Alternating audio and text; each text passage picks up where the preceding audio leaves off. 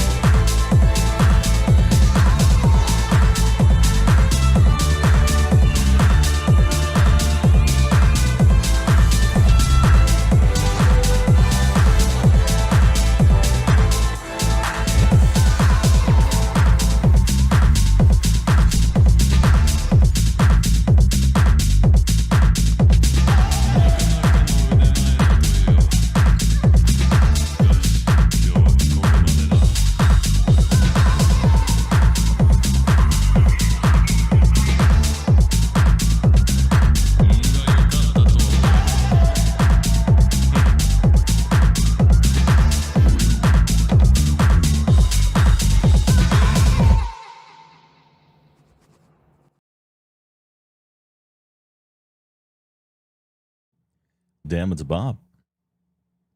And it's so reminiscent of some Akira stuff. Nice to see. Anyway, poof.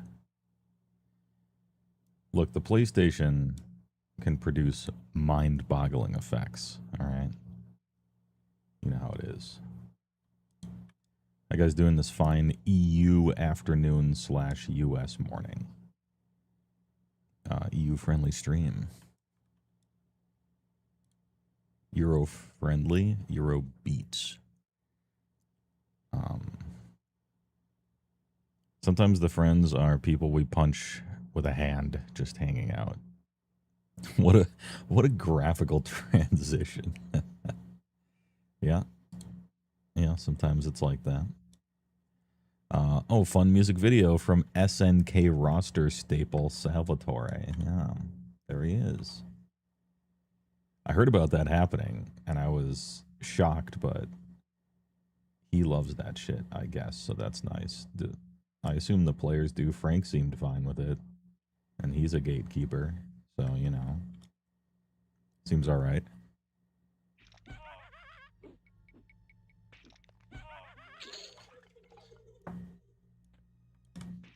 Is Dr. Panda? Well, shit, I'm not getting much work done today. Big stream. It is a big stream. A little bit. I think I can safely auto-sell that. And let's auto-loot bone chips. For CJ, because he's got a necromancer, and he needs to summon his little friends, although you can certainly get plenty of bone chips yourself.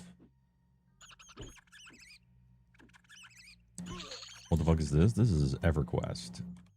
EverQuest Legends Beta. Open beta, that is.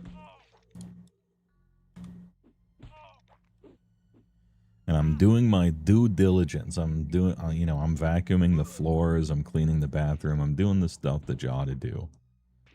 Which means leveling a wizard up to 25 and a druid up to 25 so that I have all the teleports with which to explore the world without having to run everywhere.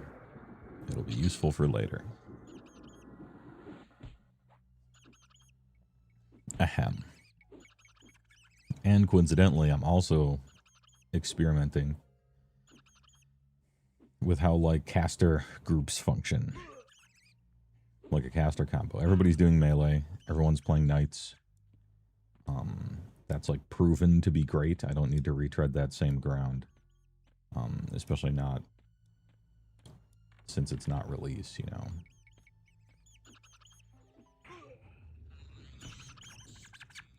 I'm trying out the Doug Dimmadome, Diamond Donovan Douglas 3D. I can't remember when you get it. I think it's 40, level 43 or something like that. There's a Bard song called DDD.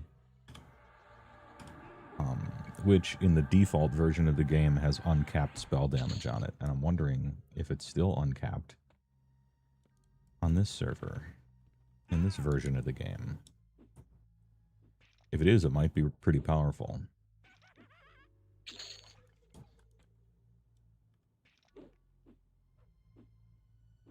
Although it might function strangely with their new auto song system.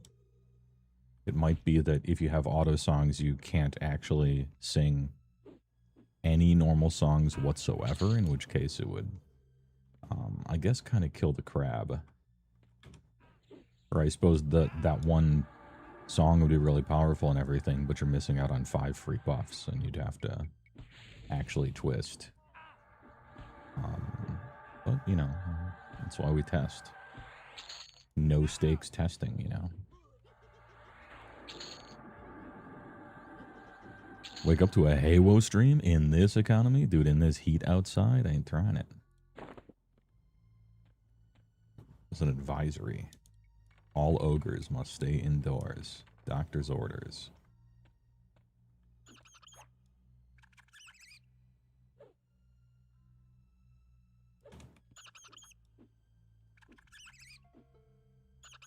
You're honestly surprised US could eke out that win in the sport ball? Is that thing still going on? It must be a big tournament. How long does it last? Is it like a basho where it lasts 15 days?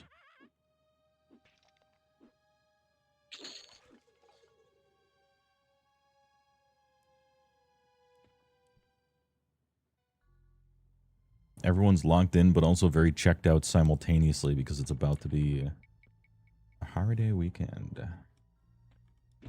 Interesting. It lasts a couple months? Jesus. Soccer enjoyers, man.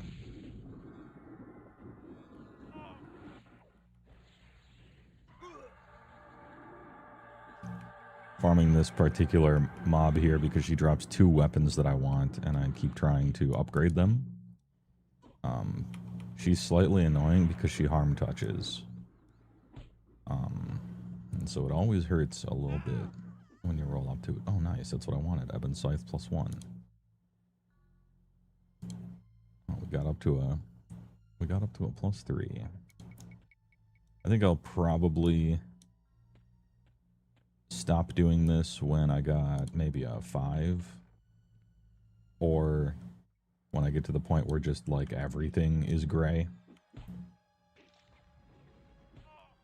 One of the two.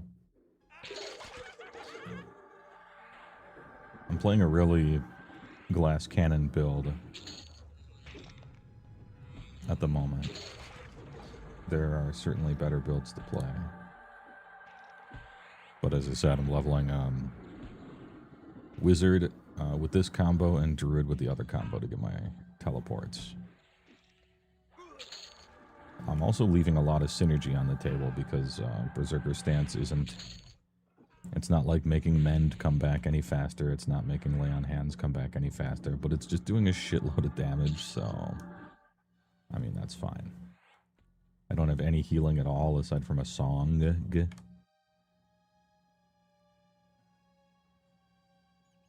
This will not work later. But should be fine until 20. Gabe Newell. There he is. The thumbnail for How Did I Know, says CJ. As I fucking told you. But also you could have predicted it very easily as well.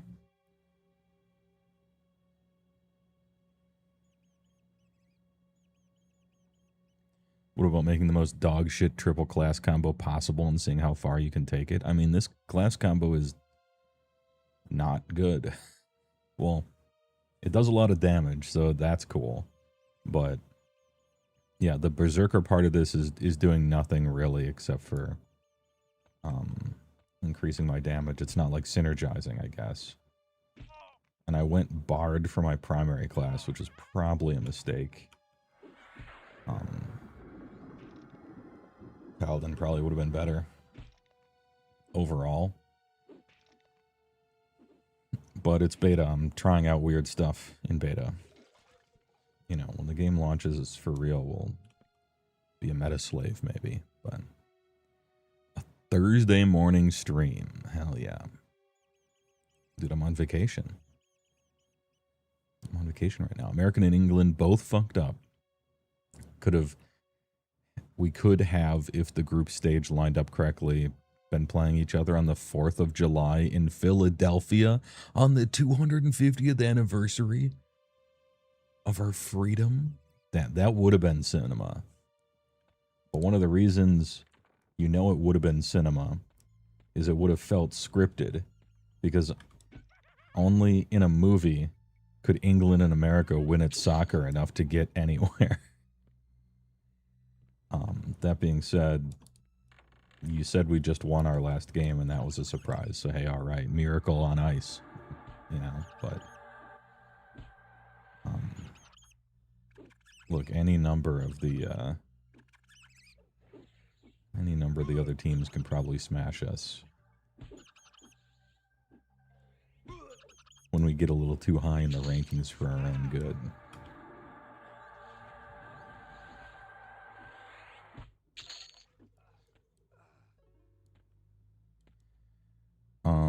What's your opinion about the Soki update so far? I mean, I don't know if I'm sold on the Fury and Rage Dice thing. Just reading it on the page, now keep in mind I haven't played, but just reading about it on the page, it reads purposefully more confusing than it needs to be. You have Rage Dice, you have Fury amount, you can spend one to get the other. Half of the abilities want you to check something real quick before you do them. Like, oh, are you sure? Does your opponent have more than you or not? Sometimes you give him Fury and then he can convert it into stuff. It feels like there was a much easier way of adding a temporary resource to the season than that. But hey, whatever. It's a seasonal resource. Parenthetical temporary. So they're just trying stuff. No big deal. Sense heading, you think you were facing huge. Oh, what's up, brother? What brings you in this day? Dude, you look huge. Oh, ladies, what's good?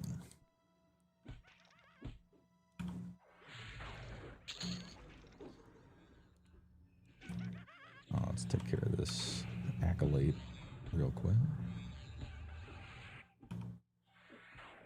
0 healing build. Somewhat of a concern. I think it's fine. I don't know when. I feel like when Monk gets his rune and like the next level of regen, it might feel a little better. Worn out farmhand. Rawhide gloves. Merge them up. Merge me up, senpai. You don't have to actually med or sit down any longer to regen out of combat life and mana. So it's actually ideal to stand here because when you're sitting, you can't auto-sing. So you actually just stand here like a Goomba waiting for your stuff to regen. You get the runes they wanted for Akon? I know I did. A few people in Disc. Don't miss out. Adepticon is the highlight of the year for, well, let's be honest, Commander players who happen to be in my Discord. But in years past, Wargamer fans, right? Ahem.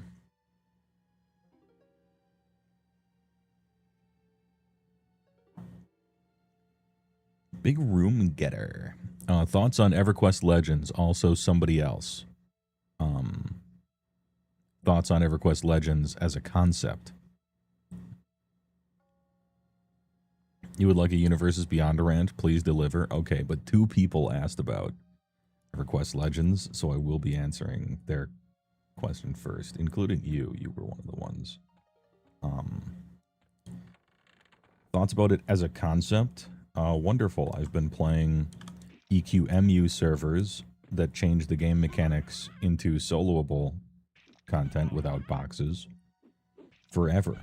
I played in basically all of those servers because I find it kind of interesting as almost a hobby, except I'm not really doing the work, it's somebody else, but like as a hobby, to see what amateur game designers try to do to this ancient basic game that requires grouping to become soloable without loading up red guides and having the miserable experience of trying to box, which is not fun.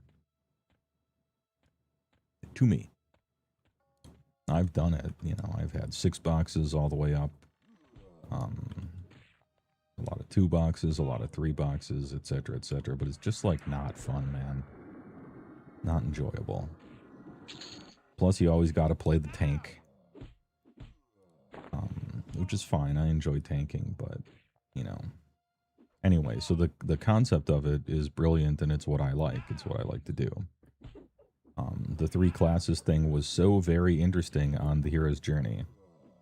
And they've adopted that here. But nothing else. Just that.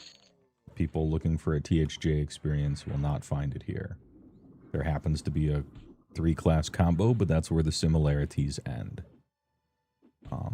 There's a ludicrous amount of quality of life to such an extreme degree that you think I'm about to say I don't like it, but no, it's fine. I just didn't expect this much quality of life in an old school, no quality of life game like EverQuest, you know. Loot windows pop up automatically, you don't have to click anything. And then within the loot window, you just click a button and it auto-sells it to some magical dimensional space somewhere.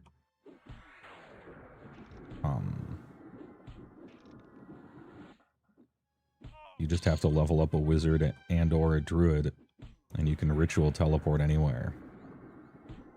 If you're in a one particular type of zone or another or something like that. Anyway, like there's so much quality of life that it's nuts. The XP is higher.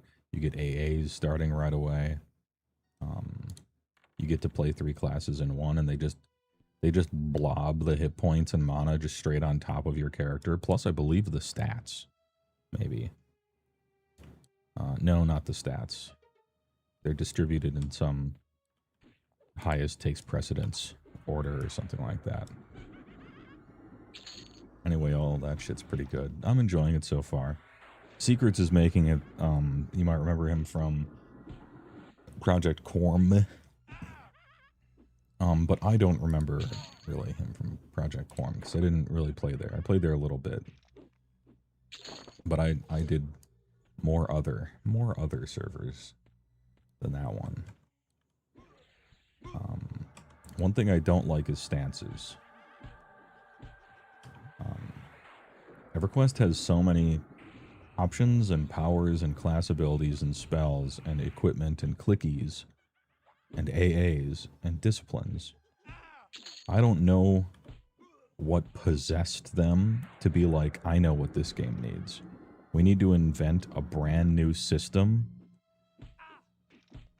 of 8 melee stances that change everything completely, and 8 caster stances that stack with those that change everything completely, and they all drain endurance and sometimes mana, and your stance dancing between your regen one and your cooldown looking one, and just like put that on top of the entire EverQuest, which was also already complicated by having a bunch of different classes in one person. I don't like it. It's fun to be in Berserker stance and do 1,000,000 damage, and it's fun to click Empowered Invocation and have a spell hit really hard, and it's fun to click Inversion and get 1.5 second nukes and stuff. But I can't help but think this is like a totally superfluous, well, not superfluous because it really affects everything, but just like, hey, you want a system for no reason thrown on top of everything? So I am a little old man yells at Cloud at that. Like, it's fun, you know. I just felt like they could have done it in any number of different ways that didn't involve adding something brand new that's so strong that you're getting people doing class combos that only work because of the stances. And I think you don't want to overshadow the game quite that much.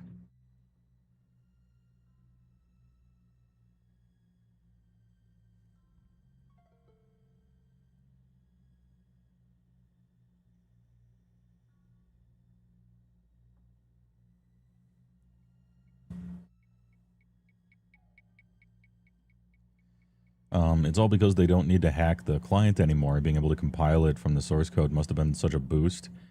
Yes and no. A ranafaf.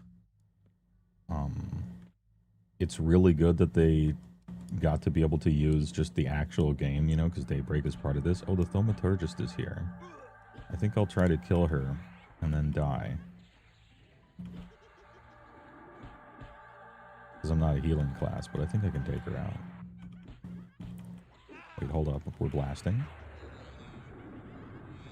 Never mind. I can just evasive stance and nuke them down. Never mind. The game's easy.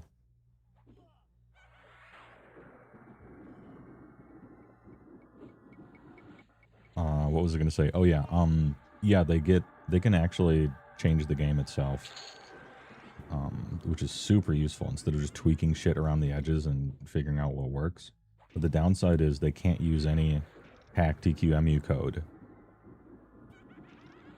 Like, they can't just take THJ's auto cell bags and use them. They can't just take some clever workaround that worked perfectly fine on Quorum and then just put it in for... I believe how it works is you can't use EQMU code. So things that you previously solved, you have to kind of rebuild the right way from the ground up, which is a downside for them. And as we all know, Daybreak has 6 employees total, not just for EverQuest, for everything. So they are strapped on that part of it. I imagine the microtransactions will be insane because that's Daybreak. But I at least appreciate that they're allowing you to, via play the game, unlock classes and races and deities and level up your skills and everything like that, and your spells and your gear. And probably just offering you tokens for $5 to do it if you don't want to do the work. Like, I guess normally I'm against paying for power, but if I was really against paying for power, I wouldn't even look at the Daybreak Games company, right? This is just the way it is. When do you get the tertiary class? Level 11.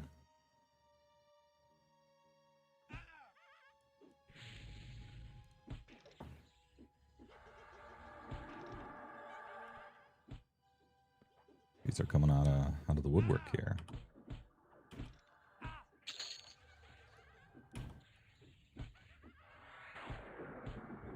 Less crashes with all the DLL. Without, yeah, all the DLL injection. This is the smoothest I've ever seen EverQuest with my own eyes. This runs so much better than retail, and obviously it runs better than any private server. So that's a pleasant surprise that it's so smooth. Perhaps it's because there are quote-unquote a small number of players compared to eventual release, you know. Or maybe this is it. This is literally all of them. It could be too. Look at this loot window here. Oh, Necromancer blood? Let's say I never want that again. Right-click, auto-sell, and it sells it to some vendor in the ether somewhere, and it won't even show it to me when it gets picked up in the future. You know, hey, all right. The quality of life. And, oh, I have a Gossamer robe. That's cool. Oh, I can just click merge and it auto levels it up for me. I don't have to like hold the right click or anything. Very bubbly. Dagger of Marnak. Are you a quest item? You are. Okay, so we'll pick you up. Antique silver band. You love to see it. Rings and rings and earrings are that do anything at all are pretty rare in Classic.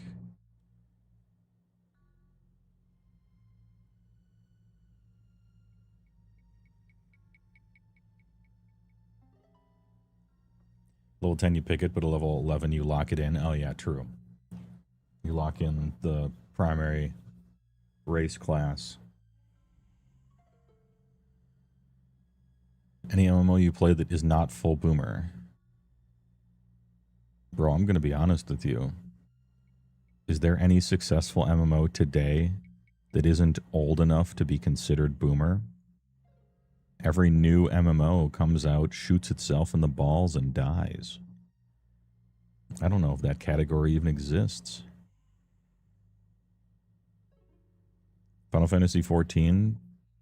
Dude, that game came out so long ago. That's a boomer game.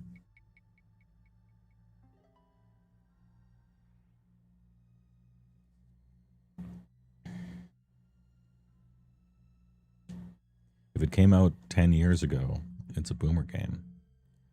I don't want to tell you what year it is right now.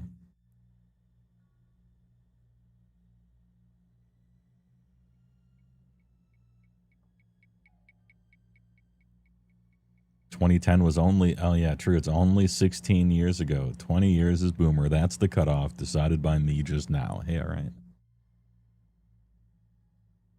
If you destroy an unbound item, you sell it. Yeah, that works too. I noticed. Took me a while to find the destroy button. Because it's hidden. It's hidden. It's not in its normal place. It's fine. Is this releasing with all current EQ content? God, no. It would be in development for another 14 years if that were the case. They are drip feeding X packs. And by drip feeding, I mean crunch time working on them nonstop for the next 10 years to try to release them in some amount of haste. But that's fine. There's plenty of stuff to do in Classic for a while, and then there's plenty of stuff. There's a lot to do in Kunark and so on and so forth. We'll see. We'll see. The interesting thing is they said they might not be doing the typical timeline, and they have the authority to mix it up, to change things, to add brand new zones. They're actually building a zone right now that, what is it, the lake the Lake Anariak that's like a ancient dungeon in EverQuest 2. Well, they're like, well, what if we show the modern city? Because in this timeline, it would have been a bustling city. And so they're just making a level 40, a 40 to 50 zone there, which also nicely bridges the gap between the hell that is 40, well, really 45 El Guck. There's just nowhere to really level when you hit 45. I guess maybe you're overpowered enough in EQL to just straight go to the plains, like fear or hate as a leveling zone, which is kind of interesting to think about. So that could be the case. But anyway, kind of cool shit. Can you make more YouTube videos? Saw the last one? Sure. That's not like a passing sure. That's a yes. Yes, I can. Should probably get my health and mana back before pulling the next two guys. As long as I kill the caster, I'm good, because evasive stance is that overpowered. The evasive stance, by the way, you dodge 95% of attacks, and it drains your endurance to do so. But that's fine if you're wizard maxing, just trying to, like, cast a few spells to kill people. I got a mana bar, you need a way to get rid of that, you know, to spend that. I got an endurance bar, you need a way to spend that. So, hey, alright, let's, med up a little bit. Nvidia is boomer, true. Is this releasing with all, oh wait, I already read that. I think they're only copying Kunark, the rest is supposed to do custom. Yeah, that's what I heard too. But also because Kunark is kind of a fan favorite, huh? Although a lot of people liked Velios too. You even think they're required to change the lore? Oh, so that it's like a non-canon, you know, fanfic kind of thing? That could be the case.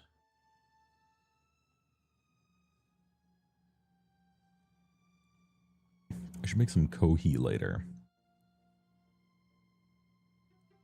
Yeah, alternate universe, Earth 2. Norath 2, I guess.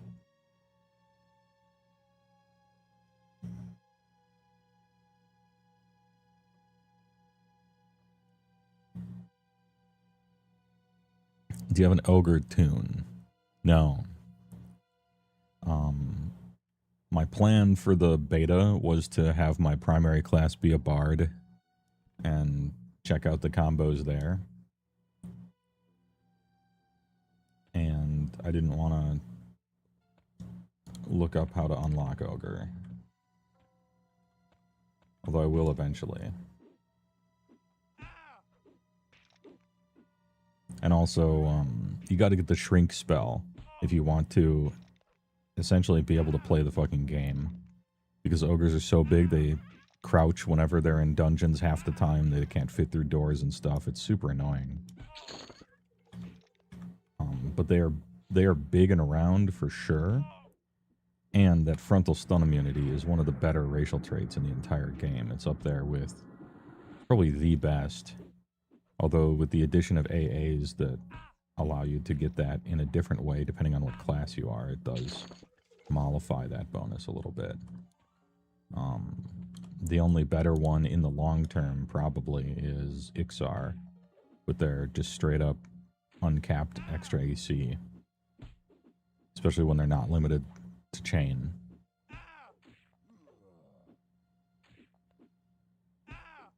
Yeah, Arcane Mastery is good too for mana. I tried out Spellblade a little bit, but it just does not ever, like, it does not proc enough. I suppose I have to wait until I have planar gear with a bunch of dexterity on it, and then maybe that'll work, but using inversion is just, like, strictly superior, I think, to Spellblade. You just weave a spell in whenever you want, and it doesn't cost, like, that much mana.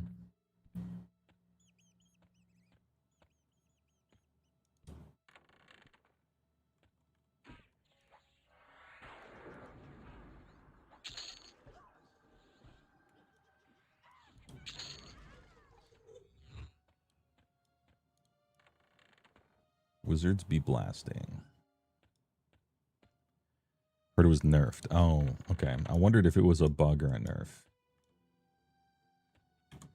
If it's a nerf, that's kind of interesting. Because I think I think every class that gets Spellblade also gets Inversion. And Spellblade is the special one that only the Knights get. And I think Ranger. Actually, maybe it's all the hybrids except for Bard, actually. Now that I think about it. It's perhaps all the hybrids but Bard. So maybe it's not that special. But you just, I don't know, you just use Inversion.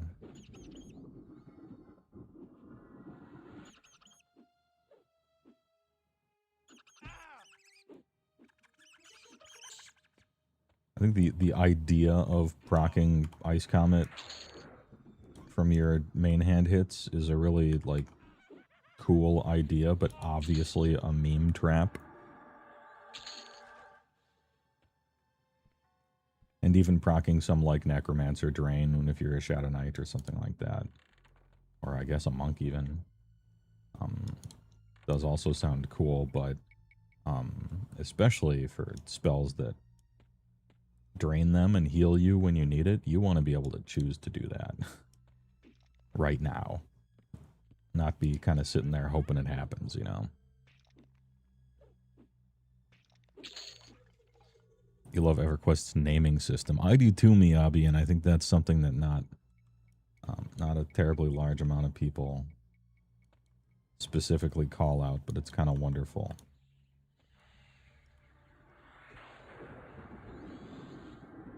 The way a lot of, like, named characters seem like someone actually just mashed a keyboard randomly. Especially once you start getting into Ziza. Or you're fighting Aten Hara and SOL. But then also I like your little, like, oh, the names of your pets, the type of random names or combinations of letters they pull from. So you get Jobabber and Boner and stuff as your pets, which is funny. Yeah, and they do have a lot of anagrams. And sometimes they celebrate their typos, because Skeleton Larad over here. Speaking of celebrating typos. Good old Larad.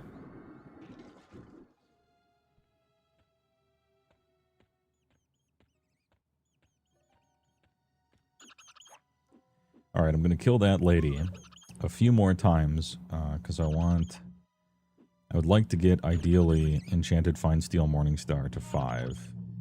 And Ebon's Scythe, which is in storage right now. Ebon's Scythe to at least 4. That's the goal.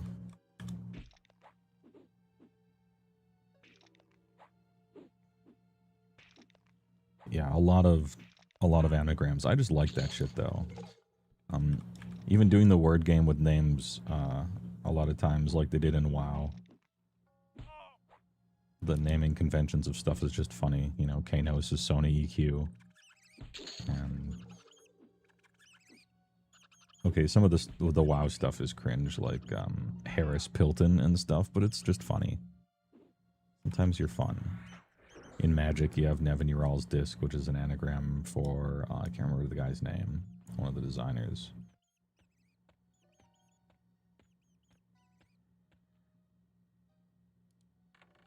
Yeah, General Raparm, for instance, yeah. In Plane of Fire. In Plane of Fire.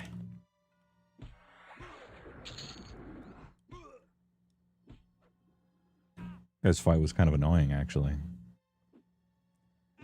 Not an ogre, kind of big yikes. Well, every single class I wanted to play was not allowed by ogre. I was thinking paladin, bard, monk, and some random combination therein. Like maybe a cleric in there to level, maybe a druid in there. I just ogres can't choose a lot of races, and I just didn't want to be failing to fit through doors, and ducking in every goddamn dungeon until I unlock Shrink. I might do it for live release, but being a big race actually really sucks in EverQuest. They give you a proper downside for it instead of just you're awesome and there's no payment. You're waiting for the pet pass. I too am waiting for the pet pass. They gave the pets a second class, which is pretty cool. I think that was kind of a clever way to make the pets more powerful. And maybe I have more of an EQ-MU opinion about this. But if your pet, if you choose like a magician or something, and your class combo supports the pet, and all your AAs support the pet, and all your gear supports the pet, that pet should be able to tank gods in the end game as your veritable strategy of soloing the gods and the planes and everything on D4. And if your pet can't do that, then pets are bad. And there's no reason to play a pet class at all, except for a damage over time spell that has a graphic that moves around. And it's fine if pets are a damage over time spell that moves around, you know?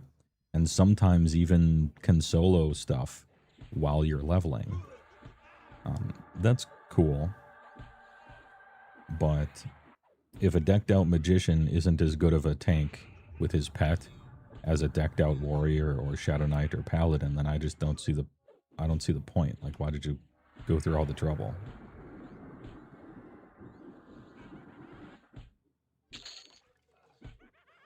Like, fundamentally, there isn't really any difference between pushing pet attack and pushing Q as a tank, right?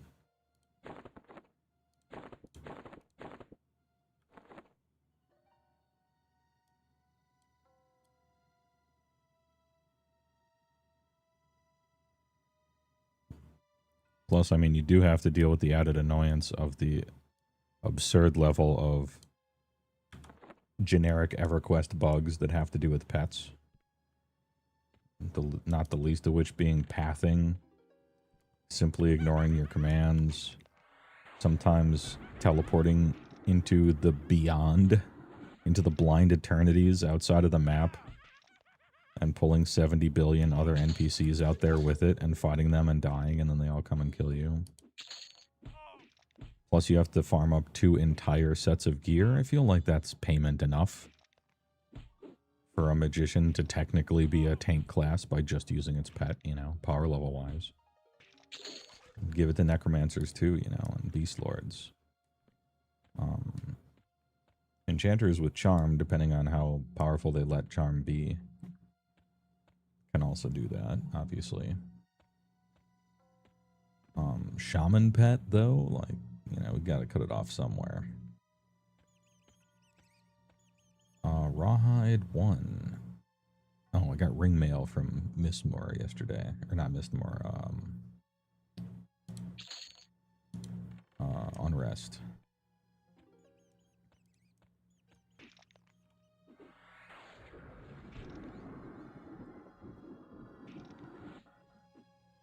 For your understanding, unlocking ogres is really hard. It requires a whole lot of crafting. You have to craft like 1 million large ringmail breastplates or some shit like that. But it might be that they did mention that that was something that they were gonna make not as horrible. I just don't know if it made it in here or not. Shaman should have never gotten a pet. I mean, they got a pet for flavor, you know, truly. It's actually just a flavor pet. It kind of does some damage. It's like a spell, you know. It's just it doesn't synergize very well if you're trying to root rot, because the thing will just turn around and kill your pet then. So it's only good if you're face tanking or fear kiting or snare kiting or something like that. But yeah, it's basically like a flavor spell. And this was the early days. Nobody knew anything yet, and so flavor spells were fine.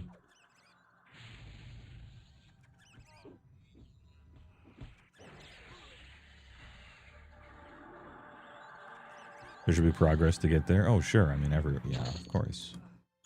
I don't think you should summon a naked pet, not even give it any equipment, and it just, like, solos the game for you, but when you're leveling up, like in the leveling process, I feel like you ought to be able to use your most recent summon weapons spell on an equal level mage pet, and then just have it mostly solo. Maybe not really fast, but mostly just solo. And you cast maybe one spell a creature or something. That seems fair to me.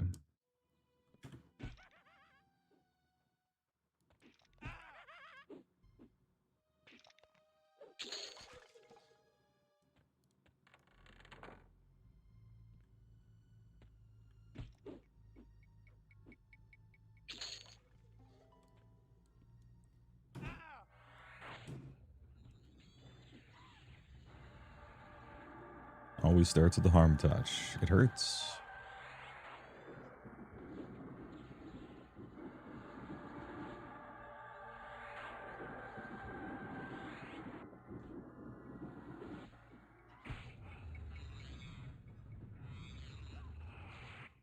New Necropet, it's yellow. It's higher level than you. Damn. Based. +1. How much more do I need for the 5? Oh, we're actually a long way off. Maybe I should do difficulty 2. But I don't want to spend one of my precious tokies. It takes an hour for them to come back.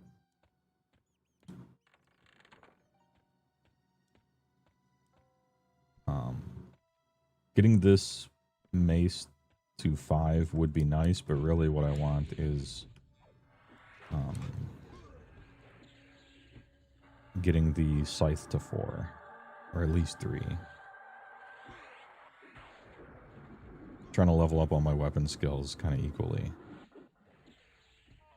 Ish.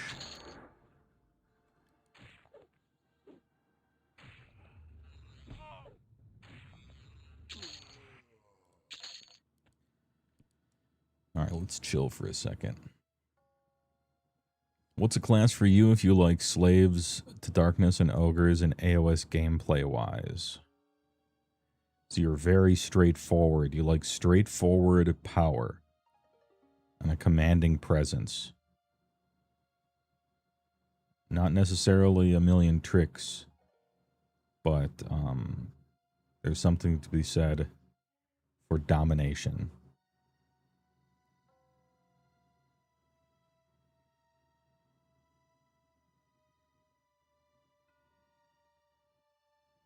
I'm going to say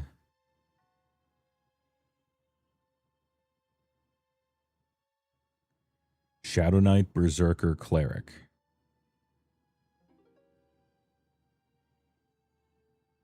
Alternatively, while you are leveling, you could dip your toe into Shadow Knight, Berserker, Necromancer, and replace the Shadow Knight's weak drains with the Necromancer's strong ones, plus a better pet.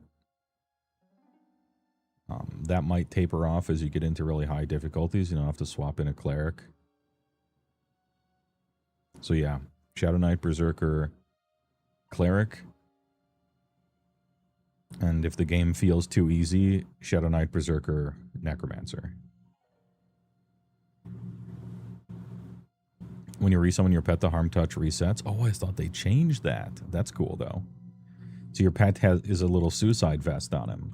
That actually makes the Shadow Knight pet kind of good. In a neat way. Because the Shadow Knight pet, historically speaking, has been mostly a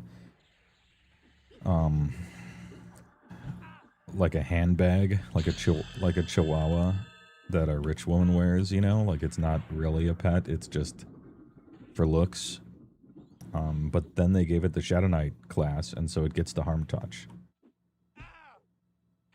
And so what people would do is they just send their pet into harm touch and then have it get killed on purpose. so that the new one would have a different harm touch cooldown, and it's just like a little nuclear bomb.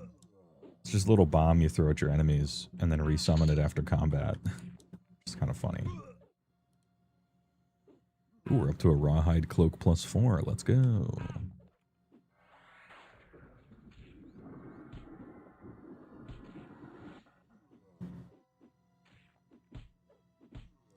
Do you always multi-class in EverQuest? No, you basically never do that. There's like, in my head, there's like 5 servers total out of 10,000 that have ever done that, and none of them have been official. This is the first time you can do that in like a legitimately Daybreak EverQuest game. And it's the first time you can have multiple classes for real instead of just parts of the other classes. I think it's the second time that's ever happened. The first was THJ that I knew about. I mean, there was stuff like Classless, and a bunch of, you know, Perky Crew and some other stuff that, like, halfways did it, but not, like, true class combination. You could just do everything, you know. That's very rare and kind of exciting. It's sort of the draw, I think, of this. It's one of the reasons why people are so interested in it and why people were so interested in THJ before it. Let's get our health back a little bit.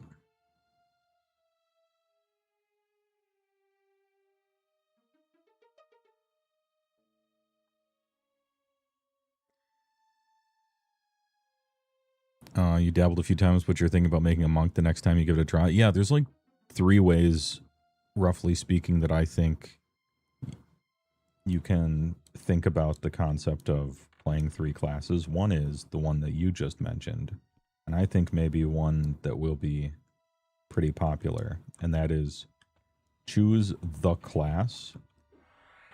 You know, you are the class. Like, I always play a monk. I love monks. And so you pick monk, and that's your primary.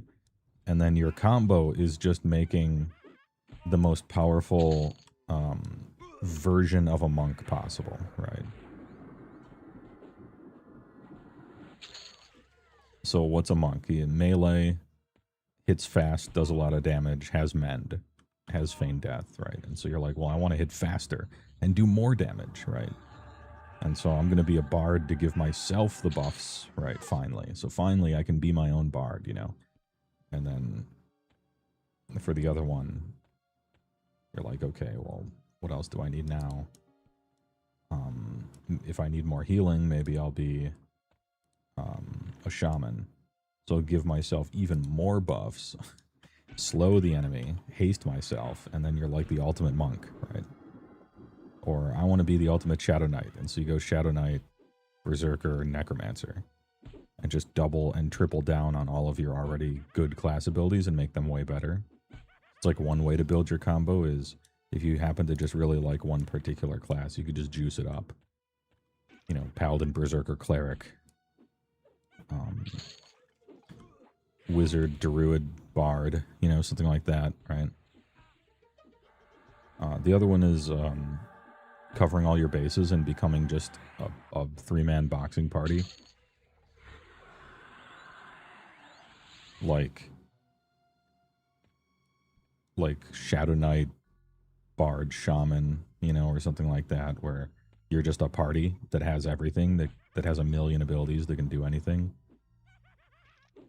And then the third one is a particular combo with the stance system that they added on top of the game. And so you're like, you're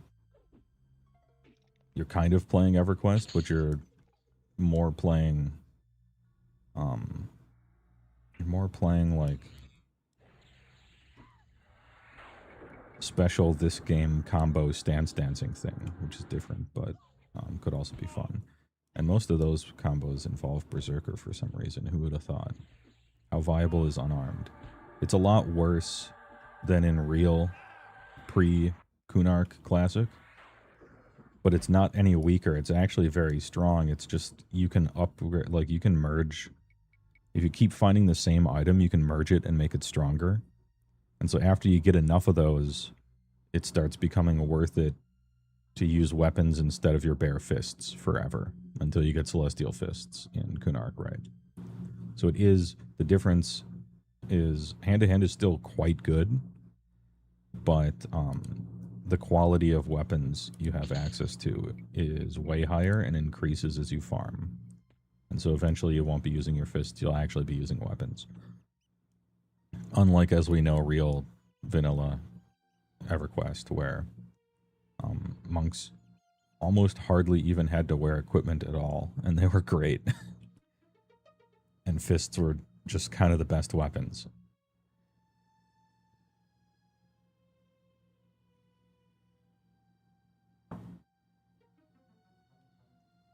And then when Kunark comes out, Celestial Fists are like absurd. I actually wonder when with Celestial Fists, I wonder if that will still be bad, even though you can level up, you know, your whatever Trent stuff or weapon, even though you can make them +5, +6 or something. It could be the case that the Monk Epic empty hands without even holding anything is still better than them. Maybe not for your main hand because you're playing 3 classes.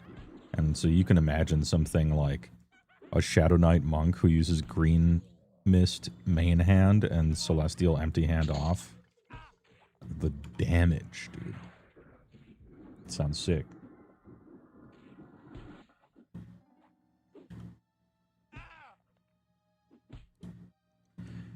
Merge me up. Still just +1, okay.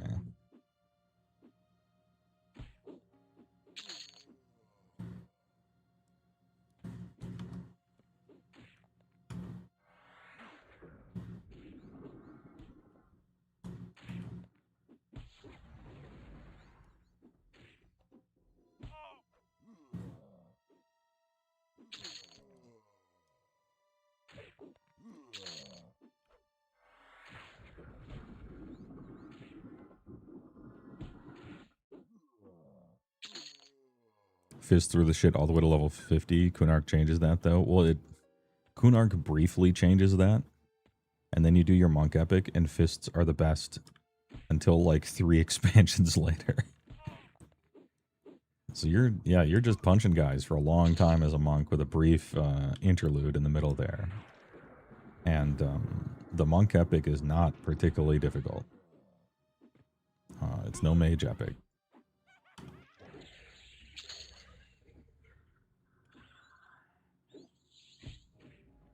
I think that's cool, though. This isn't a complaint. I think that's awesome. That's cool. It's a kind of a window into old game design where they were just absolutely flying by the seat of their pants and just typing shit. And a lot of times they just let it happen. Because they didn't know any better when they were thinking about it, and it didn't seem like terrifically worth fixing at the time. You get some really interesting gameplay loops that way. Some really, really toxic ones, but some really cool ones as well. You know, it's kind of not like a rule of game design, but one of the things that I try to think about is I like to attempt to invoke a feeling in the players that they think they're getting one over on the game system. Because that feeling of you think you're getting one over on them with a clever use of game mechanics, but in reality that the outcome of that clever use of game mechanics is well within your vision for the power of the game, then everybody's happy. The players feel smart. They get that feeling of exploitation in a good way. Their choices like matter more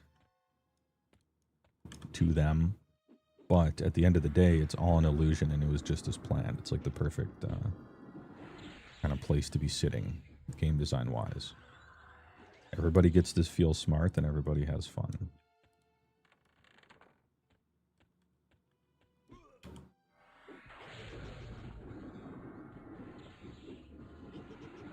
How does it feel to be the 7th largest EverQuest legend streamer in the world? I got 20 people.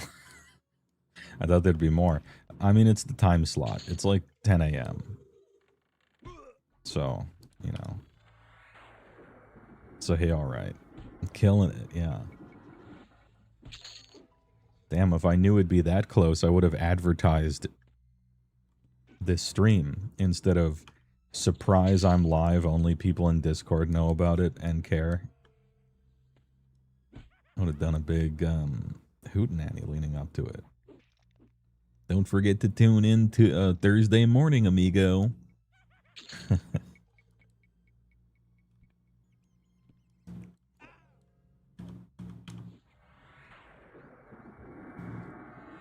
Write down in the comments below. Tell me what you think about Tylenol. With that being said, let's get right into it.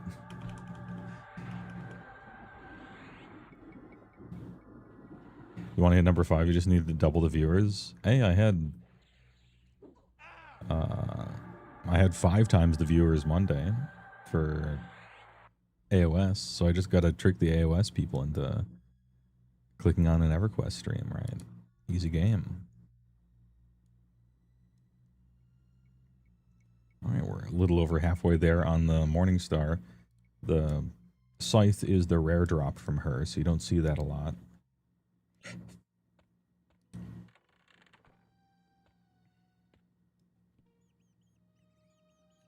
Tell them this is the game that inspired AOS. They're kind of separate. They share a distant ancestor. In that they're both inspired by D&D. Like if you go far back enough, the concestor between the two is Dungeons and Dragons. Because Games Workshop got the license to sell Dungeons and Dragons products in Angoland in the late 70s, early 80s. And they started making miniatures for it, and then they made this big shoulder pads evil knight dude who then later inspired the Chaos Warriors, who then later inspired space versions of those, which later invented 40K. And the fantasy version kept going until they made Warhammer Fantasy, which was going pretty well until it really fell off and died, mostly due to complete and utter mismanagement throughout the 2000s. And then it was reborn as Age of Sigmar, and so that's the etymology there. And EverQuest was inspired by Toro Mud and Sojourn, which were MUDs that were based in Forgotten Realms, which is a campaign setting written by Ed Greenwood about Dungeons & Dragons. And so they both go back to D&D, I guess. That's the closest similarity there. Short Enthusiast, thanks for the big prime. 39 months, appreciate. My woe streaming before noon? Am I dreaming? Oh, dude, sometimes your dreams can become reality. I wanted to see what kind of people showed up this early in the morning. And also I wanted to play EverQuest, and so here we are. I might make myself a coffee soon enough.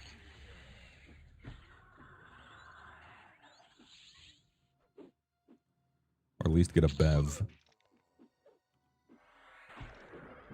Is this quiet? Should I have music on the whole time? I wonder. I wonder if that's alright. I guess I don't care about the MCA anymore, right?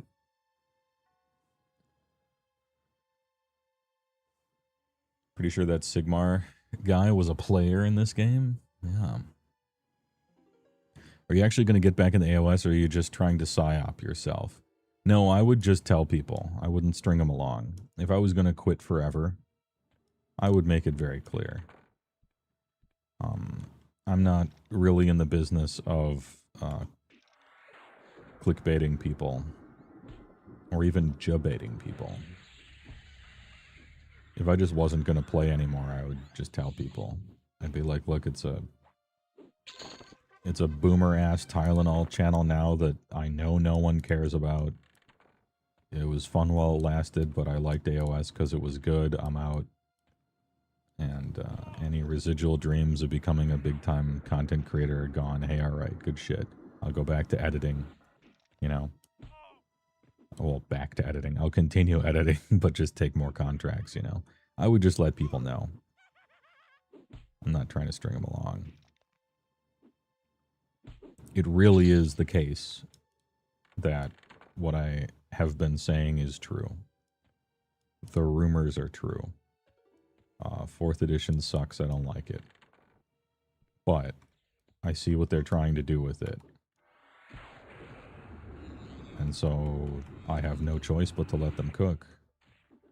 And maybe 5th edition will be really cool. And my position has ever been, if the game is good, I'll play it. Because that's the reason I played it in the first place, because I liked it. It was fun. There you go. 5th is cool. I will be pleased. It's like, how do you put this? I'm like trying to... Am I trying to enjoy myself? I'm not... You know how some people watch a movie that they were convinced to watch and they didn't want to watch it? And so they kind of fold their arms in front of them and like, fine, I'll watch it, you know? They're in a mood that is hard to break through for true enjoyment of that. It kind of ruined it right off the get-go. You know, attitude and the situation leading up to experiencing something has a lot to do with your enjoyment of it, obviously, right? And so if someone is simply not trying to enjoy themselves, actively like, I didn't want to do this, I'm just here for whatever, and they're like playing D&D with you, like they're just a miserable party member, and you're like, bro, if you don't want to be here, fuck off. You know? Like, this is for people who actively at least want to try to be here, you know?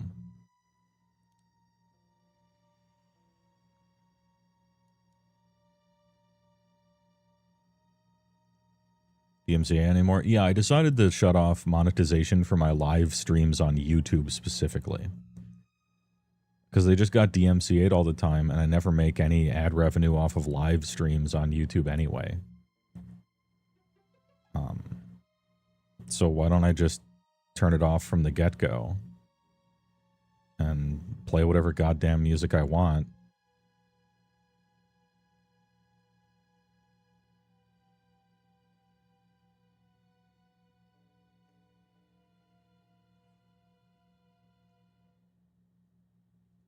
And then he plays EverQuest in silence. Hey, all right, you know, I could have thought it through more. It's fine.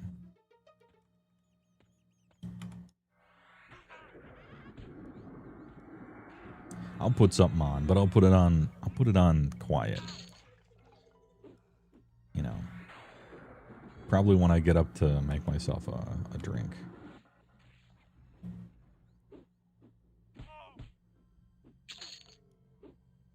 Proper Mercaday disposition. Let's empower this one. Badoosh. Oh, that wasn't a lot. 116 only.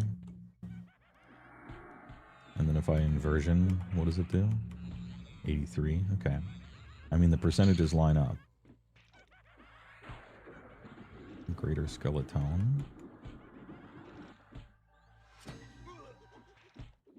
You've completed the achievement Mummy Dessert. Oh, or Mummy Dearest. What's that? Kill 50 mummies. Okay, what did I get for it? Oh, player flags and closing in on the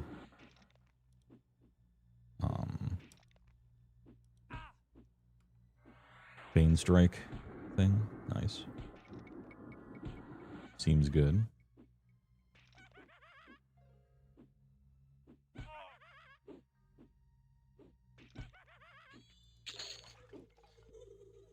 Big misser. Truly the miss. You should just put boom, boom, boom. The Vega Boys on loop. I'll put Farting on My Roommate's Door Techno Remix. 60 decibels.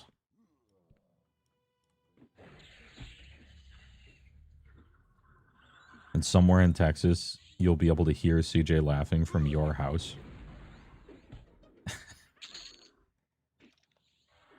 As he drives to the emergency room.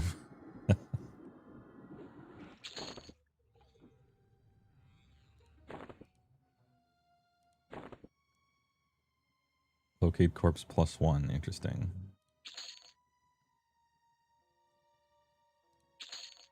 Got a golden earring. Golden earring +1. 2 AC.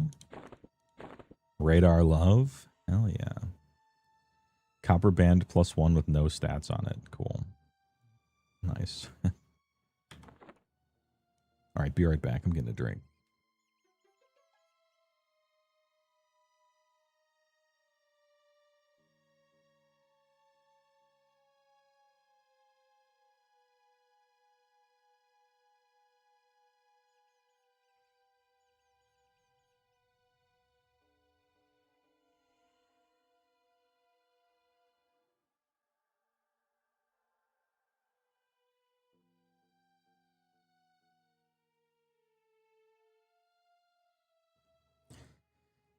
I should put the, I'm back, by the way. I should put the, Plibit picture-in-picture. I should return that.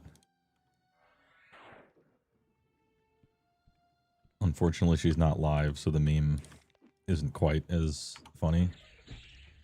Just to have some visual interest on the screen. I still have that train footage. I could put that up. Oh yeah, I was gonna do, some kind of music. What we got?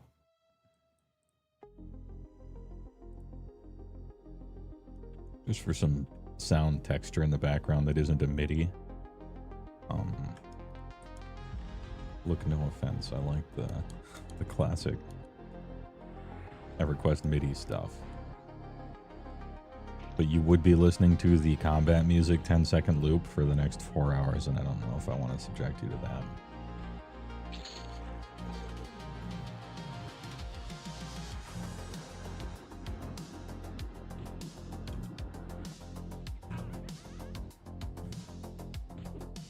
Are you implying EverQuest isn't visually interesting?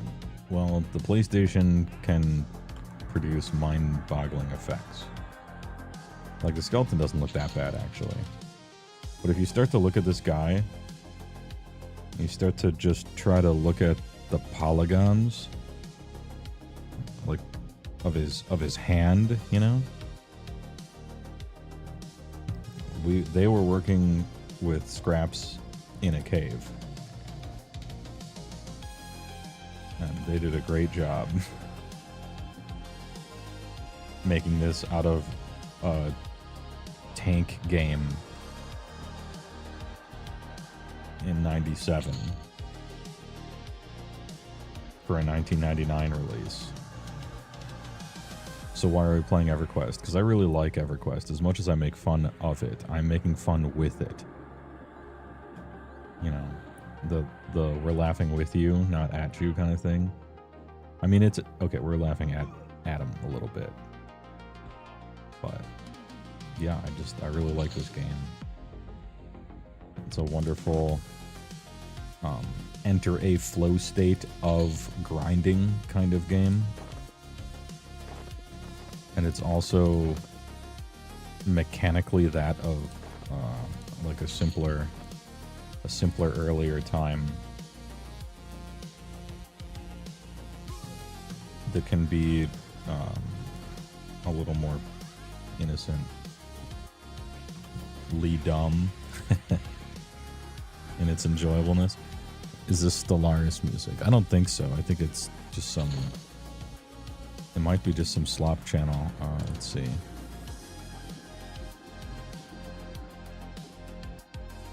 I don't know. It came out like a year ago. I'm not sure. It doesn't say Stellaris, so I would imagine that it's not. Because if it was Stellaris music, they would want to advertise that it was to get more clicks. So I don't think it is. For that reason.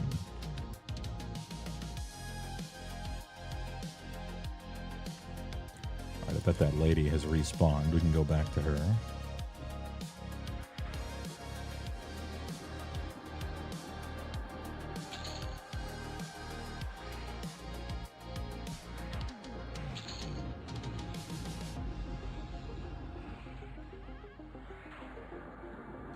A lot of guys.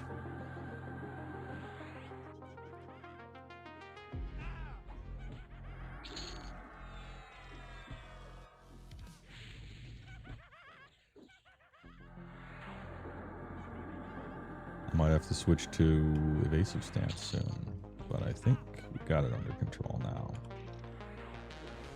Eat shit. Gonna play some Magic where my TTS people at? Oh, it is the morning in America. Good morning, Vietnam.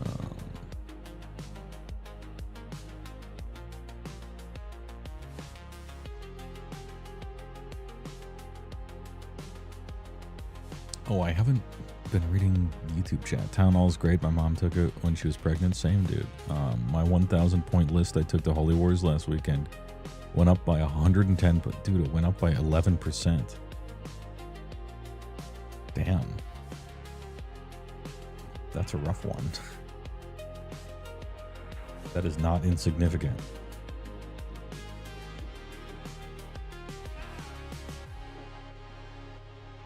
Hey, here's something positive. You took that list to Holy Wars last week and not next week. Although typically there's enough of a delay they allow you that maybe it'd be fine. Am I keeping these? I'm keeping the pristine ones.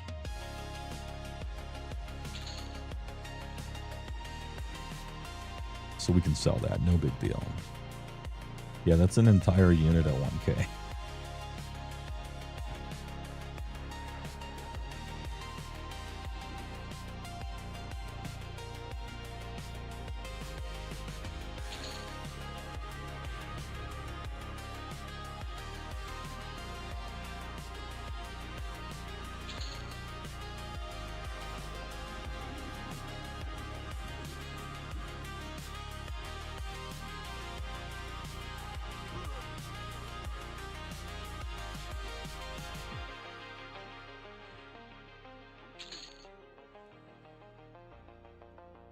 I wonder if I got any new spells at 14.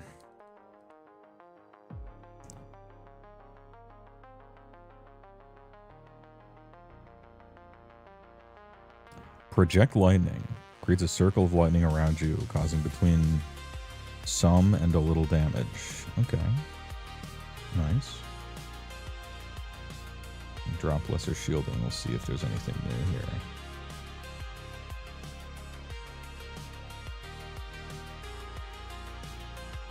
Purifying Rhythms for Poison, Disease, and Magic. It's kind of alright.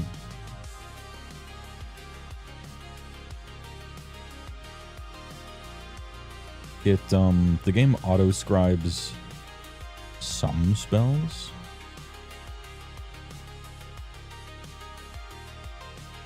But not all of them, and not even all the good ones.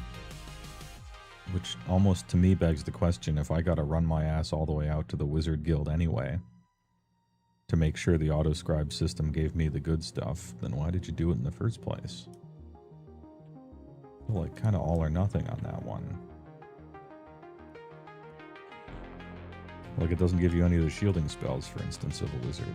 Like, you gotta go and get those yourself. Probably, they assume, maybe, that you have a healer class, and their AC buffs are way better. Or their hit point buffs are.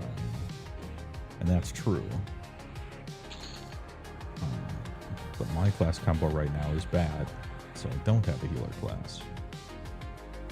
So here we are. Silver Stud, that's what they call me. We're up to +2 on her. 4, 3, 3. Okay.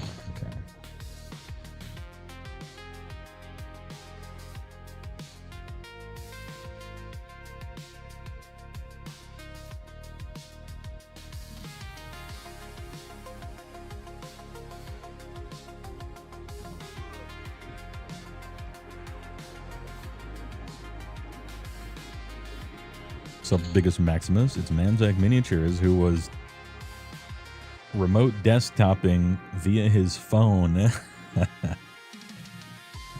at like 1 a.m., like 3 a.m. or something last night to try to reserve his name. But you know what? He did. He got it. He got his name. All's well that ends well. That's what I always say.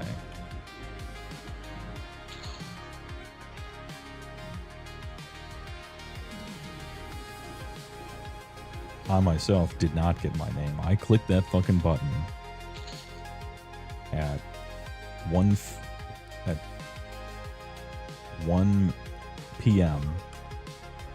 59 minutes, 59 seconds, 59 milliseconds, 59 microseconds, and 59 petaseconds.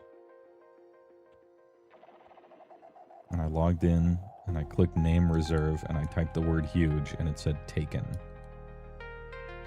God damn it. Canceling my pre-order.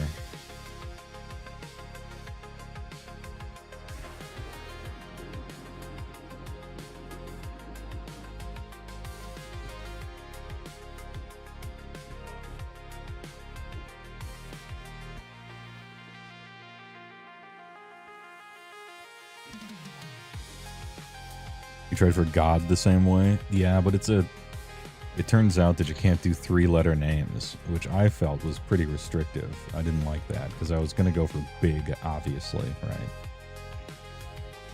And so I didn't want to sit around thinking of a name forever, so I just went with Woah, and my last name is going to be Hey. I don't think this is what I'll use live, you know?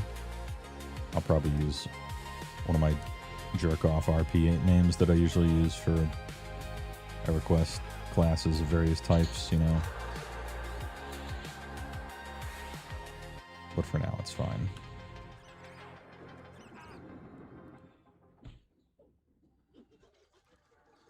Alright, a lot of stuff is becoming gray here. But the lady's still yellow. And I'm trying to get another scythe. I don't think I want to leave until this scythe is +3. Oh, it is +3.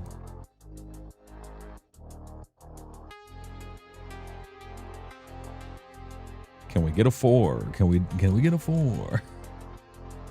We'll see. Huge Mungus is an option. Yeah, I mean, you can... once I lost Huge, it didn't matter, you know? I'll find a name. You can do any kind of combinations you really want.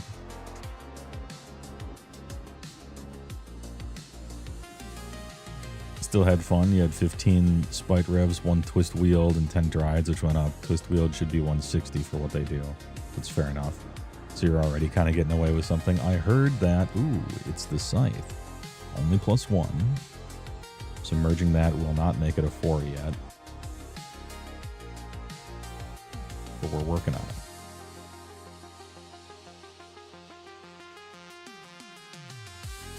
Kim Hung Il.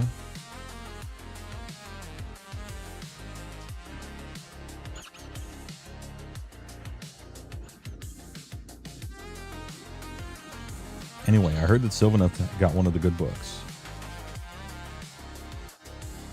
Along with Nurgle and Lumineth and... I was about to say Idnet Deepkin. Not at all. Zeech. That was the other one that's good.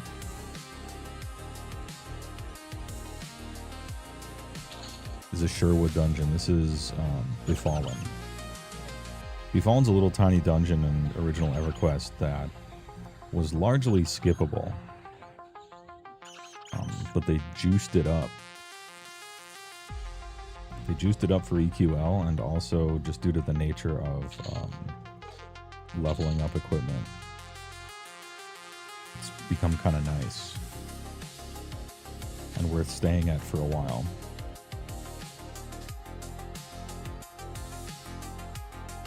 Particularly if you're like a knight class that needs a good two-hander. Which some of my loadouts will probably become.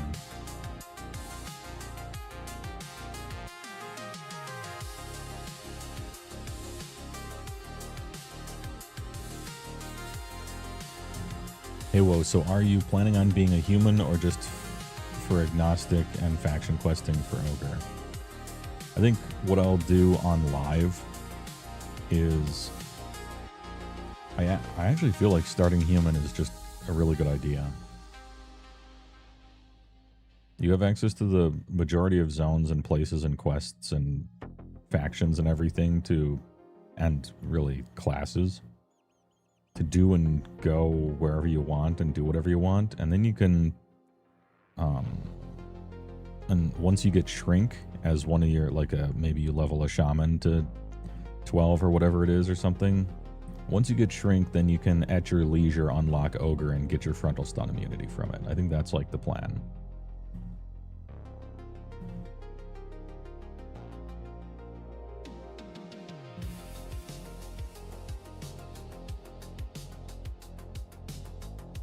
It's something to ease into. I'm not trying to join a group in unrest as an ogre and be like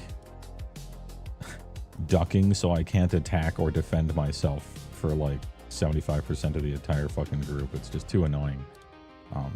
You gotta get yourself a shrink first, I think, which is fine. You know, you do it for the fun.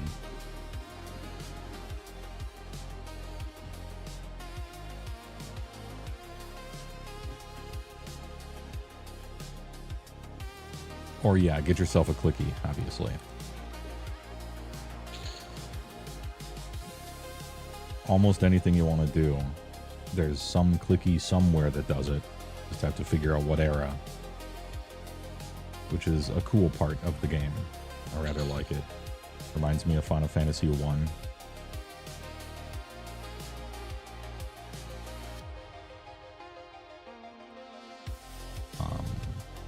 I'm in the future, leaving Vietnam tomorrow morning and arriving the same day in the afternoon back home. Hey, alright, new phone is cool.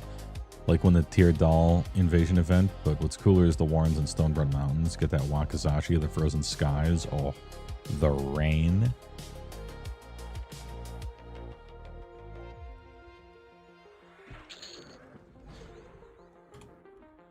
Jim Raynor over here. Shrink is 19, says Mogwam. Okay. Or shrink potions via alchemy, which in this version,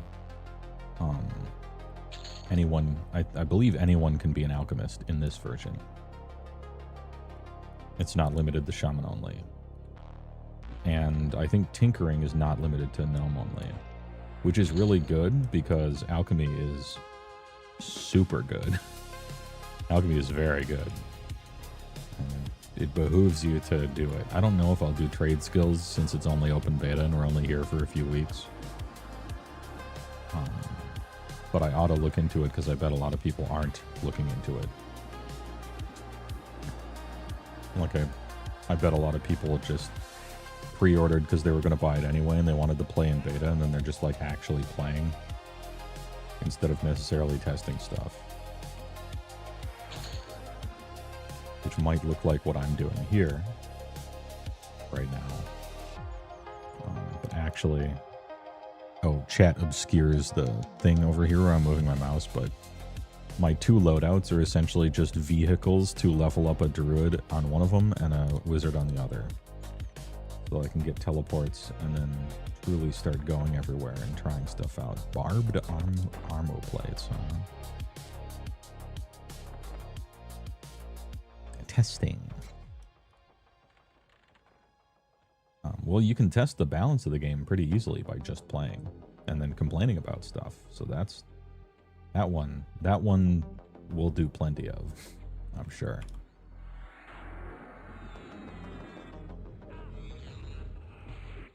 Let's not get backstabbed by the initiate, even though it doesn't matter. Where's Pat?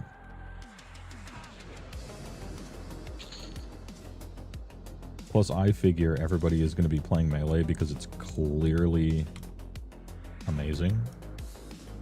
And I bet fewer people are going to try proper caster stuff. Now, as you might note right now, I'm not a proper caster.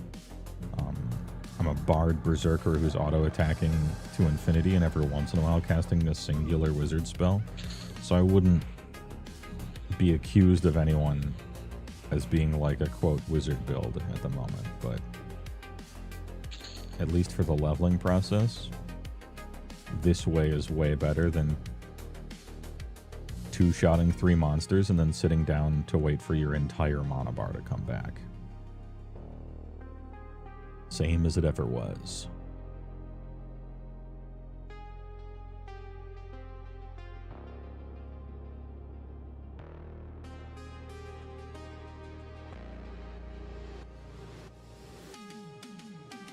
Thought about how this is mainly a solo game now. Might be better to do an EU server for lower pop in different time zones, so then you won't need to use charges for zones or some raids. Free real estate. No, it's fine. You get a zone toki every hour. And if you're gonna make a solo pick zone for Mistmore, you're gonna be there for an hour.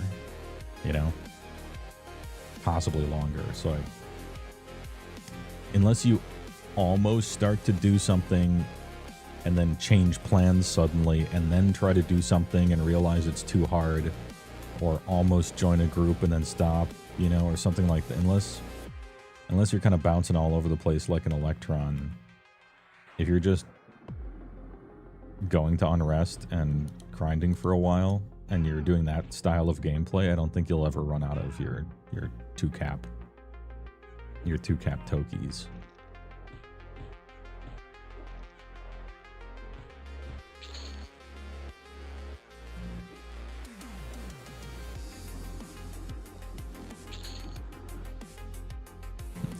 Also, I played last night, obviously, right? And I was in here farming this scythe at level 10. And somebody's like, hey, anyone want to group up for Unrest? I have Call of the Hero. And I'm like, sure. And I joined a group with other people, and we just killed shit in Unrest for an hour. Like, they bent over backwards to do everything possible to make sure that this was a solo version of EverQuest. And look, nature finds a way. Get a party anyway. Fuck it.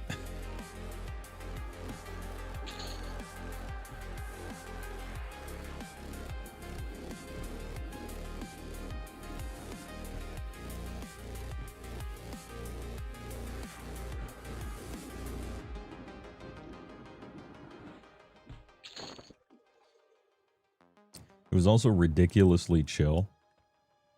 Like, we ran in there, somebody pulled too many monsters, everyone died. Immediate, like the first pull in there, everyone died. And we're just like, oops. And ran back in. Every single person in the party had Bard in their combo. And so it was like, one of the guys was a shaman, and so he just threw out some heals whenever he felt like it. One of the guys was a Shadow Knight, and so he just naturally decided to start tanking. And I was, at the time, I was Monk, Berserker, Bard. I just went full DPS because I was going to be in a group anyway. And we just, like, quietly smashed the place. Nobody was ever mad. Sometimes something went wrong and somebody got killed. The tank got charmed for 2 minutes straight. Couldn't use his character. The shaman just fucking rooted him, and we kept killing all the ghouls anyway. And then 2 entire minutes later, he was finally free and could use his character again. And we're just like, I look in chat, Lamau, how long is this charm gonna last? Jesus. The level of chill group you can have when everyone playing is probably 50 or some shit, just some ancient dinosaur who's played MMOs since they were 16, you know, like, or mods or whatever. It was just a smooth experience. And stuff went wrong, and we're like, hey, all right, try again, let's not do that.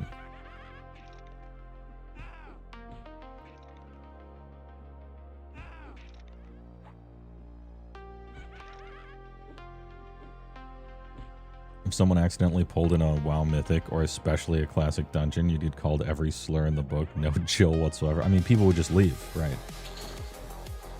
Especially the first pull. If the first pull is a wipe, like, chances are decent that people will just leave or vote to kick, you know?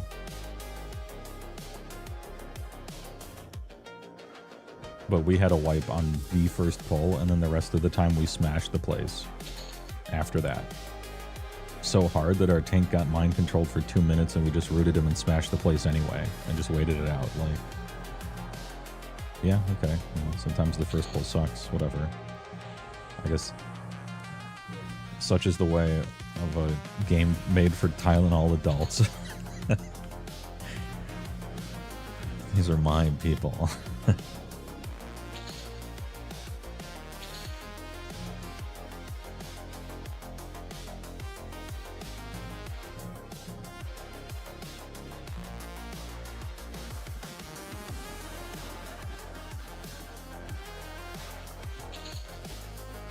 Cozy game for elder Tylenol humans, yeah.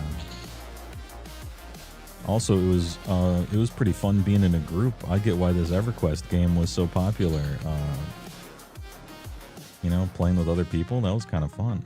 I might try to do that more.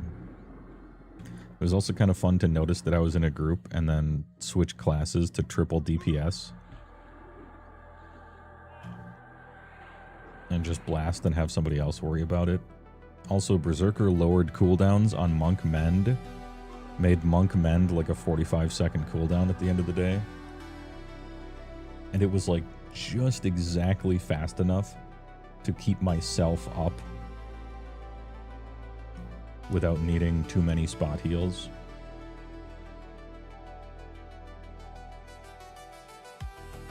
Which I was wondering about that. That was one of the things I wanted to test. Not test for the game developer's sake, but test for like me giving advice to people sake. Like, can you just be a berserker without hanging yourself constantly while leveling? And the answer is yeah, you can. Later on, maybe not. But you don't exactly turbo kill yourself. You can make it work. You just, as you can see, you got to stand around a little bit in between every few combats. So it's not like the most efficient ever. But you certainly murder people when you push the Berserker button.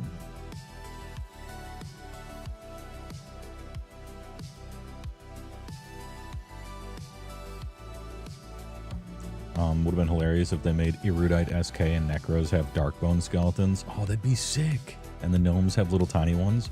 So I know there are tiny skeletons in the game because there's those dwarf skeletons in Butcher Block, I think. So they could pull the model from there. That'd be cool. I'm sure she has respawned by now. They put her on a pretty fast cooldown. So I'm gonna go back instead of continue to pull that other stuff. Oh, it looks like I have to find my way back. That's fine. Blast the Acolyte. Having access to evasive stance is so sick. I have bad news for everybody, which is also good news. But really, it depends. It depends on your outlook. Bard is that good. Bard actually is that good. I hate to say it. And it's because of something I wasn't thinking about. Yeah, everybody knows all your songs, your overhaste, eventually your rune, cellos to run faster, you know, it's your 5 free buffs, right? That's of course really good. And dual wielding and plate and access to ambidexterity AA, right? Obviously there's all that. And tracking. Tracking is such a quality of life saver when you're questing, especially doing epics and stuff.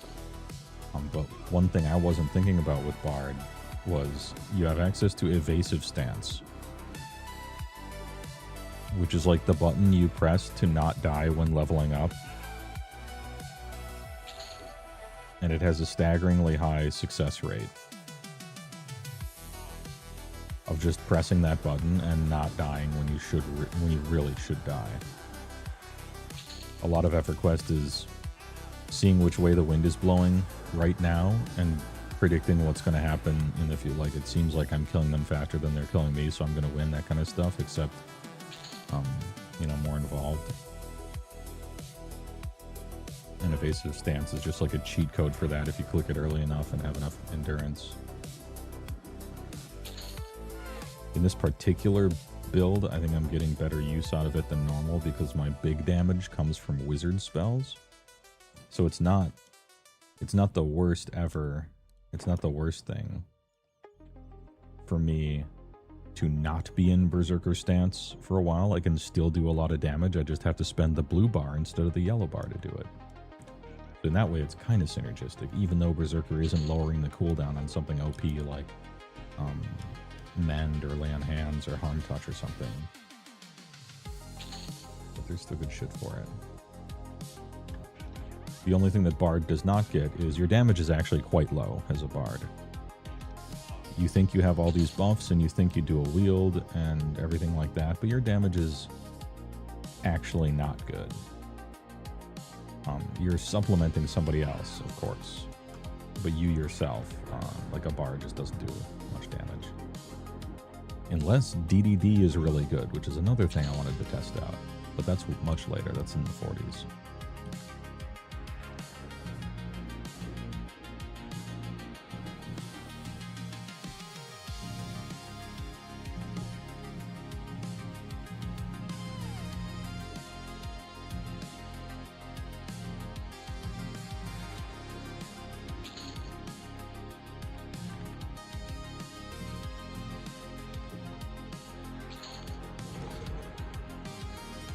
Merge me up. Ooh, we're at the +4. Damn.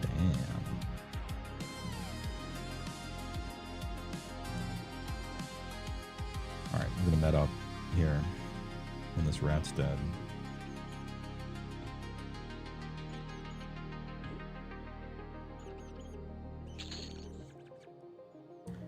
Alright. I'll met up and I'll read some chat.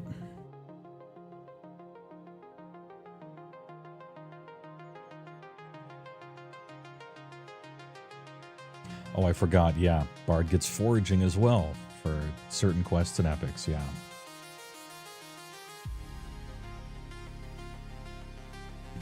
Bind forage to W.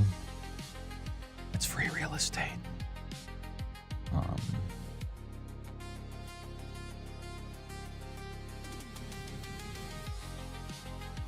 Supreme damage shield build, Bard, Mage, Druid. I don't think Druid stacks with Mage, but I could be wrong. I want damage shield to be a legitimate build, potentially for some tank class or something like that, but damage shields are really good against players. They're not great against monsters. They would need to be given some Diablo 3 level 1000% damage increase shit for them to be decent. And also avoiding damage is what you really want to do moving forward, and so the better your gear gets, the less you're actually getting hit, which means the less you're reflecting. It does have an anti-synergy to it.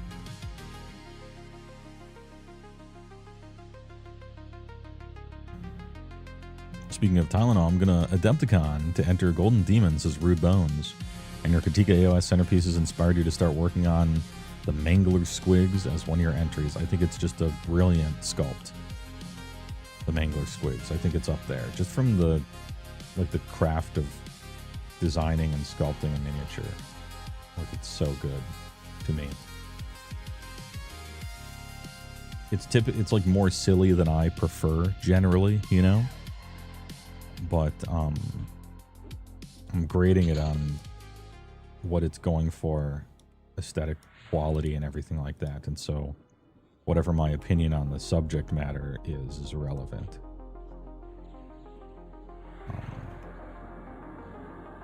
Like, there's a difference between I like it and it's good, right? Or it's my thing or not, you know. Ooh, another scythe, let's go. And it's a +2. Oh, very lucky. Mergers and acquisitions. Are we up to 4? We are up to 4. Hell yeah. And we just got it too, just barely. 0.5 ratio, absurd. Absolutely absurd. It does have some negatives.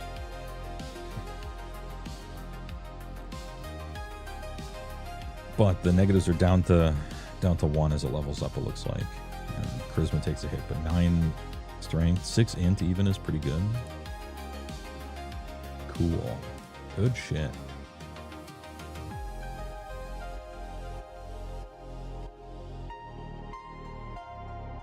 A large plague rat. Are we done here? Can I leave? Oh, now look at that. 1 more +1 enchanted fine steel morning star, and this one becomes +5. And she's still yellow to us, and there's other stuff in the basement. I can stay here for 1 more cycle, I think. And the morning star is the common drop after all, so. Oh, we got to the point where they don't attack me anymore. They're that low. Okay. I mean, the undead probably still will. Yeah. This one has a pet. Earth pet, huh?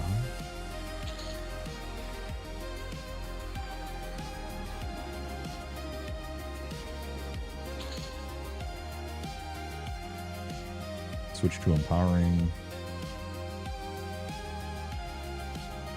Crankum John. Badoosh.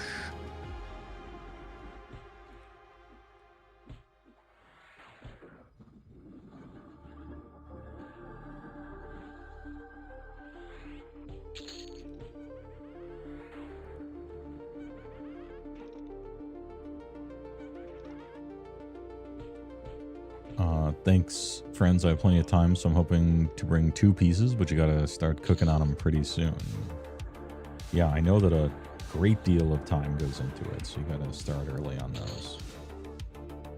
Ooh, another silver stud. Oh, yeah. AC4, AC3. Nice-oo. I'll take it. 7, 8, 7. Okay.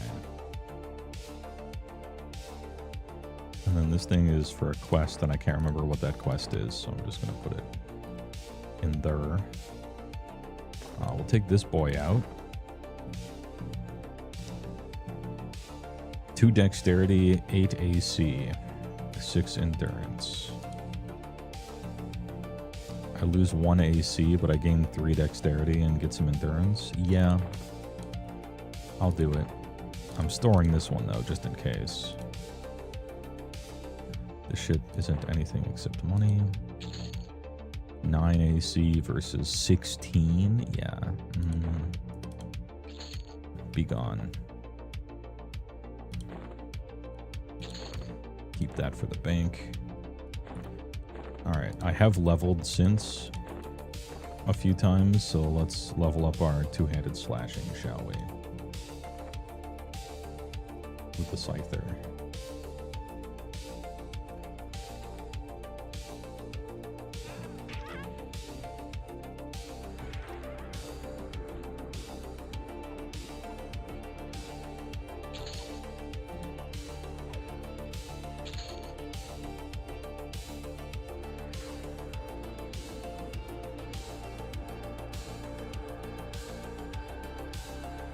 Red Kara Isle isn't open. Sage a Golem Bracer quest is supreme.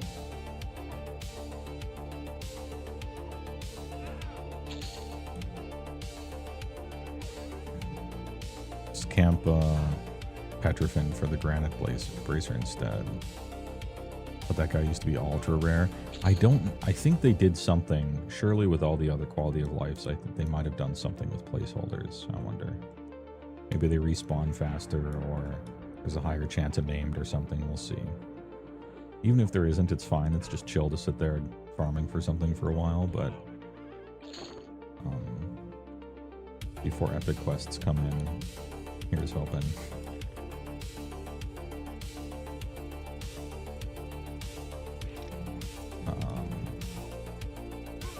Waiting on playing hate mobs or the fucking Pegasus, or running back and forth between every single plane of Karana or something like that.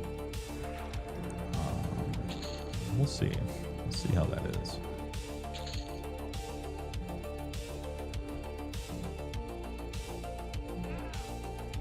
Oh, the Bugman halfling? Yes. Looks so stupid with the scarab armor. That breastplate. They look like a dummy bullet.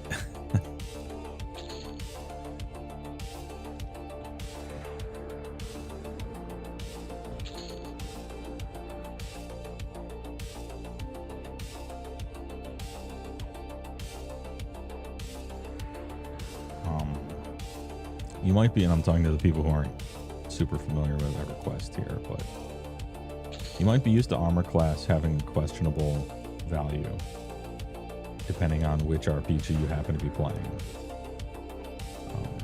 Like in Diablo 2, your armor is like sort of categorically worthless because if you move it becomes 0 and it's just evasion anyway. Like it's really good for your mercenary but not necessarily for you. Now there are times when you're standing still, so it's not like get 0 of it on purpose, but it's not great.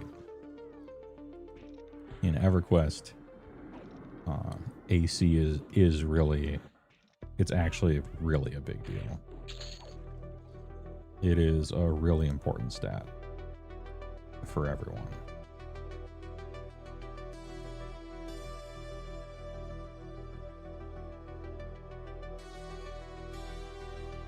CJ's sliming goblins in Butcher Block right now. This feels like a hate crime. Begone, goblins. You ruined your own lands. You'll not ruin mine. This AC 1, AC 3. I should actually just take this instead of merge it. And replace this guy. For a net increase for a while. Another Gossamer Robe, and another Dagger of Marnek. Sure. Let's get some life back.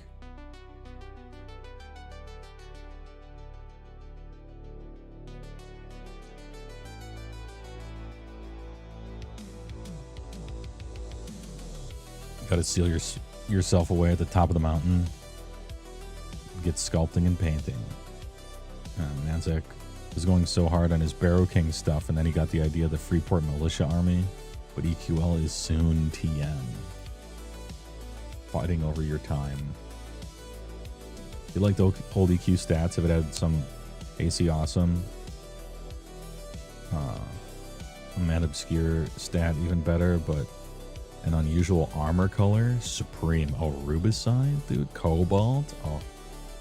Ooh. Looking good.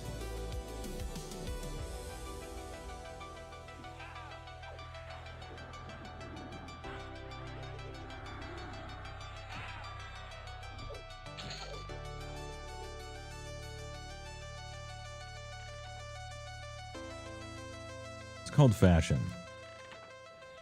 Rubicide is some shit. That is great looking armor. I think it like didn't have any worthwhile stats really. It was just armor, and then either it had it and I forgot, or they added it a little later. Some like HP regen on there.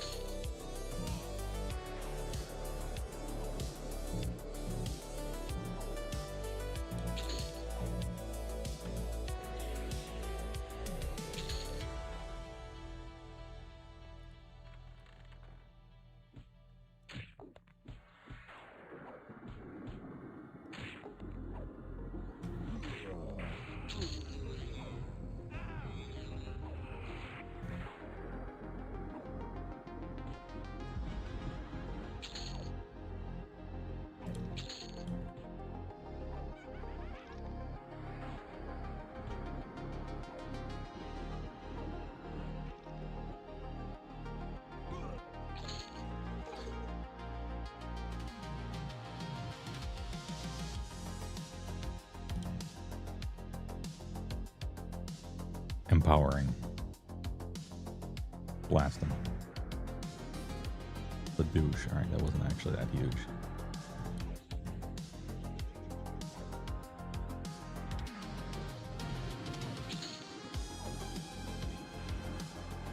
Star Quartz, Star Rose Quartz, nice.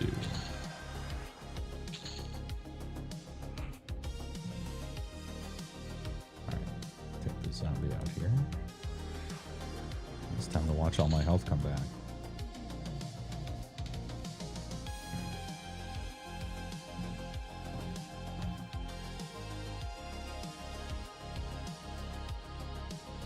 Scarab Helm, Chest and Legs, green. Barnacle BP was turquoise. Oh, you forgot about Chitin Legs and Chitin Shield? Let's go full bug mode. Esoteric EverQuest item knowledge unlocked. Who's the man in the middle of your thumbnail? HeyWoah. I don't know, I just took it from somewhere. I didn't make it. I know you like Gaben's there, but I don't know who's in the background. It was from some post. I normally take my live stream thumbnails just from elsewhere, even though that's very bad to do and it doesn't get a lot of clicks. But I can't be bothered. I'll make a thumbnail or attempt to for like a YouTube video, but not generally for the live stuff.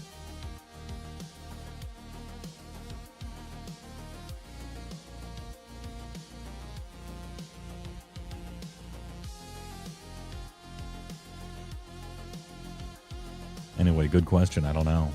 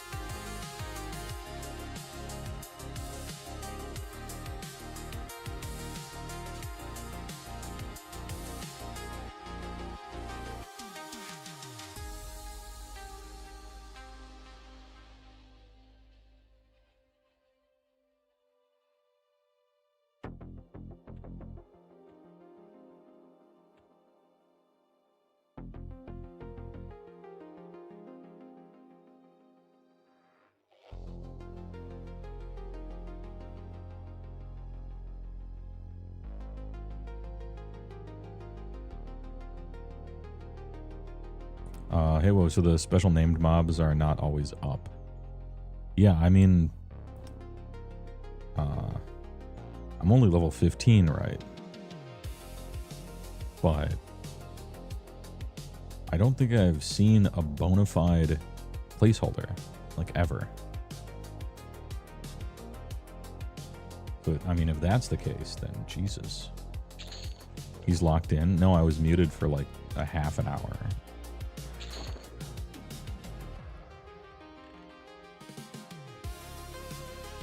I don't normally make that mistake either. It's very embarrassing.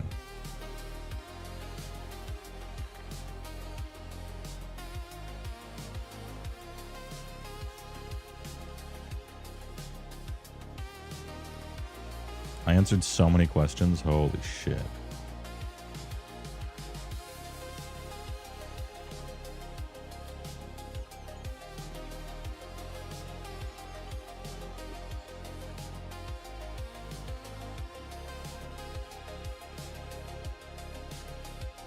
He's locked the fuck in.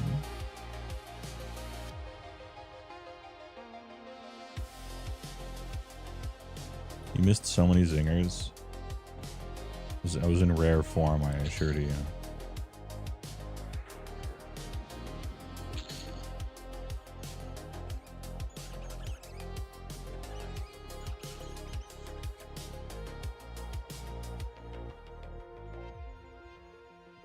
So the Paw of Opala quest mummy is always up at the entrance. I don't know about that. Maybe it's only some of them.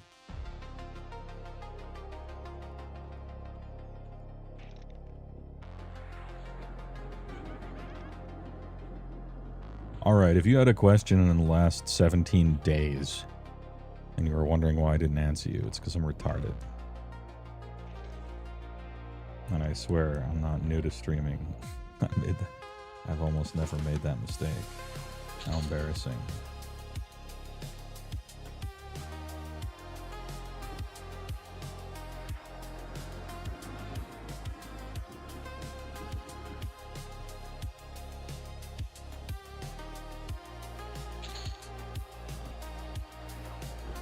I mean, I was on a phone call.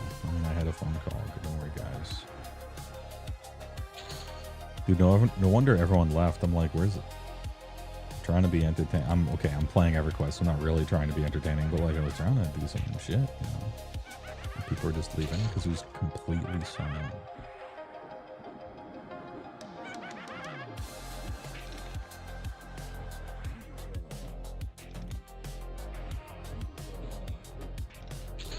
Anyway, re-ask your questions. I had great answers. I'll try to remember them. Holy.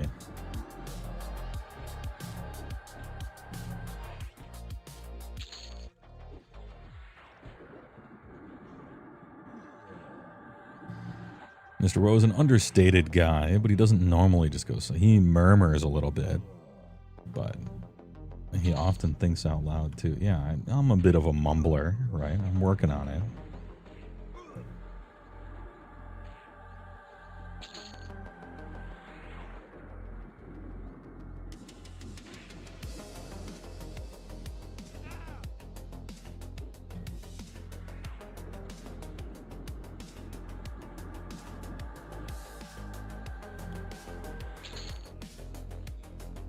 Oh, Bloodstone Ring. This is why I stored this one, just in case. Are you good? No, but you could become good later. It's possible. All right. Life coming back.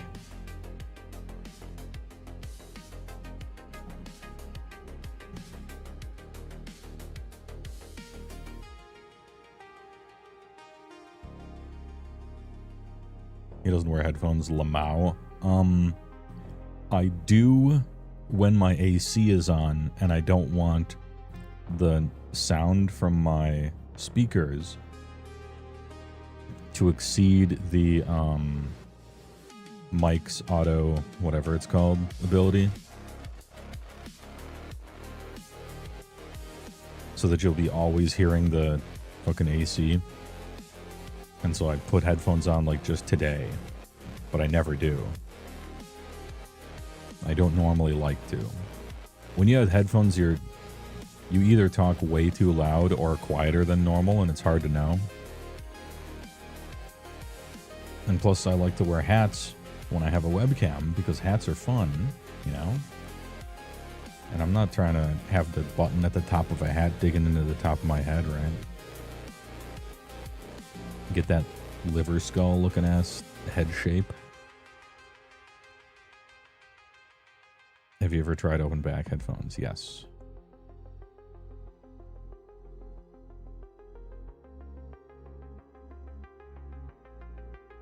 Like, I use them for editing, obviously, and a bunch of other stuff. But to stream with, I prefer not.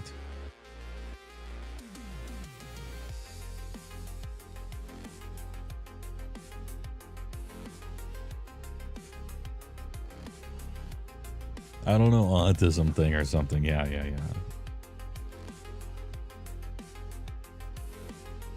Not headphones or not open back? I just prefer not wearing headphones of any sort when I'm streaming, if I'm going to be in front of a microphone. I don't like it.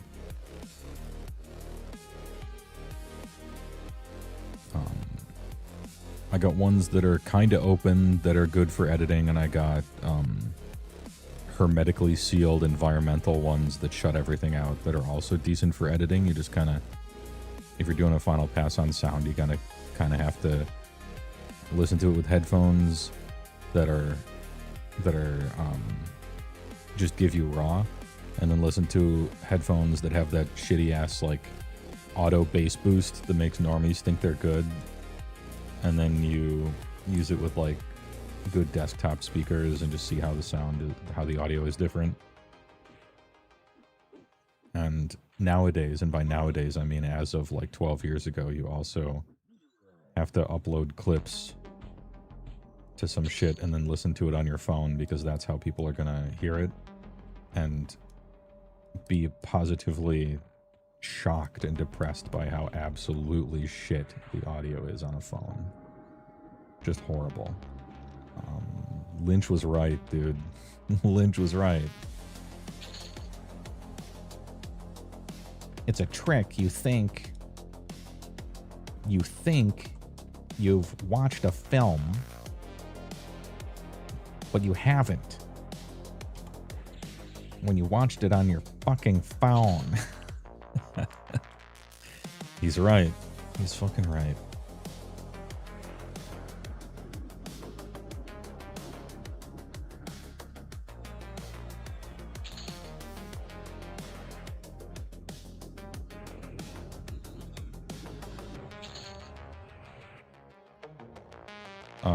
MDR 7506 and V6 for the real mixing. Yeah, it's tricky to find ones that don't have, like, you have to get the real sound, and sometimes it's tricky to search for those because so many places just bass boost and kind of equalize their shit, which makes everything sound quote-unquote better, but when you're editing, that's just gonna fuck you up.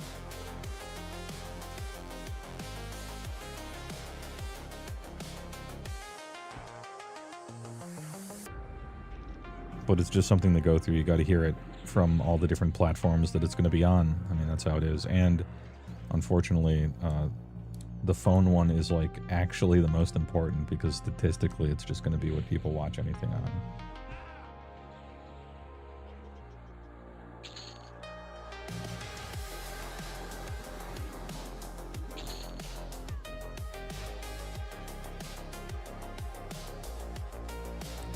Sometimes shit pulls through those doors when you pull the lady in.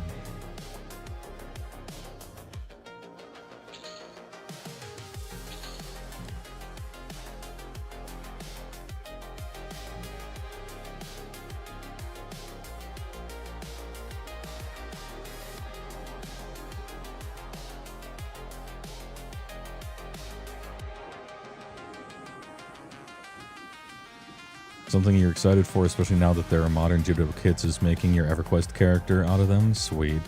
Shame you're not gonna be an ogre because the new models would be awesome to use. Yeah, dude, the butcher, if you just look at the new butcher, if you just look at his silhouette, it is EverQuestian. Absolute roundness. The big and round.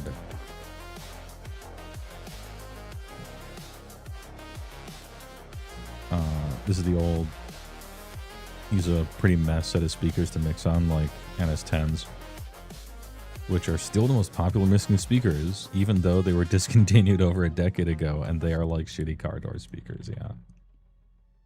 Well, I mean, the dirty secret, I guess, you seem to know something, so this is no news to you, I'm sure, but kind of the secret with sound, and I'm specifically talking about microphones to a huge degree and speakers also to a huge degree. That shit is solved. We solved that. And we solved the majority of it in like the fucking 60s and 70s.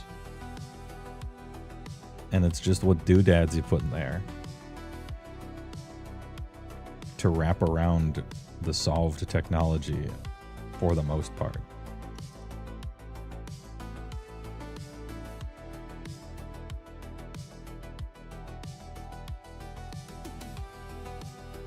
And so ancient microphones, ancient speakers, it's just like, you know, whatever electronics are in there, what connectors are in there, but like the main way everything works is pretty, just still good.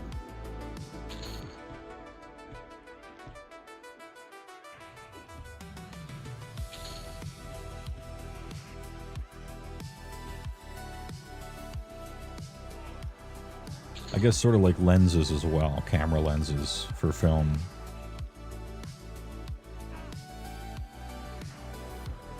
Like some ancient Leica lens that's 50 years old is still like amazing if it was kept decently.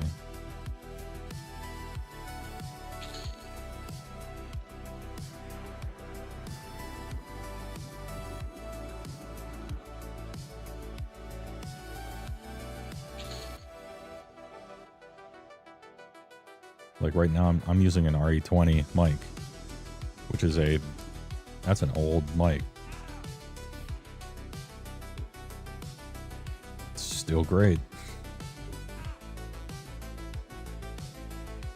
Still great for that broadcast sound.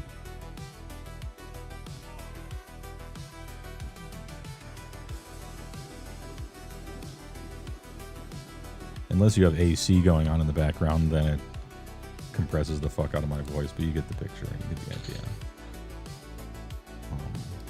Another dirty secret with microphones and audio is, especially with microphones, it doesn't take a lot as far as your microphone quality for what room you're in to start mattering way more than what the fuck mic you're using, as far as how good something is overall going to sound. And that's really unfortunate because fixing a room is way harder than fixing a mic. Or getting a better one.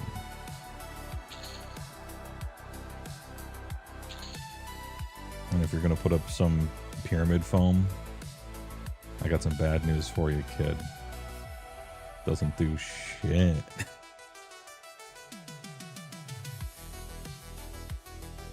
I mean, it does something if it's like the final last step in an otherwise really involved process. But if you've got a hardwood floor and you're going to put some foam on your walls, actually just skip it.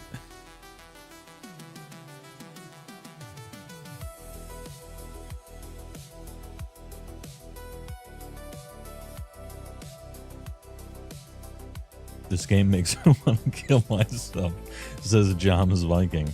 Hey, good meme. I'm here to please. EverQuest looks like a fake movie video game.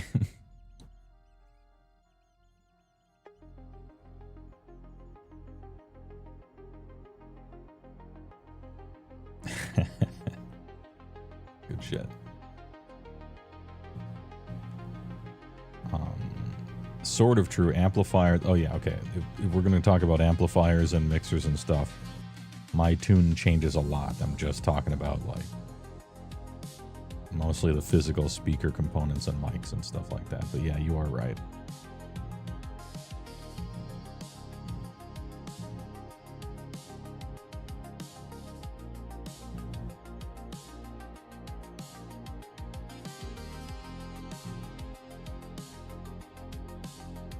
RE20 is like a 70-year-old design. Dude, I like the old shit, I guess. What can I say? Yeah, except for bass traps in the corners of your... Okay, that actually will matter.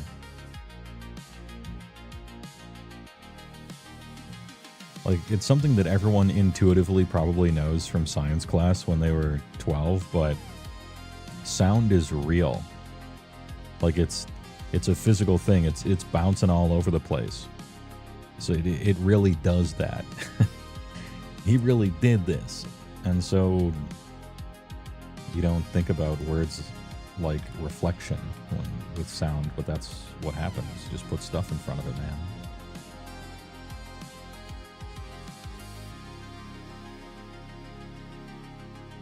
It's sort of like thing everybody knows but doesn't necessarily consider the implications of in day-to-day.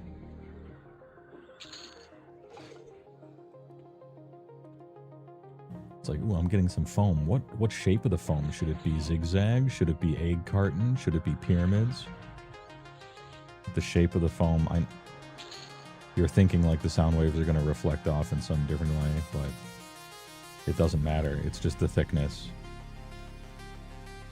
3 inches is better than 2 inches, and 4 inches is better than 3. It really just doesn't matter the shape of it. You just need more insulation. It's like radiation shielding. What's that formula where every time you double the distance, it goes down by like a factor or something? It's just amount.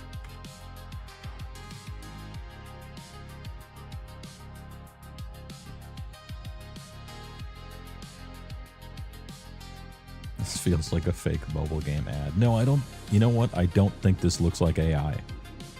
So you might have been right 6 years ago, but now you're wrong again, because fake mobile games are all AI now.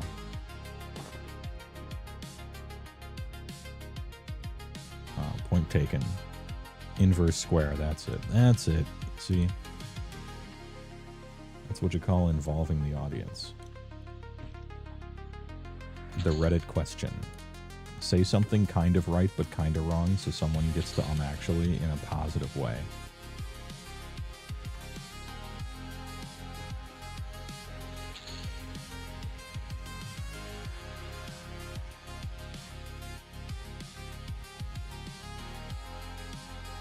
Not AV related, but airbrushes are basically the same technology for the last 40 years. It's mostly refinements to the head assembly to get a tighter spray pattern or control airspeed.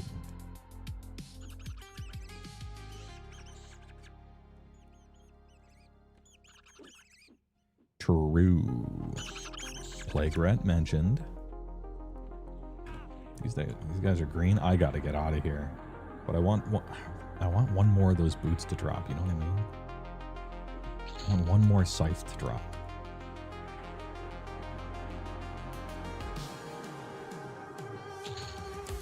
Wait a minute. I have a solution. I can do everything. Everything can happen. Also, I'm level 16, which means I probably have new spells. We're Origin Gaming. The cooldown on this thing is way shorter than live.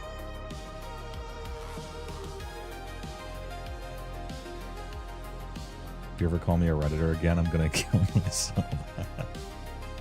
Please understand that although I used the word Reddit in a sentence that featured you, I did not, in fact, call you a Redditor. This is very important for you to realize that I wouldn't do something like that.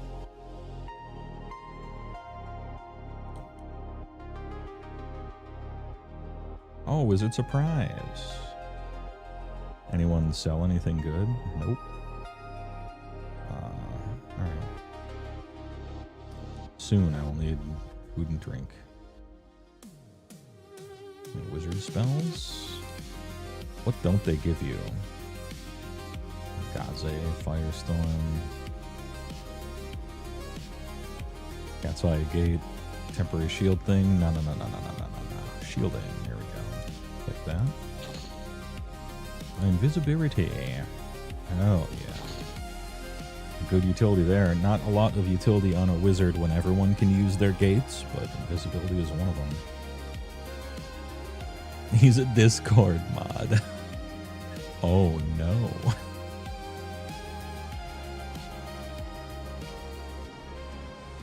I mean, sure, it's like, I am a human after all.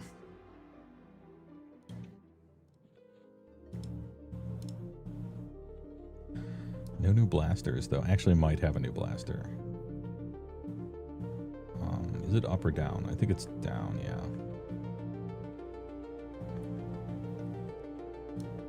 They probably auto-scribe your new blaster spell. Let's go outside.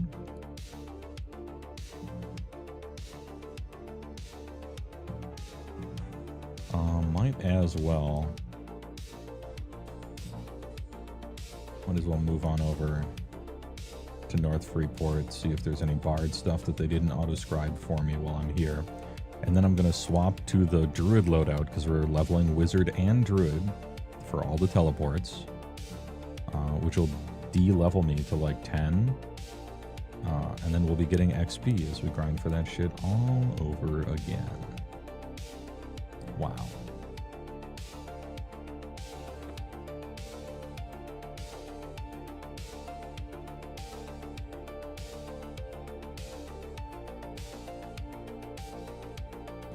And I'm not usually a bard, so... Yo, find works? And the trail?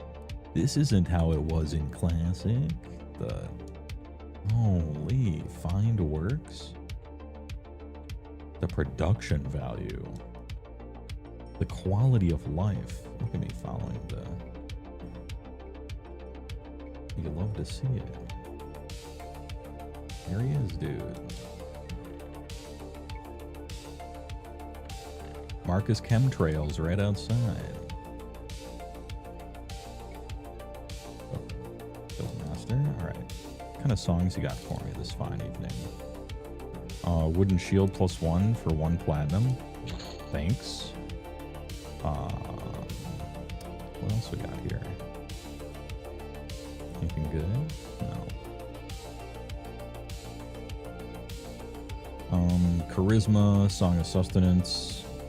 Eliminating their need for food and water. I don't think I'm that lazy. This isn't Lower Blackrock Spire. I've been tricked. Albers is a cool dungeon. A lot of stuff to farm for there. That chain breastplate from the arena with crit on it for warriors and stuff. Hand of Justice. Nice Trink. MC attunement.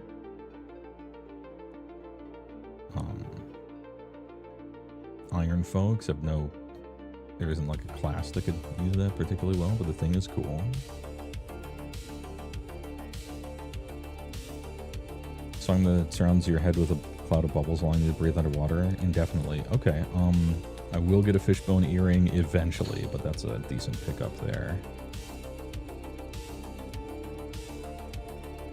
And I'm just gonna take this song for like, in the future someday, I'm gonna accidentally run out of food and drink, and then I can just replace one song if I'm lazy. How about, you know? Oh, nice. Guardian Rhythms is soon, and at level 18.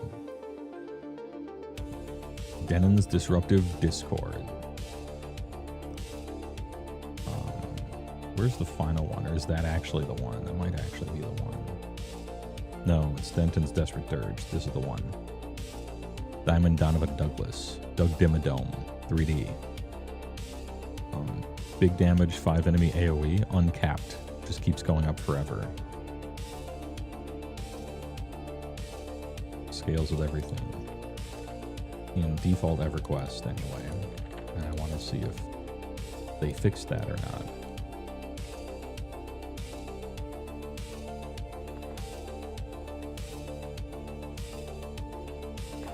can level up the wooden shield.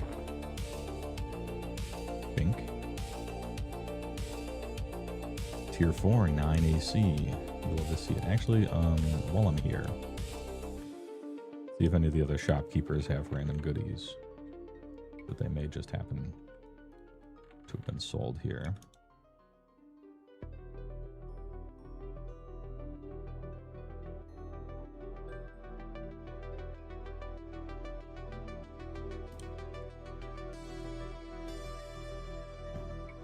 Oh yeah, the Barman Shanker, which was really good for rogues before they normalized weapon speed, because it was a 2.0 or a 2.1 or something.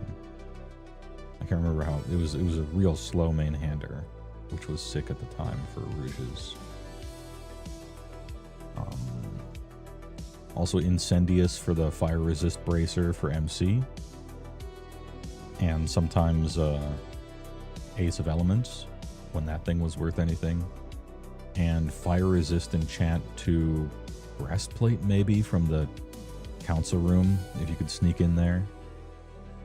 Molten Core mentioned. Hell yeah. Rusty Mining Pig +7. This dude has been farming. And then the Wooden Shield normal version. Sure, I'll take it. Little Lapis Lazuli. Alright, good shit.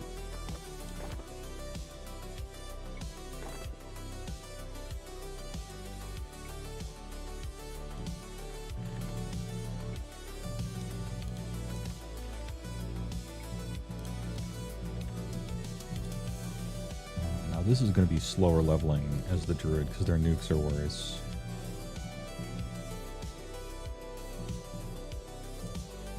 Than Wizard.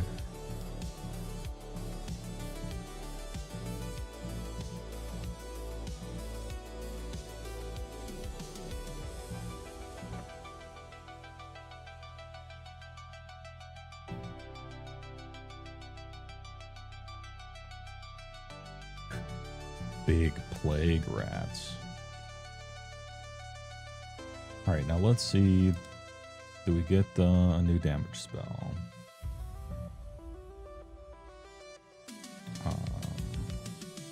Lightning Bolt. Ooh, at 16? 130 to 157. Possibly closing in on 200. In empowering stance. Okay, so we're back to one-shotting stuff again. Not really, but close. Sick. Keep this one here for the low mana cost stuff. Let's get proper shielding.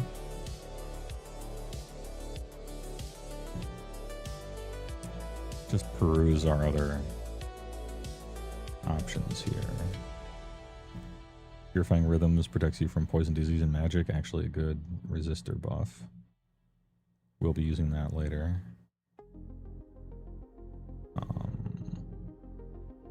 Aquatic, Sustenance, the two things I just picked up. Ito Sight. I mean, I'll just cast it.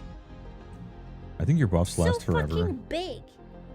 I'm sorry, my dude, but you're huge. Like a lot of your buffs last forever. I don't know if all of them do. I have no divination skill. This will fizzle a million times. Nope, this one lasts 27 minutes. Okay. Hey, all right.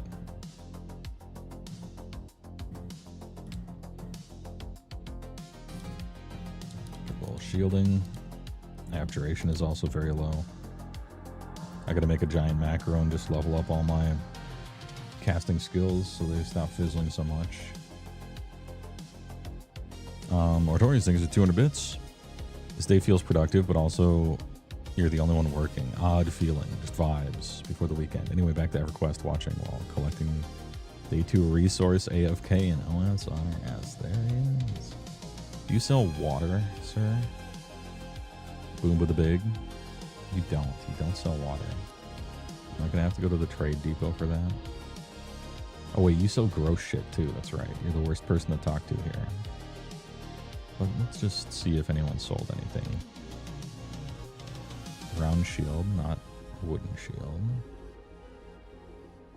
Round shield probably better than Wooden shield, I think. I could start climbing the ladder on that, but nah. Isn't that gnome Fizzle Cutter? Doesn't he sell food and drink? I'm just gonna check. Boom the Big. The True Ogre Refresh. There he is. West Freeport implies the existence of East Expensive Starport. Yeah. He's right. When he's right, he's right.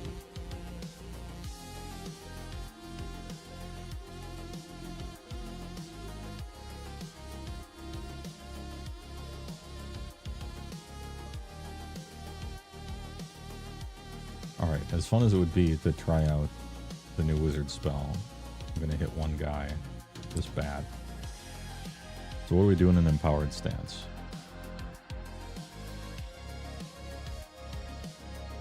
$17. Well, that doesn't seem right.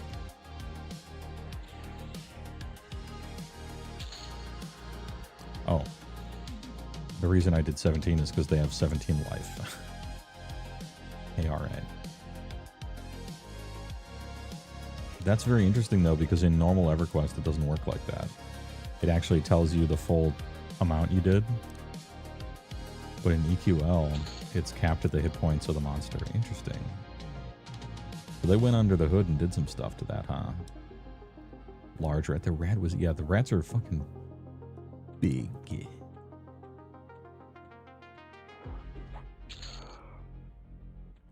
Alright, let's hop over to Druid. Change my loadout here. Bard Drew Burr. Use this loadout. North Report. Yep, okay, everything seems to be in order here.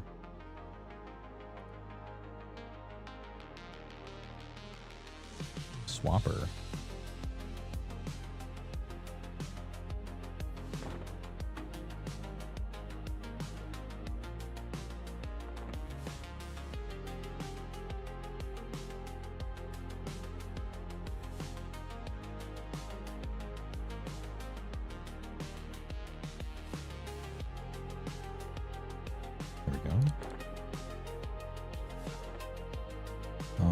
Don't need that. Don't need that.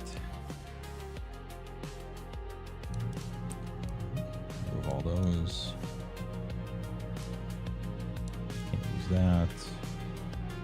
Let's see if all my auto skills are up. Frenzy. Oh, let's get kickback. We'll get a little kickback from that.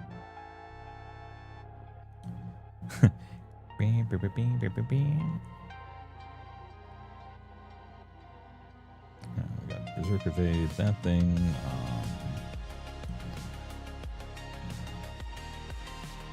Put Inversion in the same place.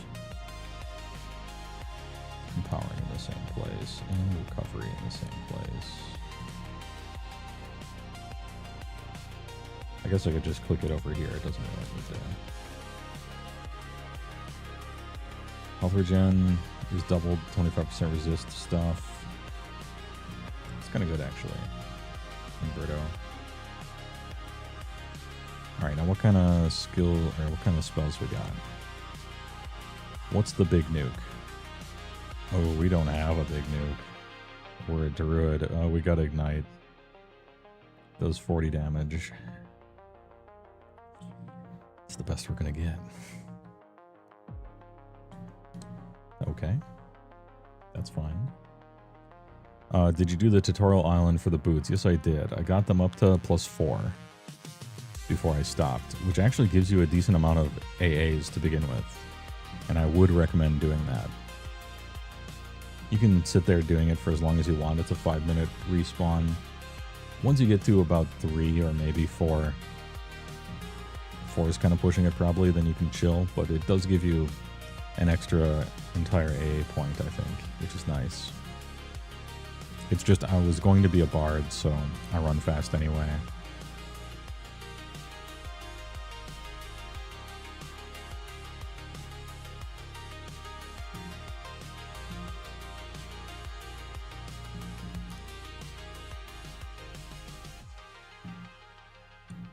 Give me that cellos. And then over here we get our gate. So we're a big gator.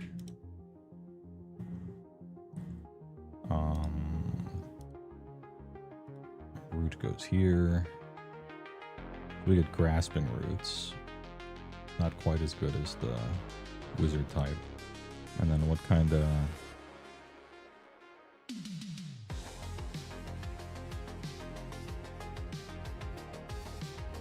heals?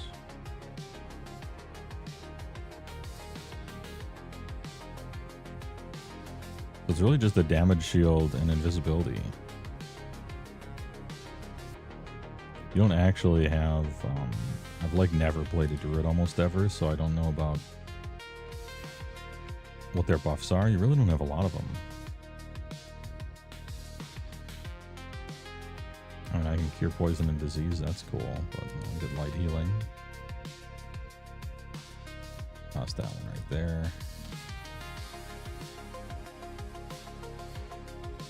Yeah, it looks like it's kind of it.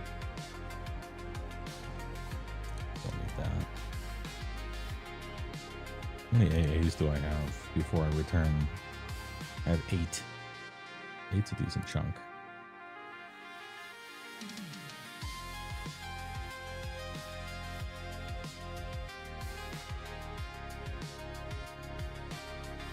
I feel like there's almost no AA that will give you more straight damage probably than ambidexterity. I'm going to chill on it for now until I feel like I really need one. It pulled all this out of... pulled all this off of me, which is annoying.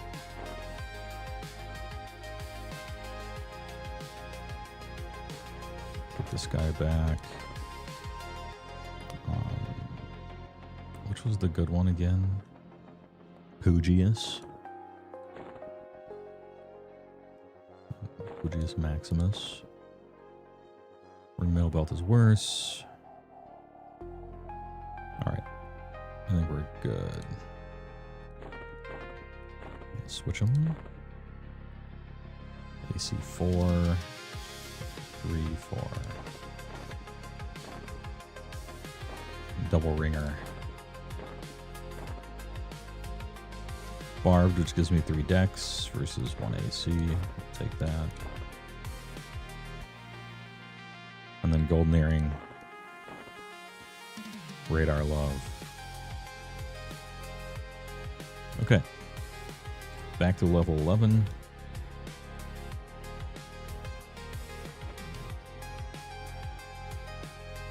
And a tiny spell selection, but that's fine.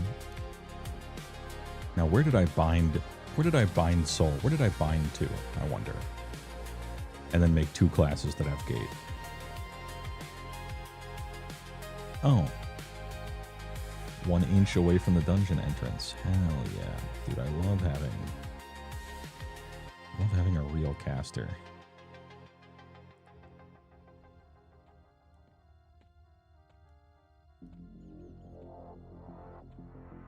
Let's see if they're up in the public zone first. They're usually not. Someone's usually farming them. Yeah. Just checking. No big deal. I'll make my own instance. With hookers and blow.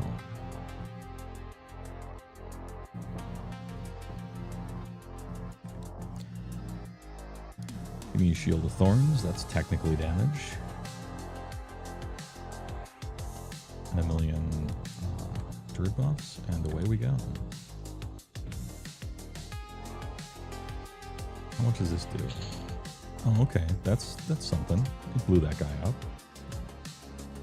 Druid nukes are certainly not close to lizard ones, but it'll finish off a blue monster.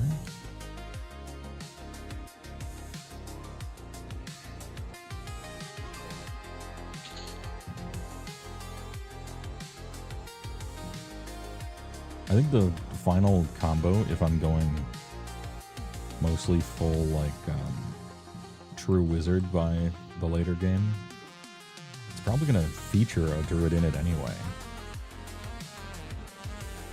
Because because druids have an excellent crit AA.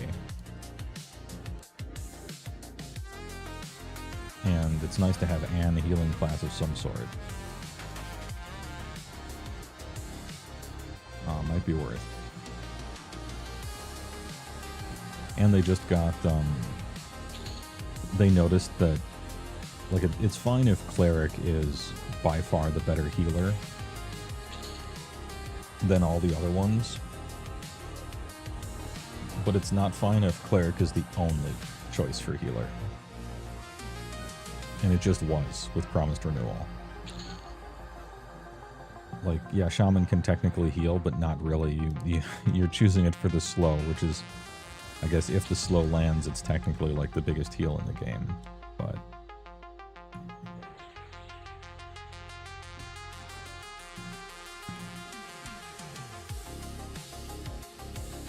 so they gave Druid a Promised Renewal-esque heal, and they gave Shaman a bad Promised Renewal-esque heal.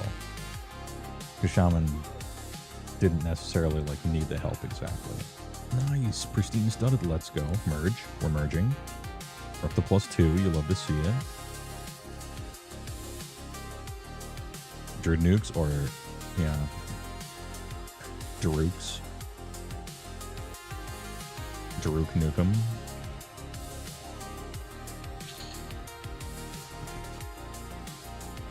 They're fine. They're not, like, good, but they're fine. I would even go so far as to say they're plenty fine if you're taking Druid for a bunch of other reasons too. Like the best caster AA kind of in the game almost. Is as far as like passive bonuses. It's crit of all types too, so Druid combos very nicely with anyone. Because it gives its crit bonus not only to heals, to heal spells, which is great, and direct damage spells, which is great, but also damage over times. So even like a Necromancer would be pretty happy with that Druid AA.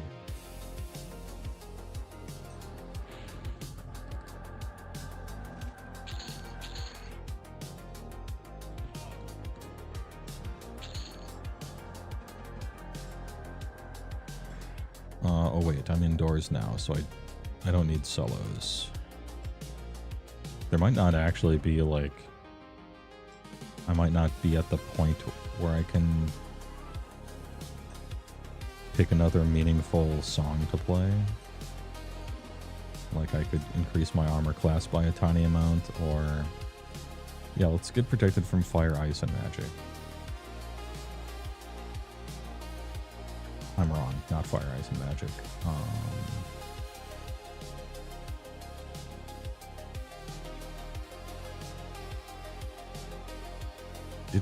Wasn't there a song that helps against disease and poison and stuff? Maybe that's, I'm just misremembering, I guess. Oh, there is, but I'm level 11, that's why. Alright. I'm a genius.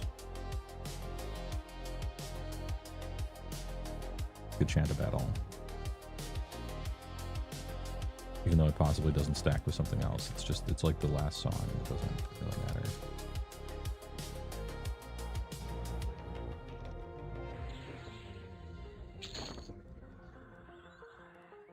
Switch to empowering. Okay, we're gonna pull with the blast. Daruk Nikum 2.5D. No, this is true 3D. Which was a big selling point. The first true 3D MMO. Wow. It looks like she's fucking me up really bad, but she's not. It's just she harm touches when she pulls.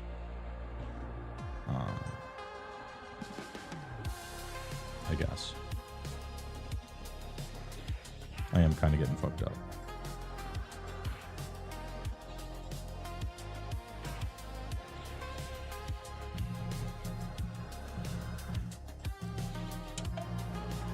Ahem.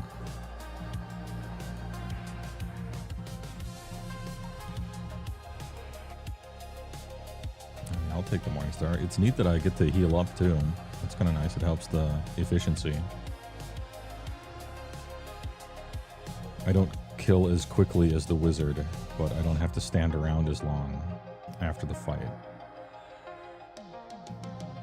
And since my nukes are less important, I can just have them on and be coming back in the interim. It's not that bad. It's about efficiency and family, and that's what makes it so powerful.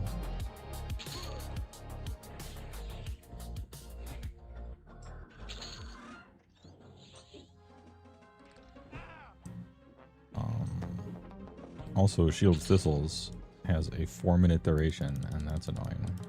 I have to keep remembering to click the goddamn thing. Asuka versus Ulray, the most ancient waifu war.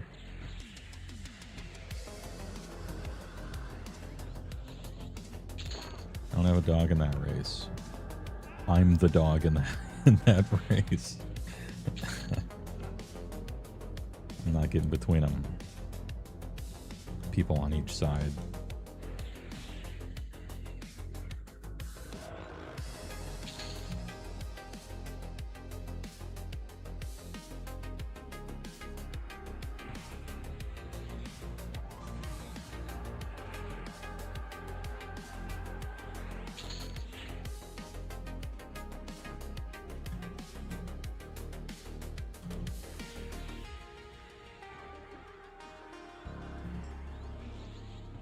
The answer is actually Masato.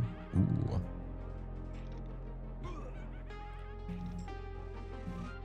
A gentleman enjoyer in the chat.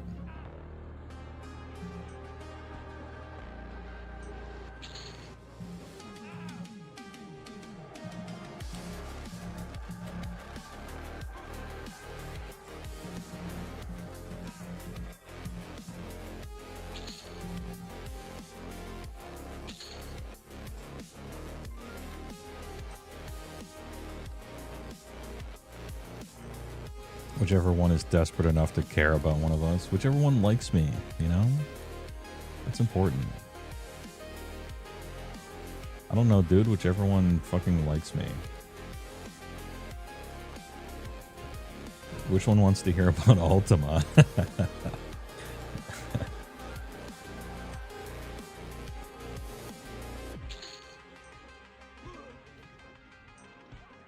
Found Shinji's alt.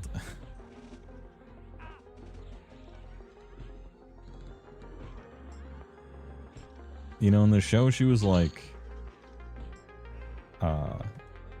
comically hit the wall MILF, you know?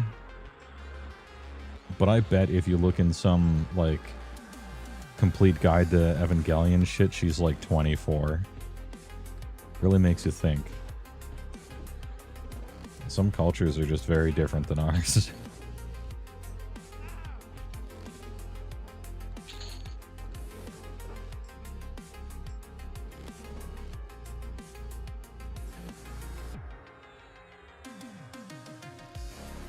Does it save options menu shit as well?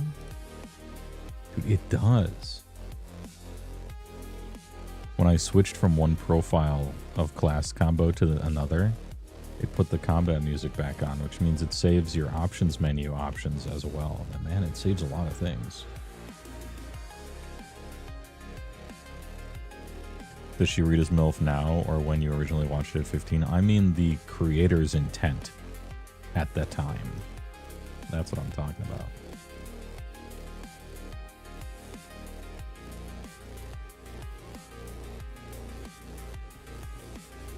Oh, this might be too much. But don't worry, I have a secret weapon. It's called Click Evasion. Takes 0 damage. Except from spellcasters until your endurance is gone. Oh, never mind. It looks like I could just blast them. We are so much more powerful than normal EverQuest characters. It's kind of absurd. Yeah, I have to switch into the old evasion here as soon as this guy dies. Alright, proceed to take nothing ever. Except damage shields and spellcasting.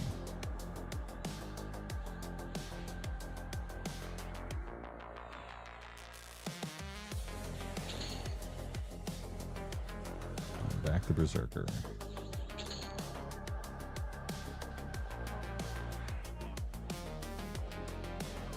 She is 29. She's younger than all of us by a lot.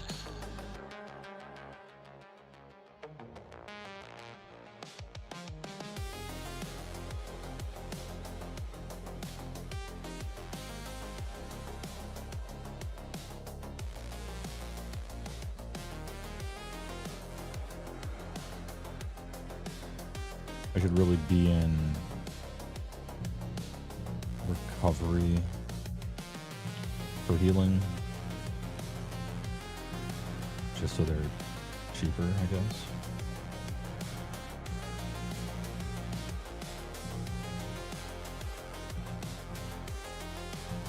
Stance dancing. I never thought it would be an EverQuest mechanic.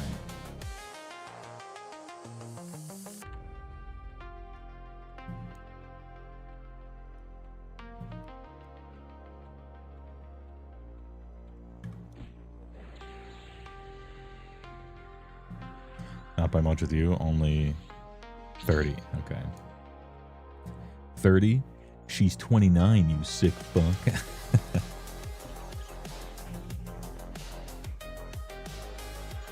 Damn, the 3 days I spent on Blue Sky was a fucking trip before I got the fuck off of that place. It was wild.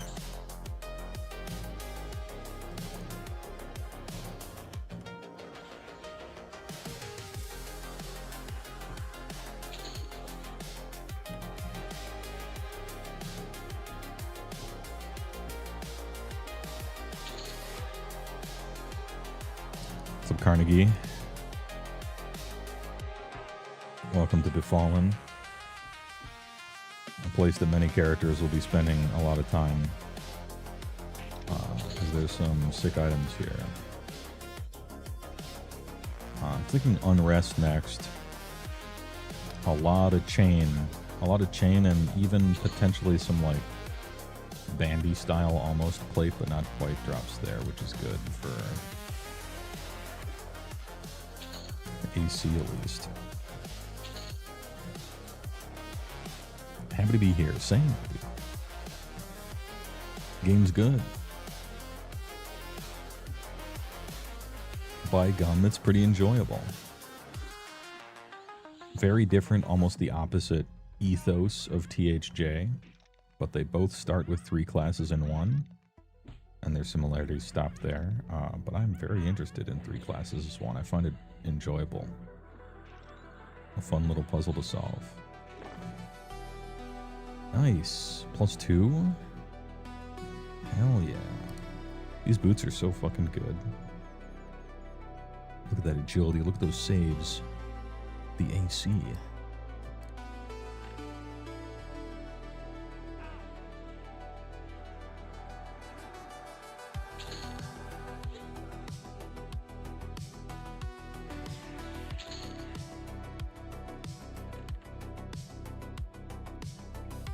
Neophyte. The only social media you respect is all chat in MMOs, yeah.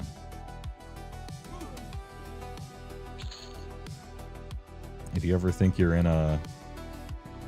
some kind of epistemic bubble, just go back to the Baron's chat and watch it for exactly 1 minute, and it'll recenter you.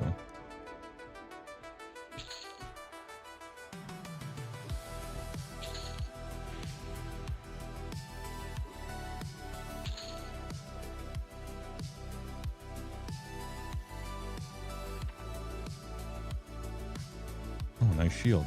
Okay, big complaint about EQL, and I know it's because there's personal loot in the game. See the shield here?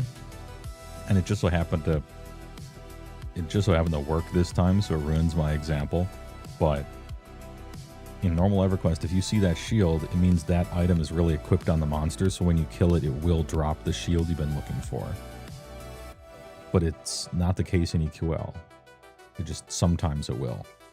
It happened to this time, which was nice and lucky and cool. And I believe it's because of personal loot. Like, she has the scythe here. She might not drop the scythe when I kill her. But in normal EverQuest, it'd be you see it and you're like, oh, she has the scythe, let's go. And it, I don't know. It is a very, it's a minor thing, but I appreciate it.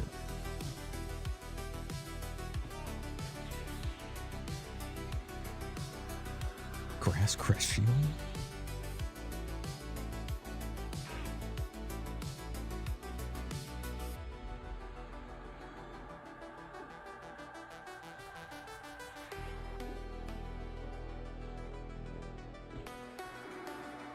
See?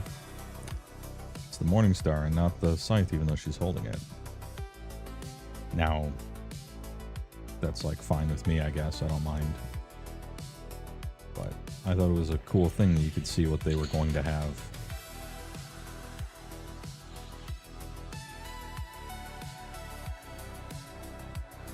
It's not worth fixing, and I really do like the personal loot. It makes grouping excellent in a game like this. The scythe got eated. Had a marathon with your AoE 4th news. 11 hours well spent. Oh, damn. Yeah, I wanted... I had myself a community, and I was in hibernation for 3/5 of 4th edition, and I'm like, I need to get caught up to speed a little bit here.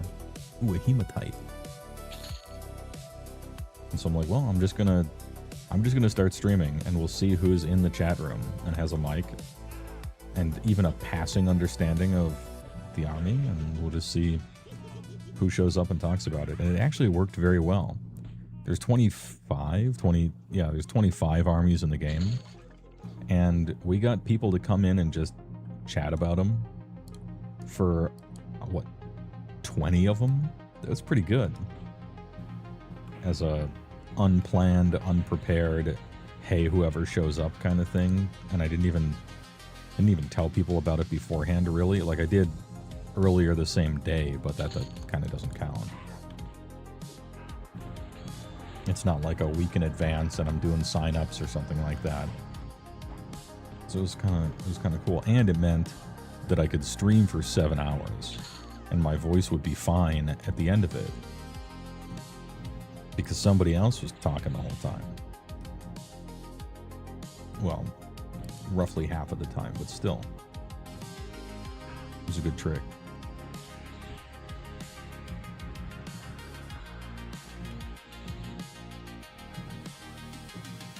I do have to cover the,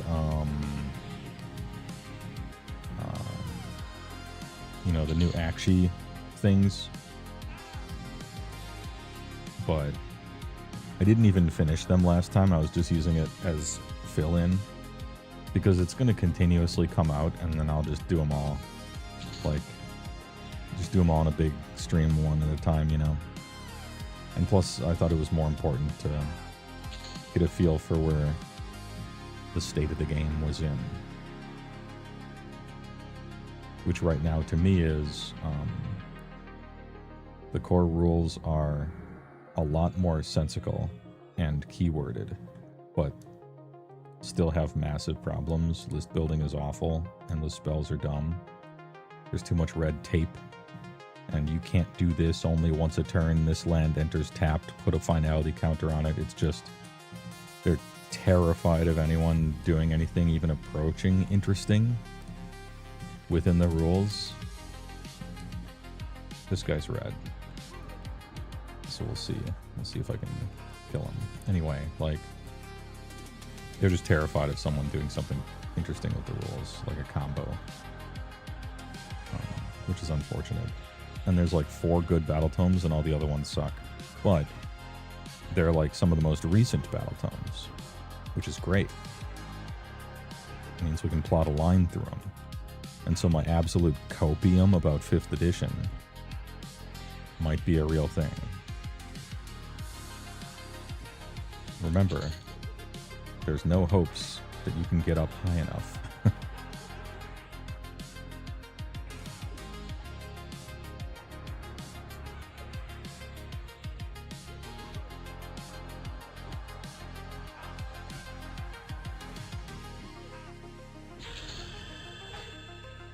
Oh, big dinger. Perfect. Recovery stance, balance stance. We do a bit of healing.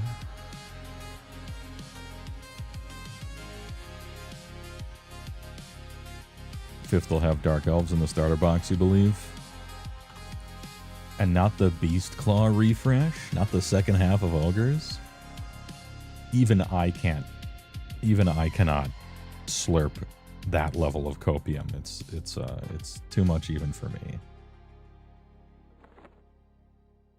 That's absurd.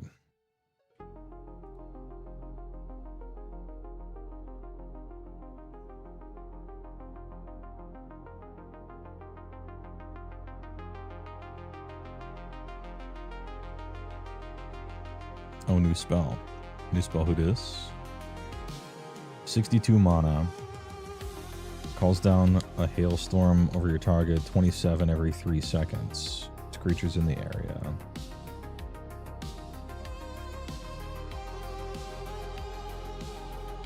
This storm will dissipate after damaging 4 creatures. So do you mean I cast Cascade of Hail when I'm being attacked by 4 guys and it does 1 tick of 27 for 62 mana? Sorry I asked.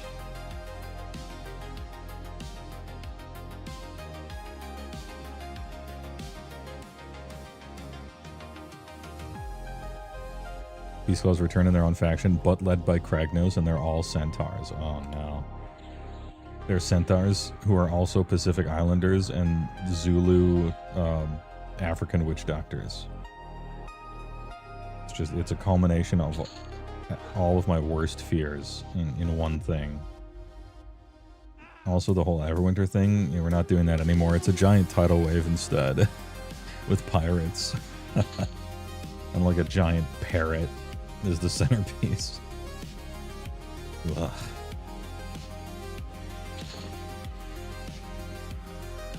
Oh, that's another wooden shield. Big.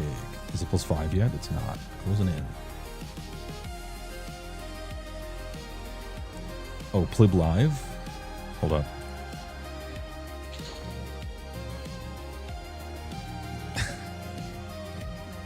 There she is, dude.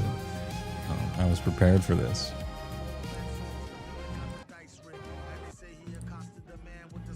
Oh, she's playing Doom?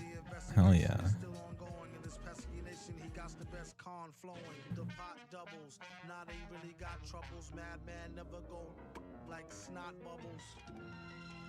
Beep, beep, beep, beep. Alright, where's the button where you could, like, interact? There it is. There we go.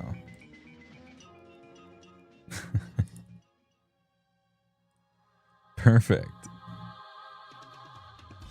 I won't do this for too long, okay?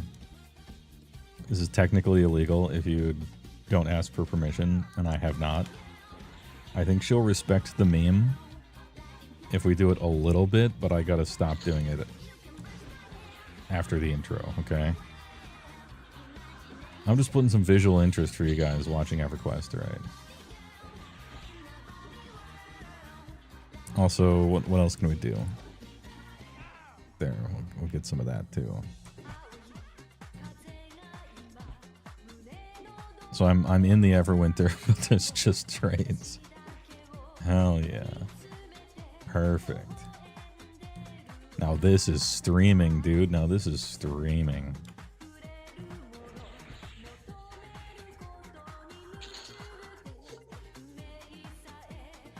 And we were just talking about Evangelion the whole time, and we got an Evangelion opener. It's perfect. S-tier content. Look at all those fat horses, dude. They're spinning.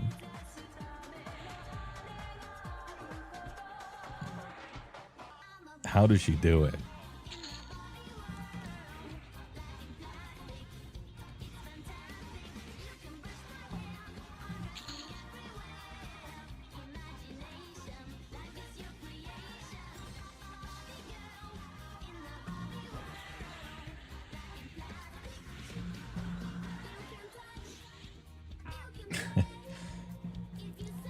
can't see it from here. What's her, what are we doing today?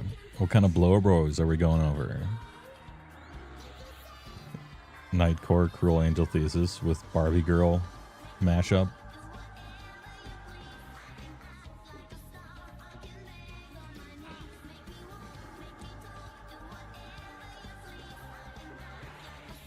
Is it more old DOS games? Could be anything. Hopefully it, well, I don't want to put that out into the world. It might be Star Wars. The Star Wars game. But even if it's not, we're going to start with Blorbos for sure. I can't believe Frankie deleted his channel. Maybe the law enforcement of the UK forced him to, due to censorship. Nanny state robbing us of the best musician of 2026. Best artist, even. My favorite VTuber, Glup Shitto.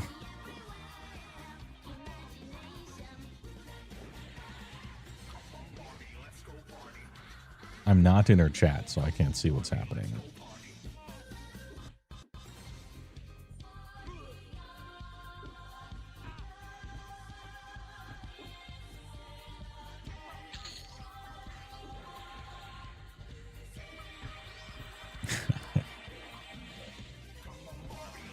Oh, I should click one time just so I get the, I gotta get the stream anniversary update.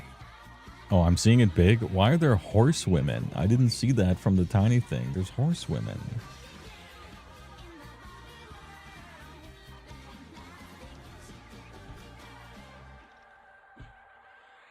What is happening?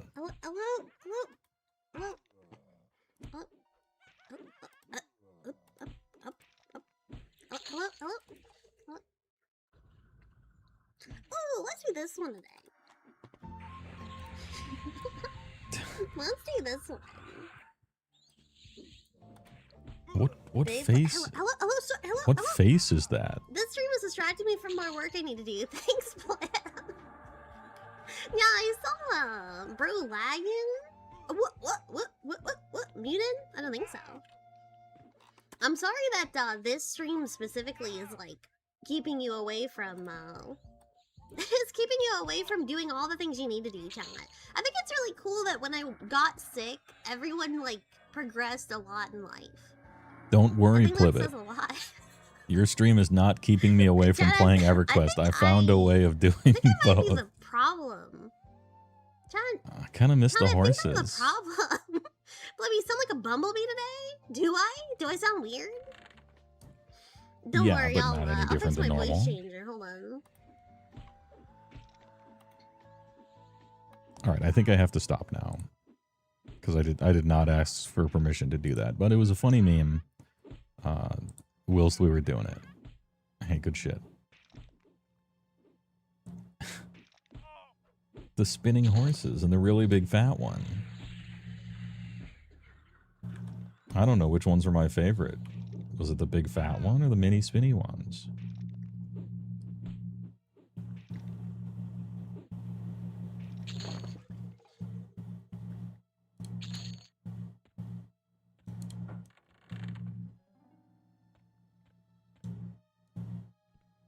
Why does she sound like she's joking? Because she's special, okay? She's differently abled. She's extremely abled. I think we got to go evasive right away. Taking too much damage.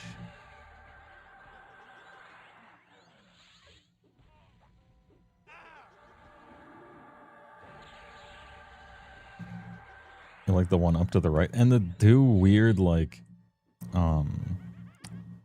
Gyaru looking white girls that just got turned into horse fate. Like, she's special. Okay. She has special tastes.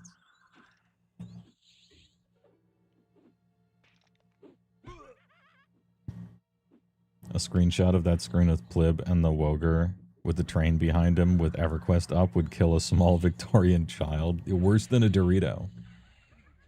Take him right out.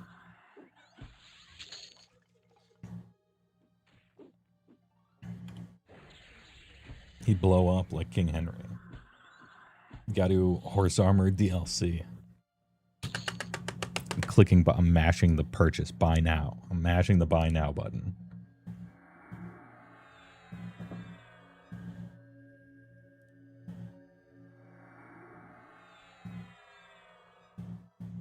This is probably the most HeyWoah stream you've ever seen.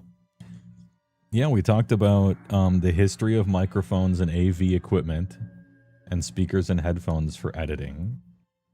We talked about the history of the chronology of Dungeons and Dragons and how it influenced eventually MMOs in their ways with all the muds in between. We're currently playing EverQuest. There was Plib in a picture-in-picture live. Trains. Age of Sigmar, of course, mentioned for sure. The only thing we haven't talked about is Rifts, and then it would complete the circle. And or building houses in your space game. Ooh, got another alternate advancement point. Let's go.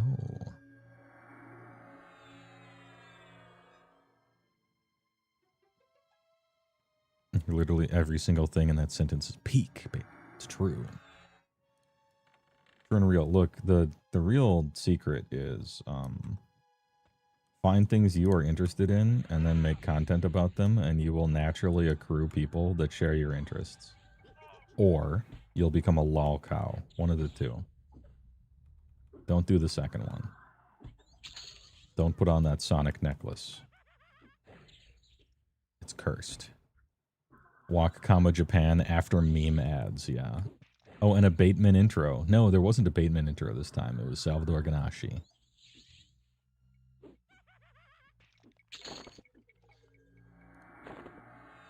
Probably don't need to be keeping all these backpacks for when I eventually go to the bank one time, because I guess there is just storage here.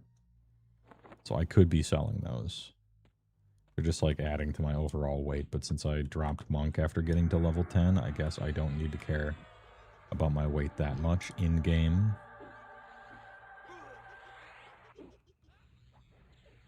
Riffs, it's peak.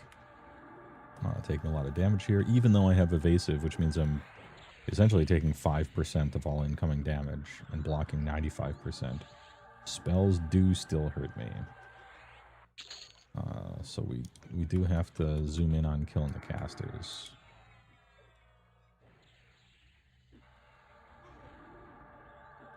And this Druid Nuke is getting a little old.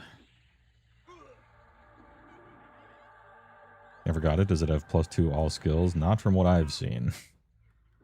I'm struggling to find a bonus of any sort. Oh, it finally got me. I probably should have healed a little bit, but I kind of don't care. So in this game, in this version of EverQuest, dying just puts you at a safe zone, at like the safe point in the same instance you're in. And you still have all your stuff. You don't have to go back and get your body. And I don't think you lose experience. Which might prompt the question. So, what's the downside to dying? I don't know. I guess you have to rebuff one time. I don't know. Only old-fashioned, but I think you should at least lose experience. I might have tried harder to stay alive had there been any downside to it, but there just wasn't. And in fact, it would put me back at the beginning, which is closer to the mob I want spawning.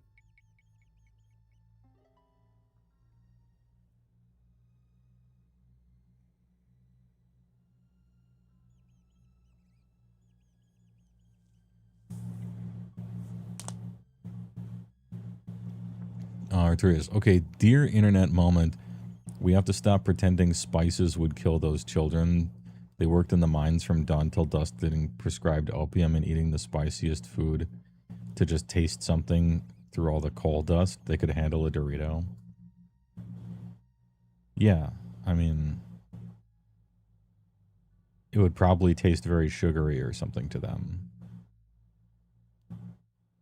Like, if anything, our modern food would just taste extremely sugary to people of old, because it's like the one thing they didn't have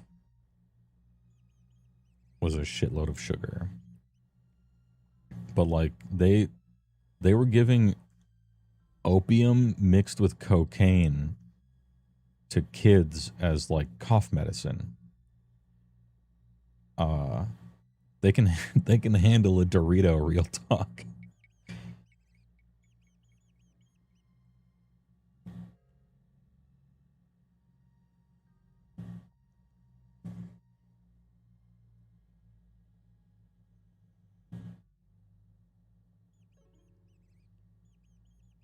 Hey, well, you went to your local comic store earlier this week and they have a ton of cool old stuff. And you found World Book 5 for Rifts. Oh, hell yeah. Which one is 5? Vampire Kingdoms is 1, and then it's England and Atlantis, NGR. Is 5 South America?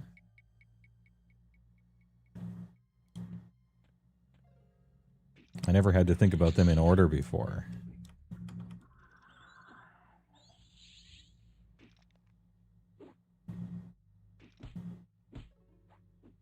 I wonder how a Victorian child would handle a multivitamin. They would swallow it and nothing would happen. It wouldn't even help them.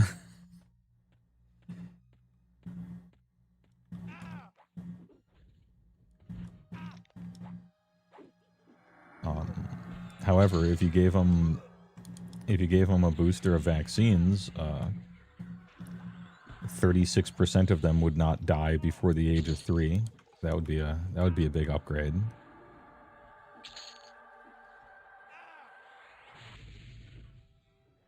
Graveyards used to be majority little children before that. So that's something I guess we got a claim to fame too. That's something the old world isn't ready for. Doritos, I'm sure they can handle that. But child number 2, 5, 6, and 7 wouldn't die, which is kind of nice.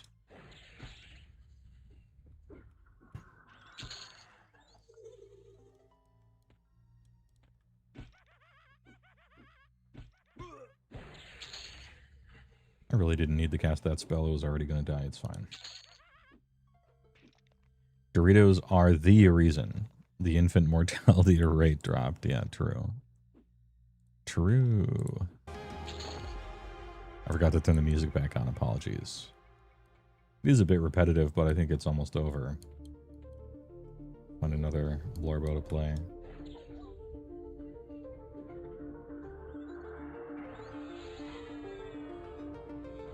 It had mechs. Very cool experience after watching your tier list live. Oh, it was probably Triax in the NGR then, which I thought was 4. But I've never thought about them in chronological order necessarily before, so that makes sense. That's a good book. That was a good one. Towering mechs of German engineering versus Titanic alien gargoyles.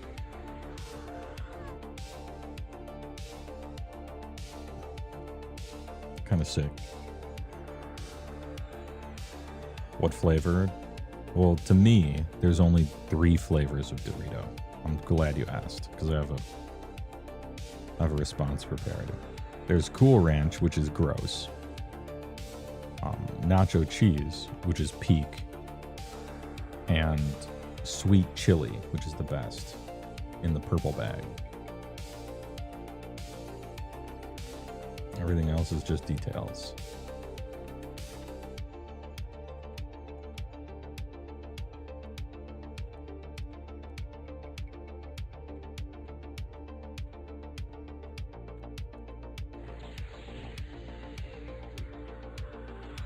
Riff's Victorian Healthcare. Dude, nice conversion book. very morbid. I don't think it's morbid. I think it's actually a testament to how amazing and successful the modern day really is. And how solipsistic and doomer many people are about it anyway. And they ought not be. We've done very well.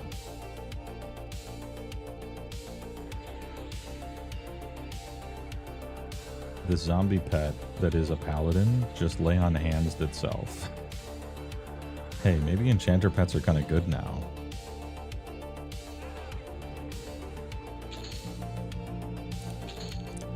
Very interesting.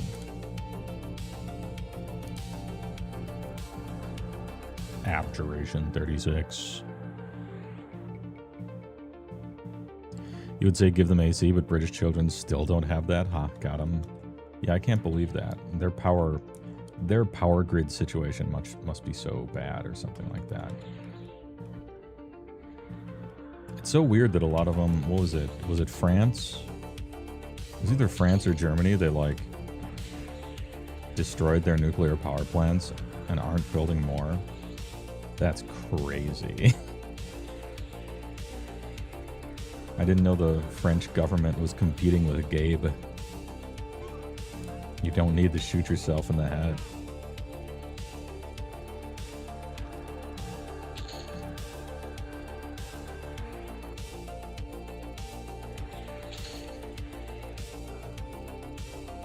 Hey, we have the cleanest energy ever for people who pretend to care about the environment. And we have the best source of energy ever. The only downside is it takes forever to build them, and they're really expensive. And so we're gonna... We did the hardest part, which is waiting so long to build them and paying for them. And now, badoosh. Get it out of here. I don't know, maybe they needed to be demolished for some other really good reason, but I'm just looking from across the pond, mouth agape. I did not ever try the hot sauce Doritos, John Doe. I didn't know about them. I'll check them out. They did like a sweet chili one, and I was like, oh man, this is a new flavor. Usually I don't go for those. Tried it. Delicious.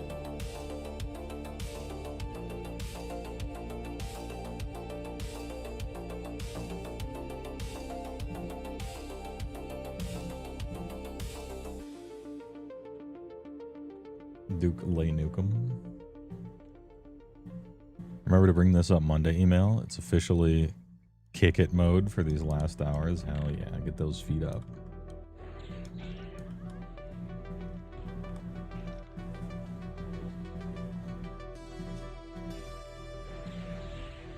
You don't think the problem is your energy. You think if you want to, you need planning permission, which is notoriously hard to get.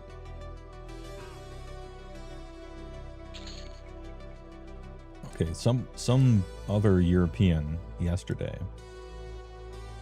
was it yesterday, maybe 2 days ago, told me that the you need a license for your AC was a meme and not true and made up. Is it partially true because it's not technically a license, but you basically need permission, which is bureaucracy anyway? Like one of those fact checker websites where they're like, it's people making fun of Britbongers for needing a license for AC. We have rated this mostly false. Well, you do basically need a license. It's not called a license, so we rate this mostly false. It's like that meme in reality.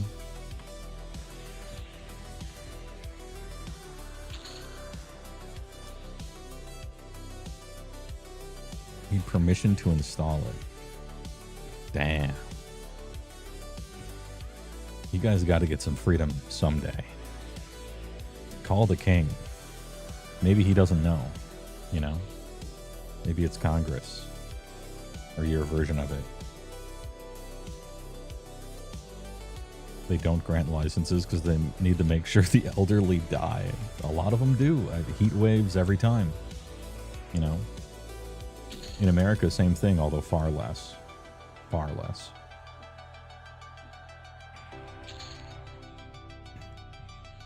but it's still rough. All of UK is HeyWoah.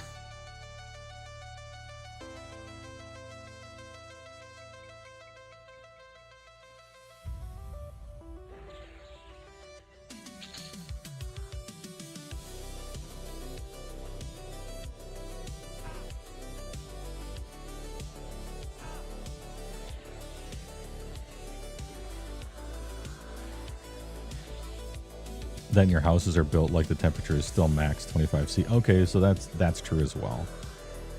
We, you know, the climate of where you are tends to inform how you build your houses. This isn't like profound, but it is true. And it just gets hotter now for some reason. Can't figure it out.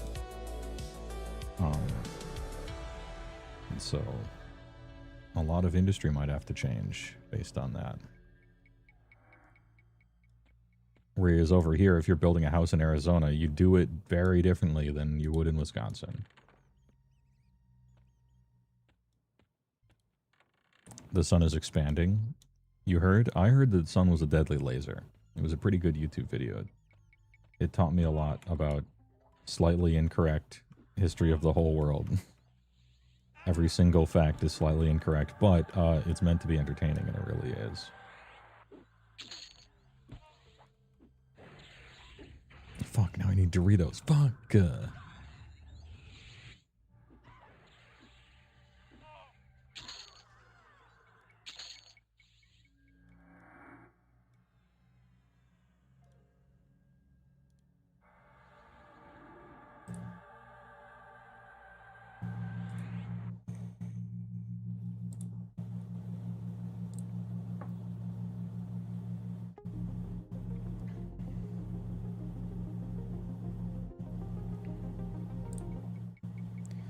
I'm just going to click on a random video.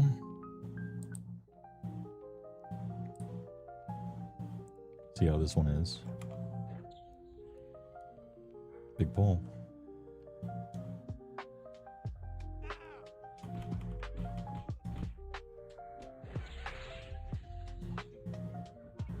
And they got about 7 free hits in there with the group of them after I got stunned.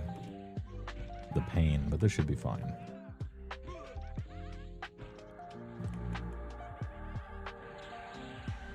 As soon as this necro goes down.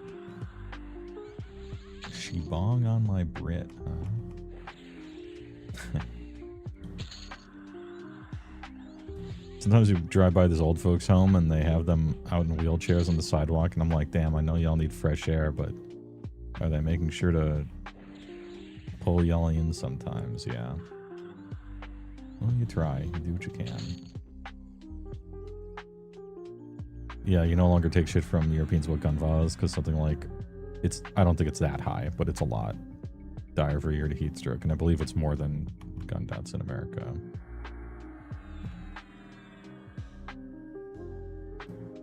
I know it's a lot more than gun deaths. To be fair, it is in fact that it's that 800. Are we talking about the entire continent of Europe or just the UK?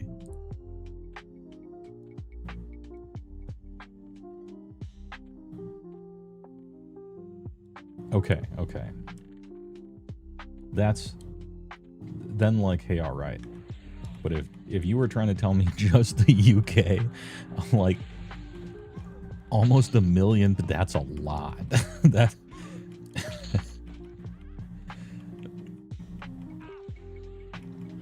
I mean, it's still a terrifically, insanely huge amount that really ought to be taken seriously, you know.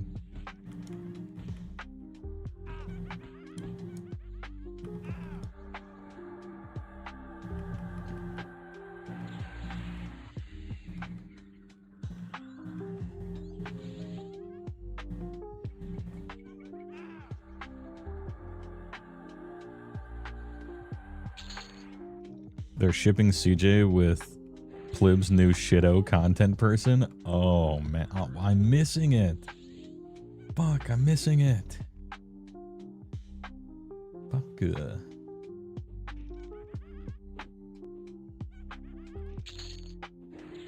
It's fine. We did the picture-in-picture for a little while, but I don't want to do that too much. It's like, you know, I don't want to enter into somebody else's space and fuck with them, even if we know each other. Do it for a meme for a little while, but I won't, like, watch her entire stream in the corner. That's basically a illegitimate collab at that point.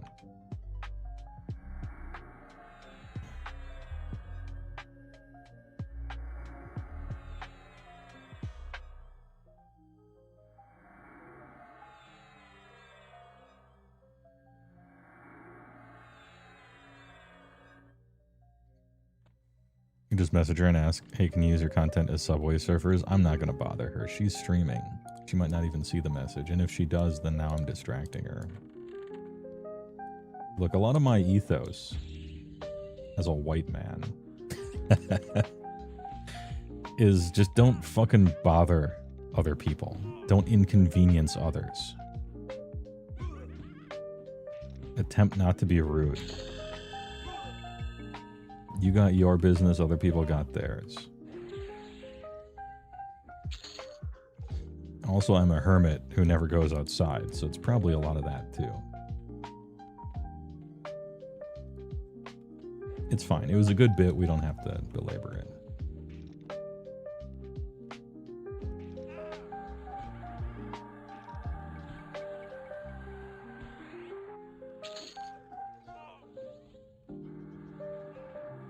Oh, you didn't mean right now, but later. Yeah.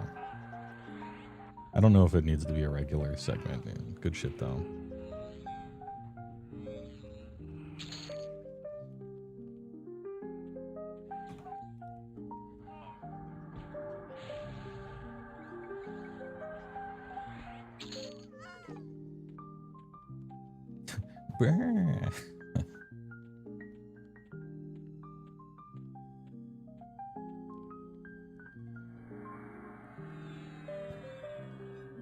All right, 13. Any new spells at 13? I know they're giving them to us at weird levels nowadays.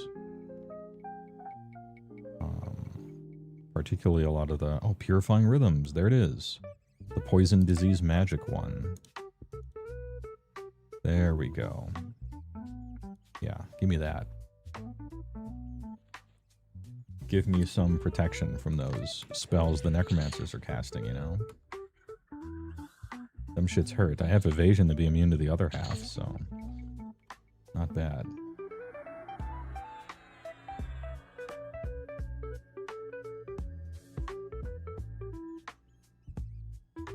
And if so, maybe creep it up some. Good. I didn't read that until just now. Good fucking meme. +2.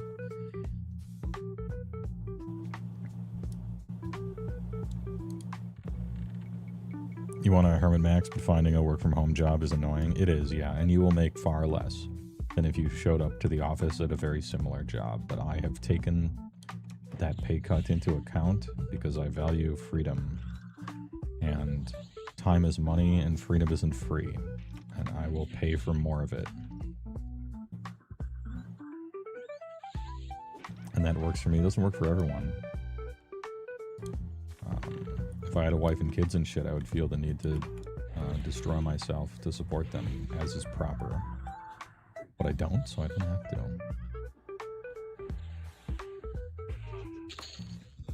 Rena Rancor is super late. What is the class combo I am using? It is Bard, Druid, Berserker, which sounds weird, but let me explain myself. I have 2 loadouts that I'm leveling simultaneously right now. I just swap back and forth between them until I'm done with Befallen, and then I'll go to probably Unrest, and then I'll probably go to Mistmore, is the plan. And they're both Bard, Berserker, X. And that X right now is Wizard for one and Druid for the other, because I want to get my teleports. And Bard Berserker is just like a thing that does a lot of damage early level. And with a main class of Bard. And the turbo kill yourself of Berserker stance isn't actually that bad as you're leveling up. I thought it might be, but it's not that bad.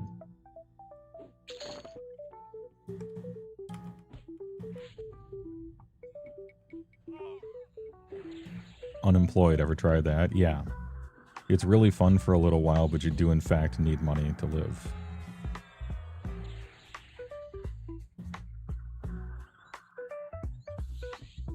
But it's really fun for a little while, depending on your situation. Did they revamp Druid yet? Yeah, they gave Druid a promised renewal-like spell. It's more of like a super hot with a big heal at the end of it.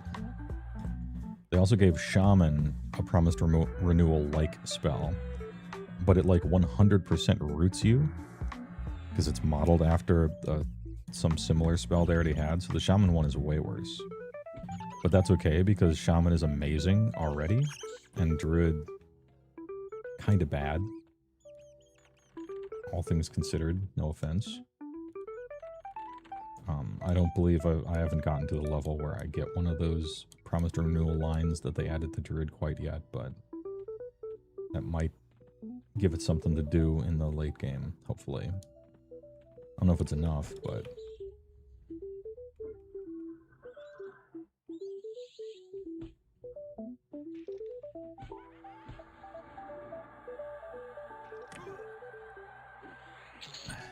Ahem. Anyway, so as far as revamping Druid, they gave him one spell, as far as I know. I don't know if that's going to be the full thing, hopefully not, but it is something. Does Druid get Mark of the Wild, aka WoW's best buff? No. But what they do get is teleports, which is then given to everybody, so you don't have to necessarily play the class to get them in EQL. You get a bunch of damage shields that are bad. You have a bunch of heals that are bad. You have a bunch of nukes that are bad. And you have a bunch of movement spells that make you run faster and stuff. Which are shared between a bunch of other classes that are better than you. And that's what Druid gets. So, hey, alright. But you know what you do have? A really, really good alternate advancement ability that gives you crit for healing spells and damage spells and dots. So, a lot of times in class combo servers, you end up taking Druid as your third in a spellcaster combo just for extra crit. And eventually in AA that converts fire damage into healing, but that's way later. And the Black Wolf, which is like a giga cooldown big blaster spell discipline thing. But again, that's way later. And not in this version of the game yet at all. You can bear form? I mean, you can turn into a bear, but it's just like free shrugs. Been having fun doing Rogue, Zerker, Monk, turbo damage, says Winkado. Yeah, actually really fun. I did something similar because last night I got into somebody's like, hey, I'm going to Unrest. Anyone want to kill stuff? And 3 people showed up. And so I just switched to Bard, Berserker, Monk, since I was in a party anyway, and it was just like hella fun to be buff class, damage class, and just sort of blast stuff. Super cool. And you could totally level like that. You really do enough damage to just kill everything. Berserker doesn't quite turbo kill yourself that fast at this level, so you could just kind of do it. And yeah, you have some downtime sometimes to get your life back, but whatever. It's a fine leveling thing. And fun. The Zerker lowering the cooldown on Mend is like just enough to tie the room together. That's like the sweet sauce.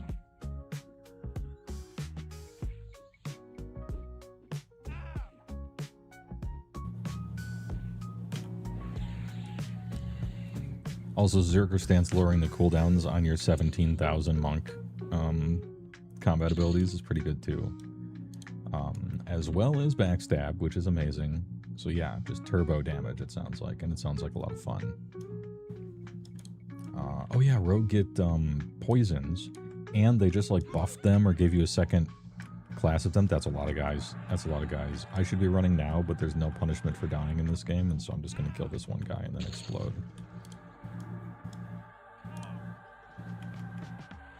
I mean, I'll turn on evasive stance until my endurance is gone. You know. So we'll see.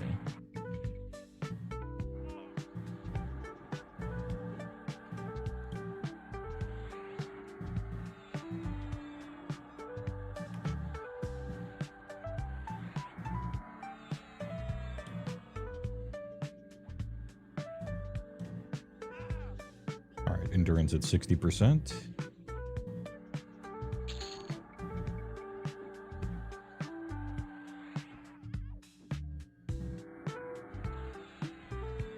Endurance at 50%. Man, when you move off a berserker stance as a fucking bard anyway, your damage just straight up disappears. All right, we're back.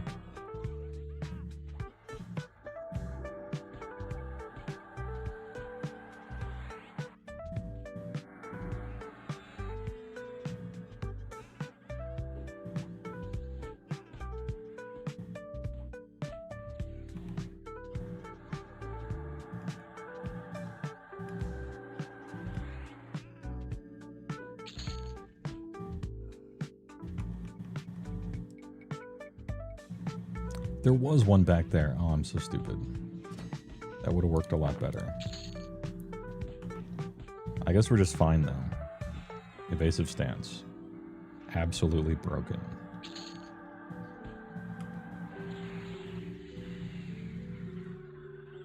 I find it actually a little disappointing. I don't mean to be a stick in the mud. I find it actually a little disappointing that at the moment, it kind of feels like the two most powerful things in the game have nothing to do with EverQuest at all, and are instead Berserker Stance and Evasive Stance. These random systems that were added on top of the game for no reason. I'm a little sad about that. I just used it to survive a ludicrous fight that I shouldn't have, but, you know, hey, alright.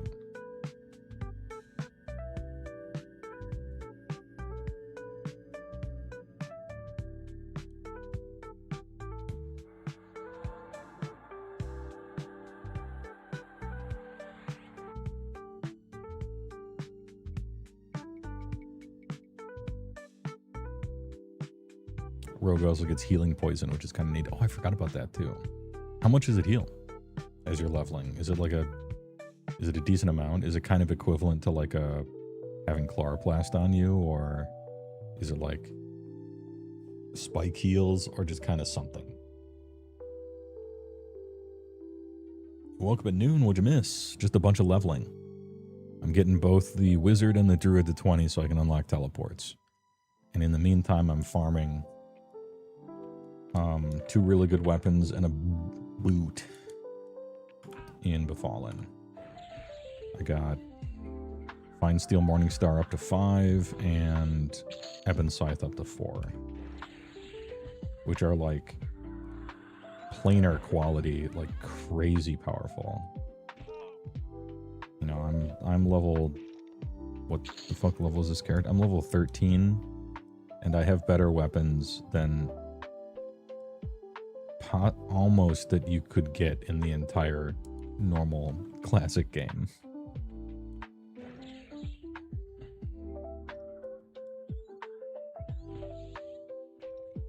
But you're supposed to solo and it's a group game, so they gotta make you good somehow. It's not a complaint.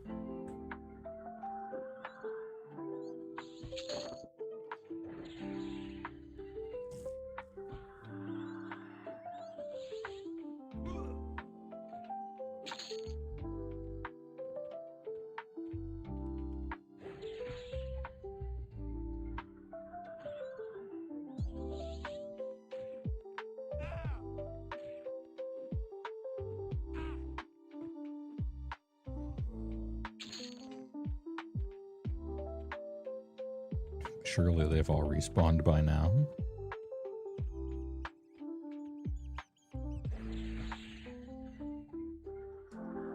Proc on hit to apply a dot that does 56 damage every 6 seconds for 36. And so that's the 56 healing a tick. Okay. It's not actually bad. Honestly good, because I felt like Rogue was trailing behind Berserker for, like, being added to a combo. Even though Backstab is actually absurd damage over time, Rogue really did need something like Poisons and have them to be good. And I still think Berserker's stance is so unbelievably overpowered that it's still not close. I don't know what has to happen with it, but the tricky situation is that if it wasn't for Berserker stance, the Berserker class itself would be, I mean, entirely worthless. So that's a problem too. The balance of this game is going to be tricky to pull off, I think. At level 46, the proc also instantly applies 100 dam. Nice.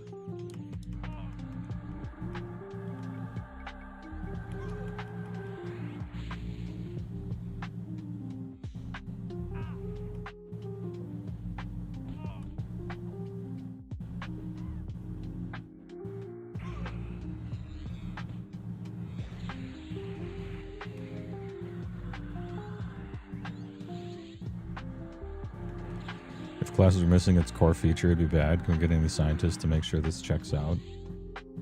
Good meme. But, you know, obviously what I mean by that is, if Shadow Knight lost Feigned Death, it would be a big blow to Shadow Knight, right? It's one of its best utility options. It's titanically important for pulling and everything like that. It's huge. It's one of its main reasons why Shadow Knight is good is because of Feigned Death. But it could lose Feigned Death, and it still has all the things it gets from being a tank. And it still has Drain, like draining your opponent's life and giving it to you, that entire thing. You know, you got your Liches and Auras that do that, and your casted ones, and your proc ones, and all the rest, like all of that stuff. And it's excellently itemized one-handers and two-handers that are made exclusively for its own class. Although Berserker does have that. Anyway, what I'm saying is some classes have more than one single thing.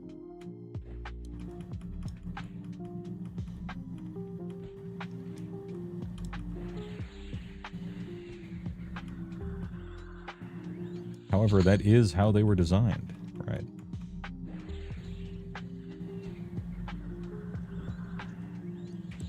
Like, Berserkers were clearly designed to only do one singular thing, and that's a shitload of damage. In a game otherwise where classes had a whole lot of random shit to do, and some of it being RP, and a lot of it being utility. And so you put like a single-minded guy in there, he might not fit too well. Either he fits too well, like in a raid group with all the buffs, or he doesn't fit at all, like everywhere except a raid group without all the buffs. That it can cause some problems. Maybe it's the fact, to me, I think I've discovered my annoyance with it. And this is like a game design annoyance because I'm using it right now and I'm having tons of fun. I'm a little miffed that the only reason a Berserker is playable in any capacity, and is indeed overpowered, is not because of something they have in EverQuest. It's because of something they were given out of nowhere as a random tacked-on system called stances. I think maybe that's the thing that irks me a little bit about it.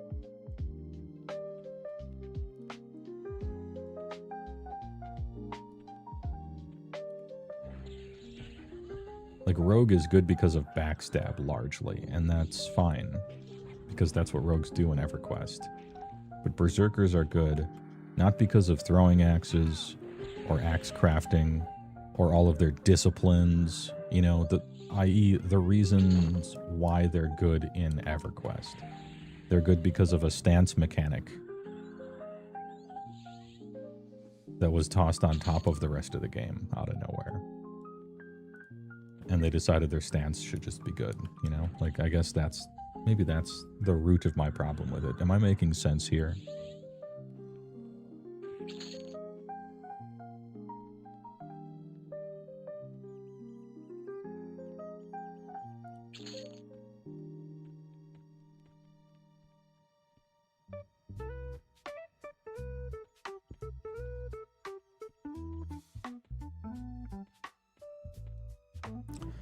You trust nuclear power, you don't trust the gas station managers running them.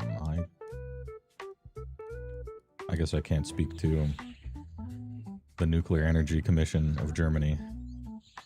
I know very little about it.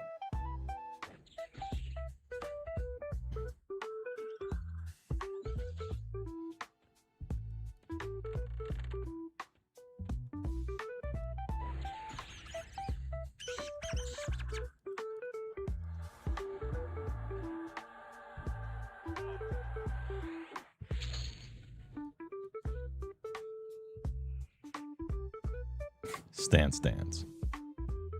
You bought a portable AC in France and your wife got the biggest stink eyes when you took it home because it was bad for the environment. So you're surrounded by cigarette butts littered everywhere in a city with planes flying overhead and trains and cars and every single thing in the entire city is made out of plastic. Yeah. Look. Humans are bad for the environment. Deal with it.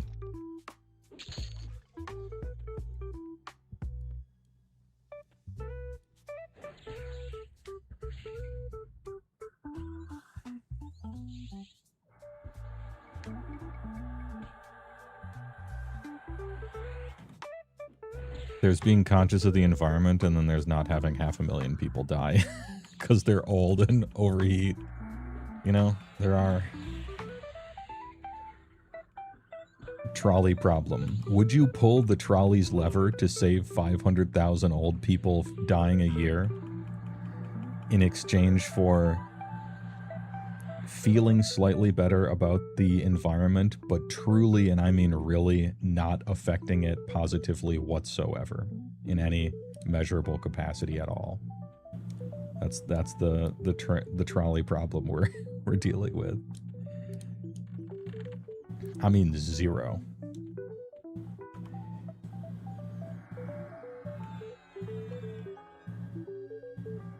Electricity use. Probably not the coolant in it. They changed the type. I don't think we use Freon anymore. I'd have to look it up. I wanna be correct generally, so I would have to look it up. Taylor Swift's private jet, cardboard straws, yada yada. Dude, the paper straw thing. The cups used to be made of paper, and the straws were plastic. Now the cups are plastic and the straws are paper. They pulled the wool over your eyes. Wake up, sheeple. Wake up.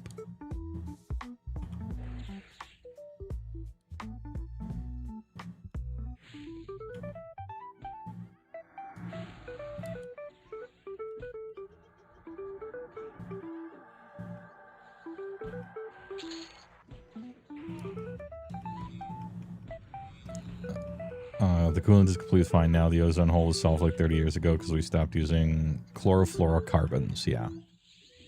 We thought they were extra safe because they were non-reactive, but they were way too non-reactive, so they didn't react with literally anything, and they just started building up forever. Who knew? We thought we were trying to do something good. But then we're like, oh yeah, this is a problem. Let's just stop doing that. And then the ozone hole more or less repaired itself. What a huge success story.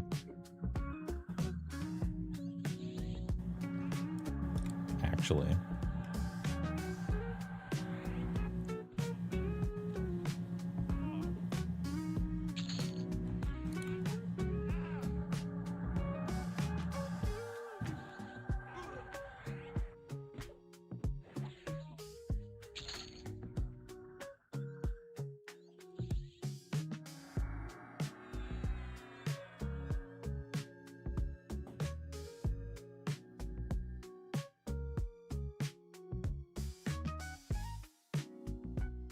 You're in Europe and you bought a basic AC 3 heat waves ago.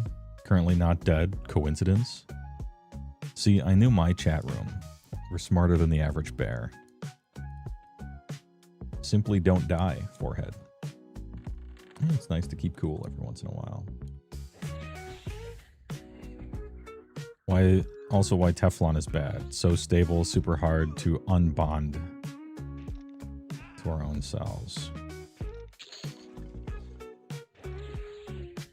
Stuff we use now is so safe environmentally. It's the same thing they put in the cans of keyboard dusters. That's the exact same shit in your AC unit, your fridge and stuff, yeah. You can charge your car AC with a can of keyboard duster. Oh shit. Like you used to do with the clutch back in the day, you could push it and clunk it into place and have it start up. Except I guess the air-conditioned version of it with an Office Max can of canned air.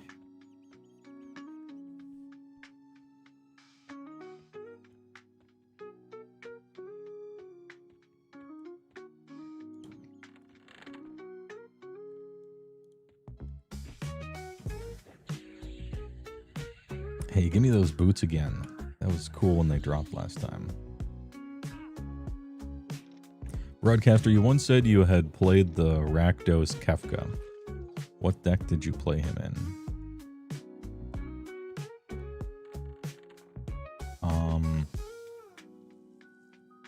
That's hard for me to answer because I play Commander with the mods on Discord every once in a while. Sometimes often. We just kind of wax and wane with it, you know? And I always like to randomly show up with brand new Commander decks I just tooled up. And so every time we play, except for the last few because I've been busy, I typically show up with 3 or 4 new Commander decks and play them and then just take them apart. So while I have played with the Rakdos Kefka and he is fun, I don't know if I can recall the exact deck I played him in. It might have been, if I had to guess, it was either Shanid, the Legends guy, or the Mardu Planeswalker lady commander who flips stuff over into kind of reanimator, kind of treasure. I want to say it might have been one of those two.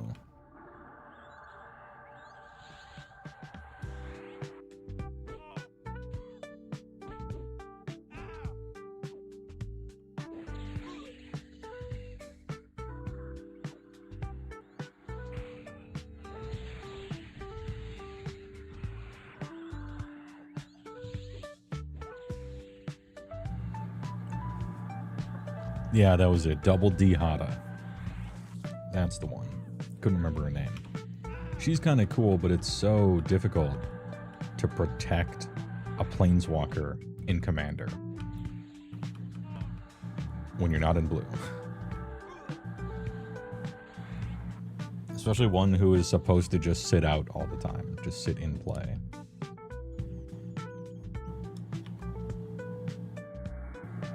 And white is indeed good at protecting things, and I reached into the toolbox and found every fucking goofy-ass protection thing. Phasing them out on other people's turns is a quality way of protecting them, by the way. There's some puzzle box from Timey-Wimey Dr. Whomst that does that, and a few other things. And there's ways to, like, turn them into creatures or something, but they're, like, more susceptible to getting killed as a creature half the time, because it turns on everyone's removal. It's difficult to protect a Planeswalker in Commander, which is why they're typically not seen as very good, unless they're just a giant sorcery that happens to stay out after you do the thing. Or they stop your opponents from drawing any cards and they're in some bullshit blue deck that wants to wheel. Or 3 fairy and doesn't want people responding to his combo that he's going to win this turn with, you know, stuff like that.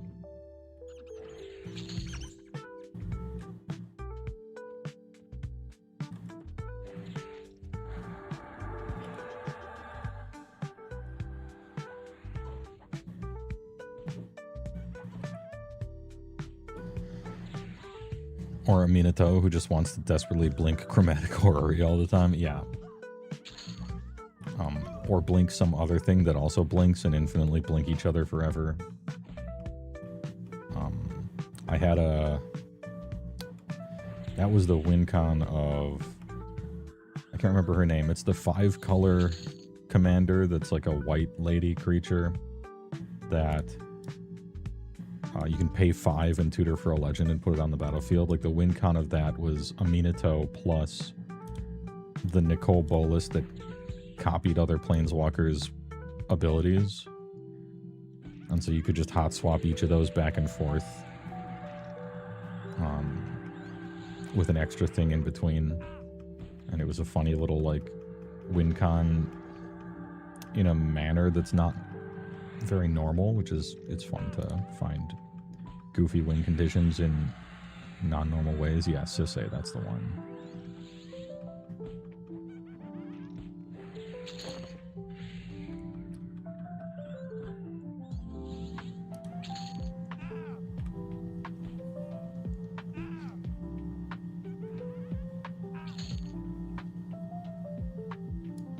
The old Planeswalker CDH loop. Is that a CDH thing?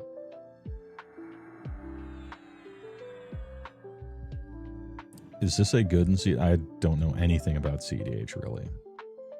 Aside from how often they cheat at the game on camera week after week. And how much drama comes out of that community.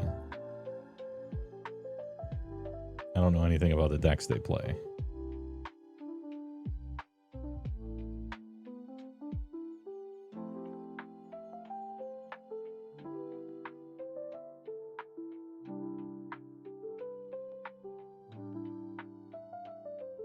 Your designated 5 cards. Corona the False God. Oh, passing her around, huh? Sounds fun. No one can out-jank me. My old... this is a long time ago when Commander was kind of young, but my old 5-color deck was Chromat. The shit one where he had 5 abilities where he paid 2 to give him crap. And one of them was like... Regenerate or something. I don't know. 5-color jank was fun back in the day when the format was slower and people really were doing the vision. Which, once it became the only format still left, and once they made sure to kill all the other Eternal ones, then the game is just different now, and you got to play your commander before turn 4 or you suck, and so on and so forth. Even in the lower bracket formats, they're not trying to take 2 hours to play a game. The old vision is gone, but that's fine. This is fun too in a different way.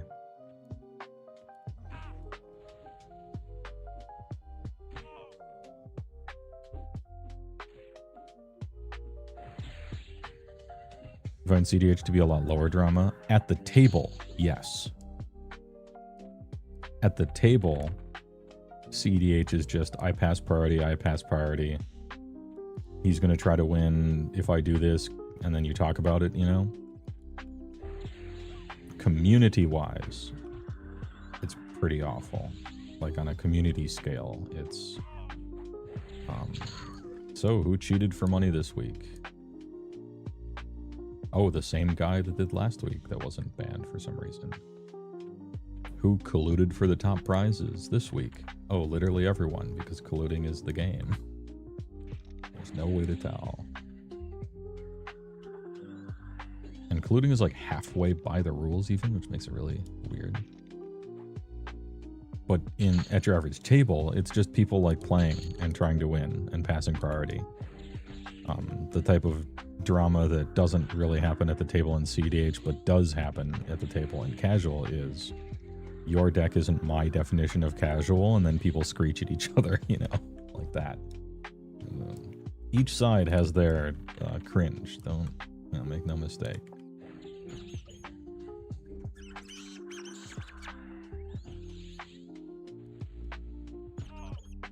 Heuristic money, yeah.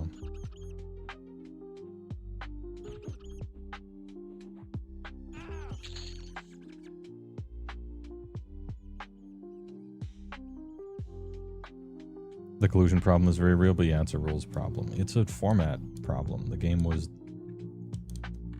the level 4 judges who invented Commander purposely told people not to play tournaments of it because it would not work as a competitive format, and they were right.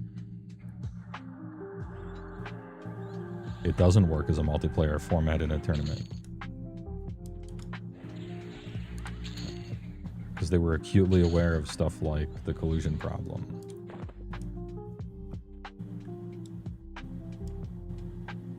And they didn't have a good answer to it, and I don't either. And a lot of the community's answer is, well, just do it anyway, and some people collude and cheat, who cares? It's like, okay, interesting.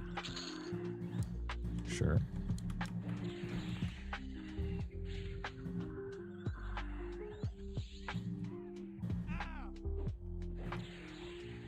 The issue with the collusion problem is how they award points. It's because it's a multiplayer game. If it's only 2 people, the most you can collude to do is either draw, which directly only affects you two, and indirectly affects some other things, but in a minor way. Or you can collude for one person to lose and one person to win, and so it's zero sum and kind of equal. And it's bad if you do it for prizes, but a person can concede if they want to. As soon as you add in more people, it becomes messy. In a way that's, I think, actually unfixable.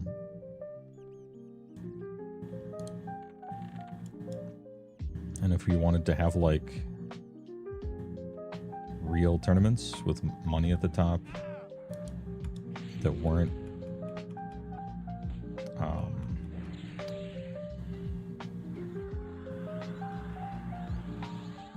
trying to find a synonym for legitimate here, but if you wanted to convert it into a real format where money was at the top in a way that wasn't just like transparently not okay, it would be a one-on-one format. That's the actual way to fix it. That's the only thing you can do. And that fundamentally ruins the spirit of it for probably most CDH players. Right. Because it's not really necessarily about the gameplay, even though it is. It's also about the social gamesmanship, right? In ways that aren't necessarily problematic. But that same thing opens it up to all the other ones, too. It's a rough one. It's a pickle. I think they'll just run them anyway. I think they'll just do it anyway, even if it's bad.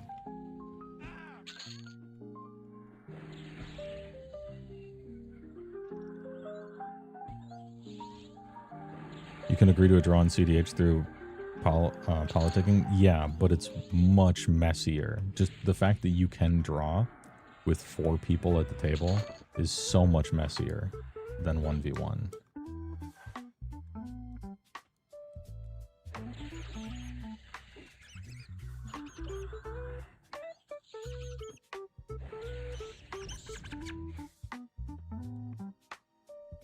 And it makes their events very weird. Like, you win one pod and then everyone agrees to draw for almost the entire remainder of the tournament, and now that's the final 4, and you got there because you drew 3 times and won once. Like, it's weird. It's goofy. How would a legitimate draw even happen, though? It's very possible. It's not like crazy. A legitimate draw could for sure happen by all sorts of stuff. So it's not like just made up.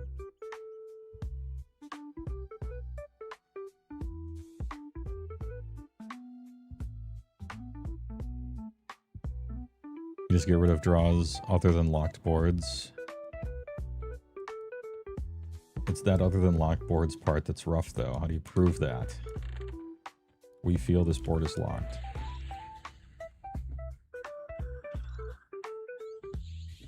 And judges already answer questions in such a way so they really care about not helping a player or affecting the outcome of the game at all, like just purely answering a question. And then if you're gonna start a discussion about what's a locked board, it's kind of like, the definition of pornography versus art. You know, I know it when I see it.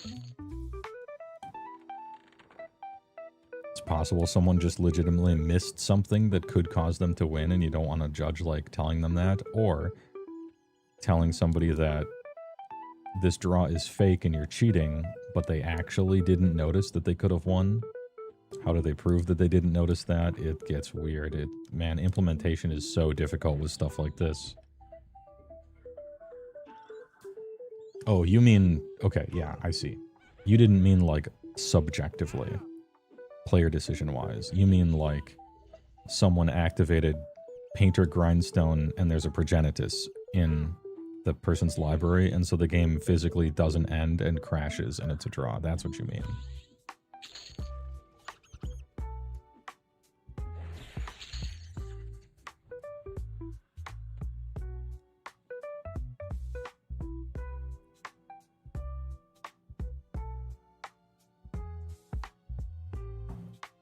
You have a counterspell in hand. 2 players put a win attempt on the stack. How do you determine who wins without king making? That's my whole point.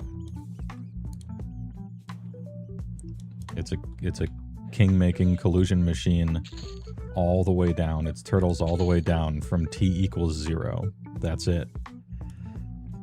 Yeah, I don't know.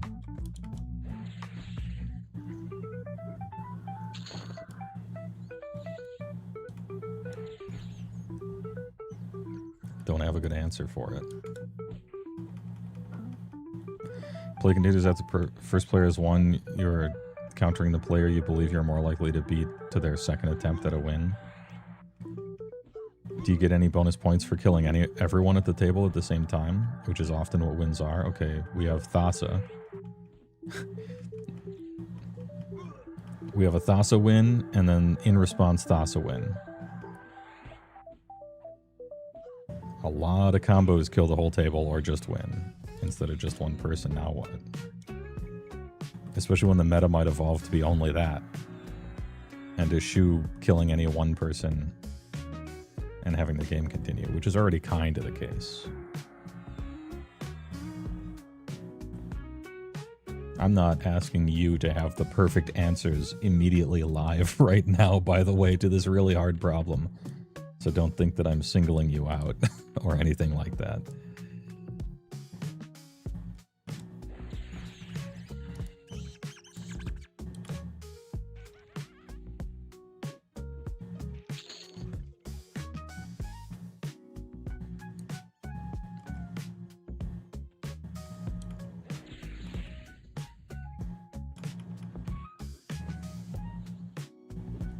Is the EverQuest lady that was on every box art, including the expansions in the game? Her name is Firiona V, sometimes referred to as Firiona Vi. There's a city named after her in Kunark. Statues of her all over the place, and she does have a model in game. Great question. She's also, what a babe, am I right? Hell yeah. Oh, nice. Finally another parrying dagger. I'm so pleased because that went in my any slot. Oh, we're a long way off from +4, I guess. But hey, every little bit counts.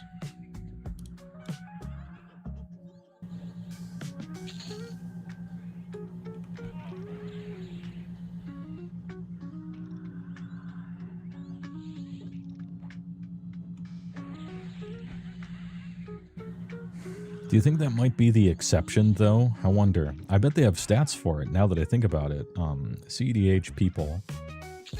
There's a lot of channels and stuff to try to aggregate statistics, but I wonder if they track this or not. What percentage of CEDH games that have a clear winner won the game outright, or, like, killed one person and stopped? Or do you mean it just doesn't matter? If you have something that reads, you win the game, then that person is just whisked off of the stack and disappears, and everyone else continues going. So the person that they responded to with the Thassa's combo, theirs then goes off, and then now they're like second place or whatever.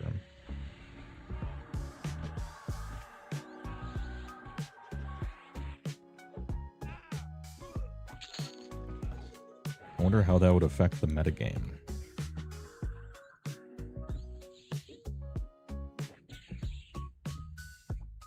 Let's put that rule into place. How does your deck change? Or like how you deck build. So +2 is the same as +4 as far as AC is concerned. Yeah, I'll take that. Are you trying to kill everyone at once, or now are you suddenly trying to kill one person?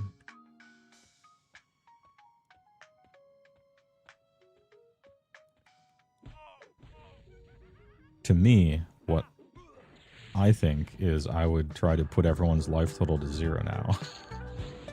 At the same time. Are they all second place? Or are they all last place?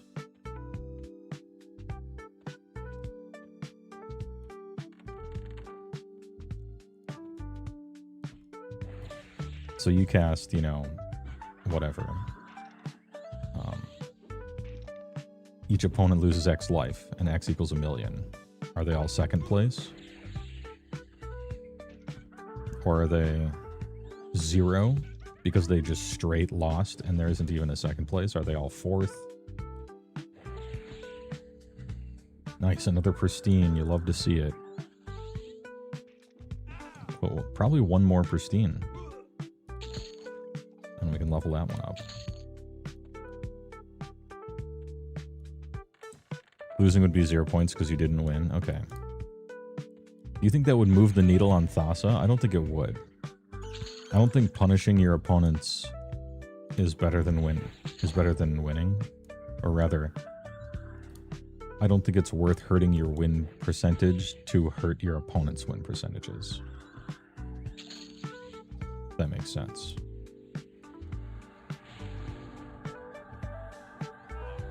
So I think you would still just go with the best win con. Probably.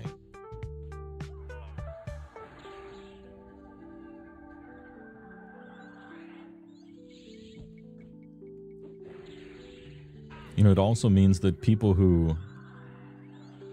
it means that a Thassa's Oracle win condition, suddenly everyone's fine with it. Now, I know Seed Age players are mostly fine with it, right?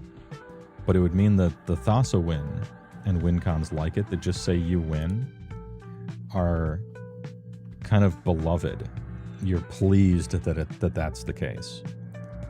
And win cons where each opponent loses 1,000,000 life, you're like a dirty bomb in a suitcase walking into a Chuck E. Cheese. Like, you're here to ruin the tournament for your opponents by giving them no opportunity for a second place points value. Welfare pity points, you know, at the table. You're just here to blow them up. Damage is no longer the casuals win con, it's the one to ruin everyone else's tournament.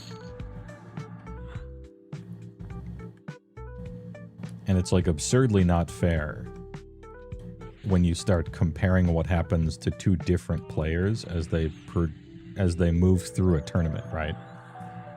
Player A lost round 1. He has 3 tournament points. Player B lost round 1. He has 0 tournament points. What's the difference? His opponent happened to deal damage with his infinite win con. That's it. That's the only difference. Your opponent happened to reduce your life to 0 instead of like win the game, or I win, or everyone loses, or whatever. And so like the way that you lost is super important for the points you have suddenly, which is so random and uncontrollable. And suddenly it matters a whole lot, but only to the people who lost, not to the person who wins. That's weird.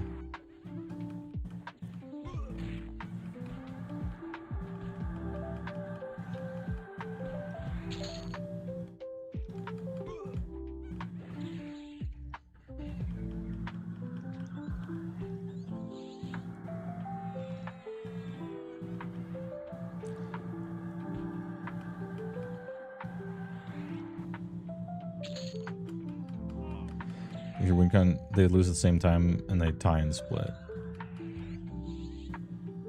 Oh, they split the points. Okay, so you don't get 0, you just split the points then. I have a foundational question here. I find this conversation super interesting. I have a foundational question. Why are we putting value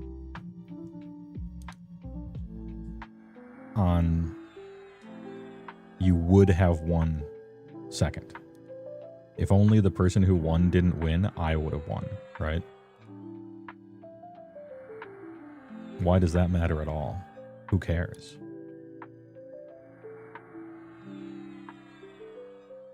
Oh, you almost won? Cool, dude. You know?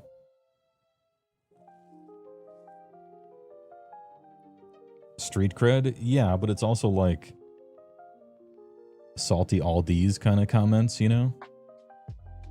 Damn, I would have won if you didn't counter my spell. Yeah, true. That's why I countered it. I would have won if this guy didn't win first. Yeah, that's the game. Should it matter if you almost win or win second, you know? Should it matter so much that you get like the lion's share of the second amount of points in a tournament? I don't know.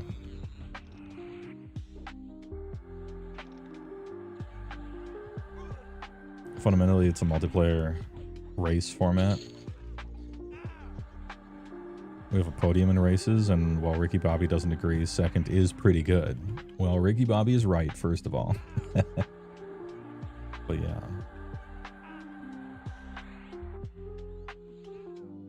I guess there are different types of tournaments, you know?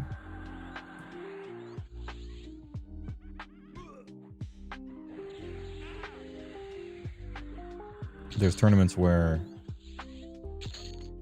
it's like the Olympics, where he jumped 10 feet straight up, right? And so he wins gold, and he jumped 9 feet straight up, and so he wins silver.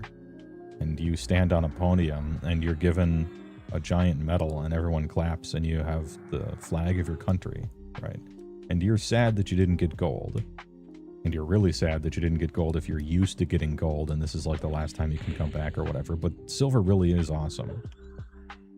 And then there's competitions like the Super Bowl, where if you lose the Super Bowl, you are garbage and you're going to hear about it. No one cares.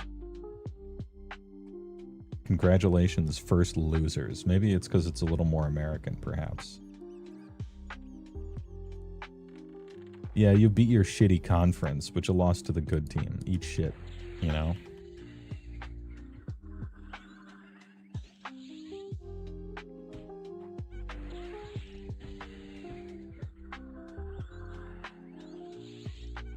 Olympics is multiplayer. Yeah. Versus 1v1, maybe that is it. Maybe that's the difference.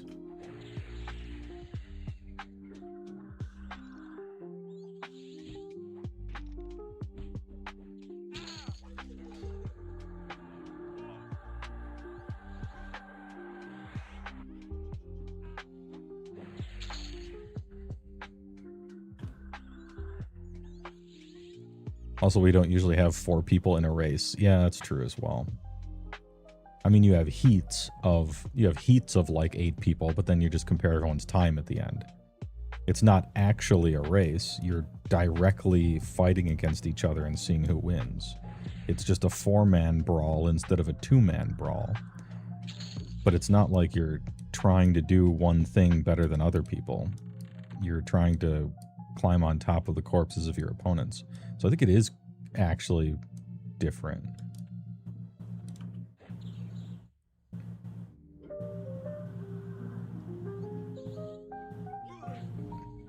It's like a free-for-all street fight. You're still going to the hospital if you were the third to last one knocked out, right? You know?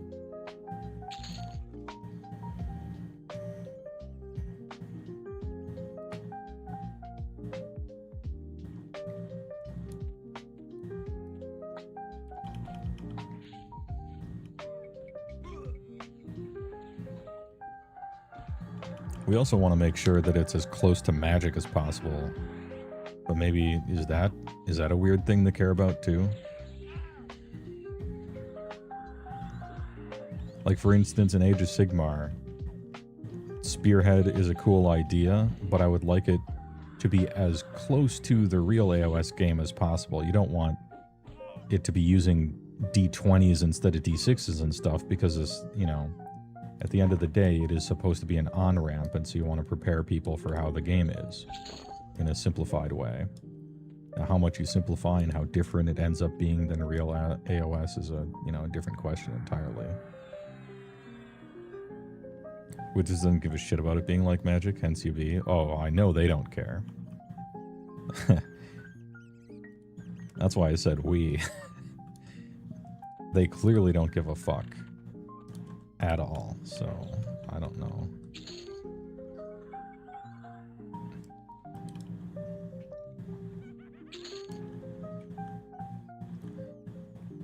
I guess, yeah, so my question is, do we care if CEDH tournaments are as close to real Magic tournaments as possible, or if we add all this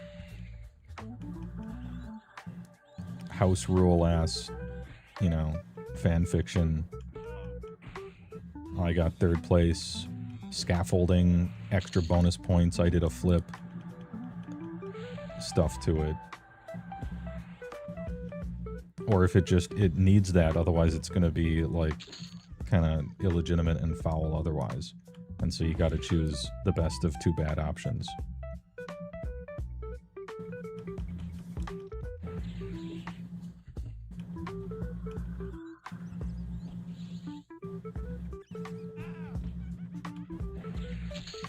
I suppose we could look at other tournaments that are multiplayer, like Smash.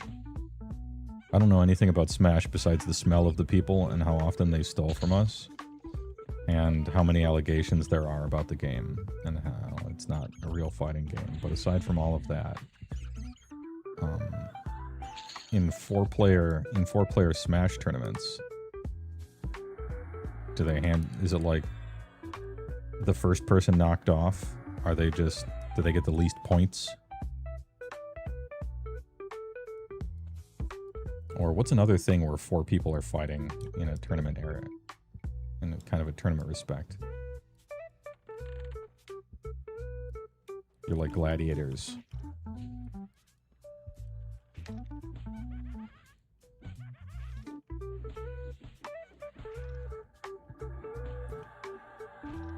World Series of board games? Ooh, that's probably a good one, because board game people are obsessed with systems and bean counting and math. And so they probably have thought about this a lot. World Series of Poker, too. Oh, yeah, poker. Actually, poker is a good idea, because Magic the Gathering competitively has stolen the most philosophy and design from poker and chess. And so poker is just no talking, which would work very well. The less your opponents can communicate, the less they can collude. Except they love colluding. I mean, they love communicating. There's no I win early in poker. Well, there's no I win early in Commander unless we're inventing it. Unless we're deciding to care, which currently I don't. But maybe I could, you know.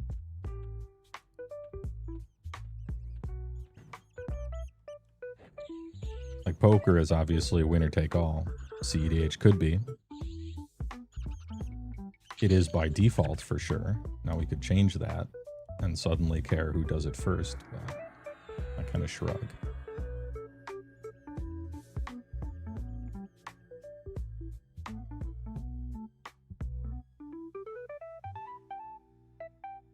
Yeah, it's only by attrition instead of like, okay, sometimes somebody shoves or whatever, but like, they usually do that once they've been backed fully into the corner and it's over anyway, right? And they're trying to luck out.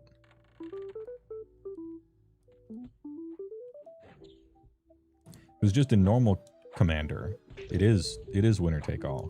Somebody wins the game and then it's over. and no one gives a single fuck who would have gotten second place, right? Now that could be different in CDH. But I view Commander like poker. It's like, oh yeah, you won, alright, next game. And if somebody has a story about, oh, I was going to win next turn, give them the old cool story bro from 2012.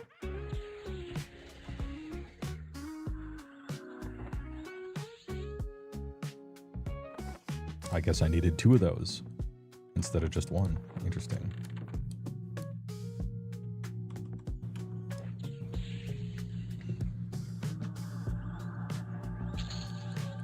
Yeah, I'm not talking about like how they win, just that somebody wins and everyone else loses. Like in blackjack, everyone can win. That's why personally, and I know this doesn't have anything to do with the discussion, but that's why personally I'm more of a blackjack man than I'm a poker guy. I like the fact that the house can lose and everyone else can win in a game of blackjack. I think that's great. I love that. I'm not here to take money from somebody else. I'm here to take money from the house.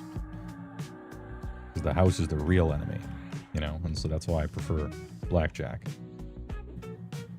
And it also has pretty decent odds compared to other games you could play in a casino, depending on their custom rules and stuff. And when the dealer stands and stuff like that. But I guess that's neither here nor there.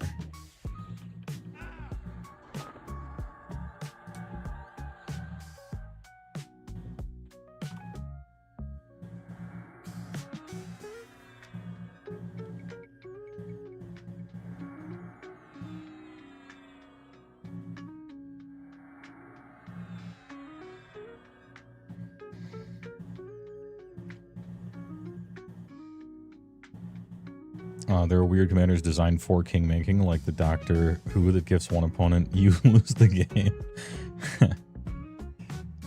Your friend who got us into and taught the friend group through Commander is an asshole who demolishes our slightly modified precons with his carefully crafted bracket 4 and 5 decks. Yeah. Sounds about right. That does happen a lot. I have one bit of defense, and I'm not defending this guy for reasons which will become clear later. Do you have any idea how fucking terrible and not fun it is to play against people who are garbage at the game with the worst, most boring decks ever? That kind of maybe know the rules, maybe kind of don't know the rules.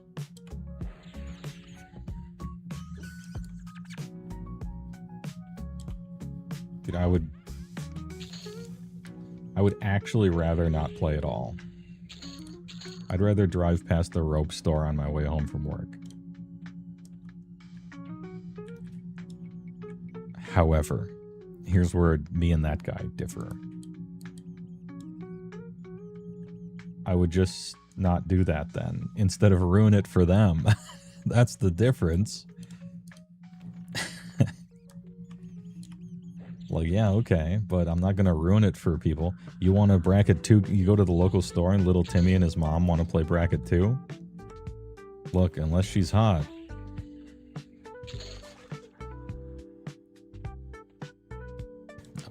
Somebody else is going to have more fun at that bracket 2 table. And even my worst deck is way too good for that.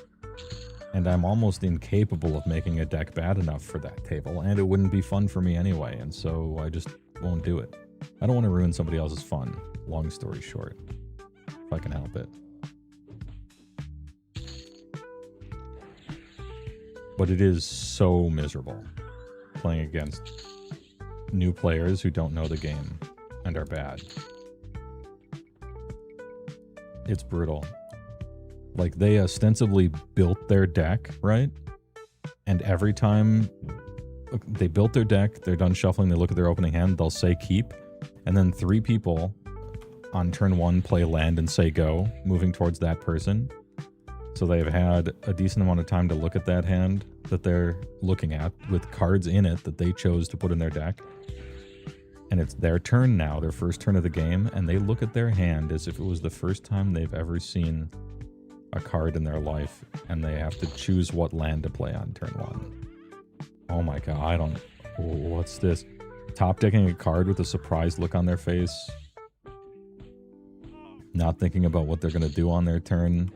They top deck a Demonic Tutor and then cast it, and then they don't even know what they're going to search for. They just cast it because it was there and they could.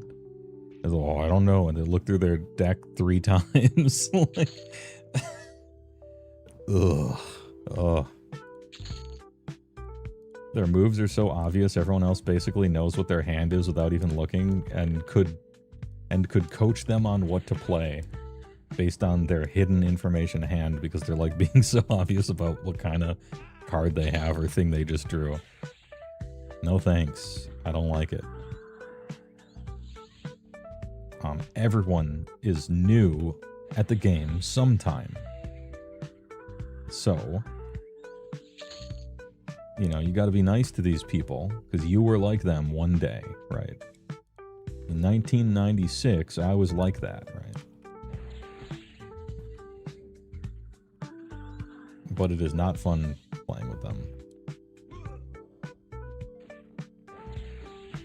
And I don't want to make them feel bad, even though that's what I'm doing right now. And it'll all be over soon. But then, look, it's the circle of life. You'll get more familiar with the game, you'll start building better decks, you'll start getting good at the game, and then it'll happen to you. You too will hate playing against new people who waste time and don't know anything about anything. And just vampirically waste everyone's time at the table. It'll happen to you. Anyway, good shit.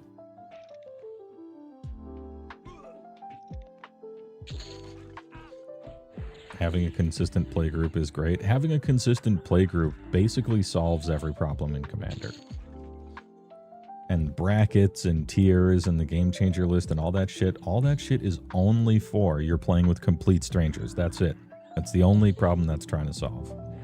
You get yourself a group of friends that always play, you can do anything you want. Just communicate. That's it.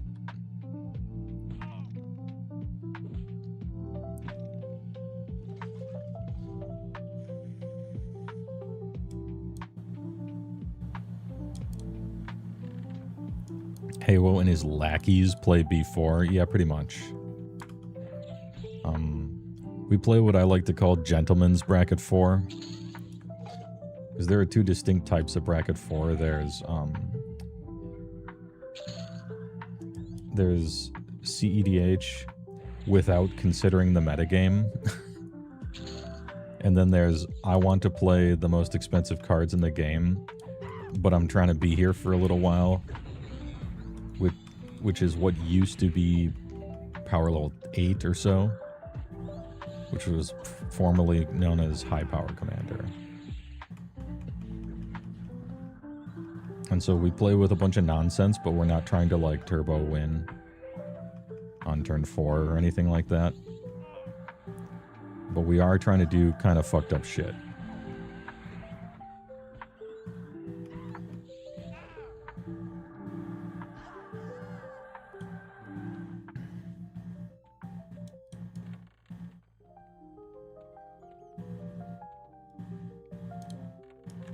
A lot of my decks are like 3.5 probably.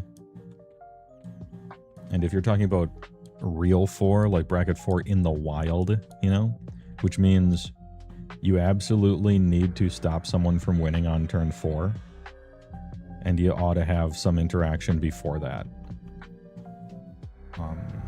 I don't know if I even have a real bracket 4.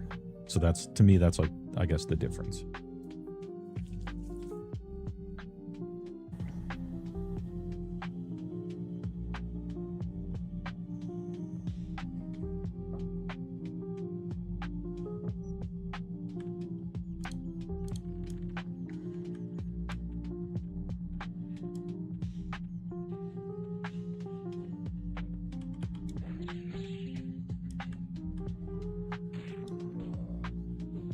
Weakest deck you have, other than the odd person you'll have for like 4 games before you break it down, is Tolsmir, Friend of Wolves. which has to be bad until Wizards prints more than 4 good wolves. Yeah. I mean, there's some changelings, I guess. There's that one wolf with Undying.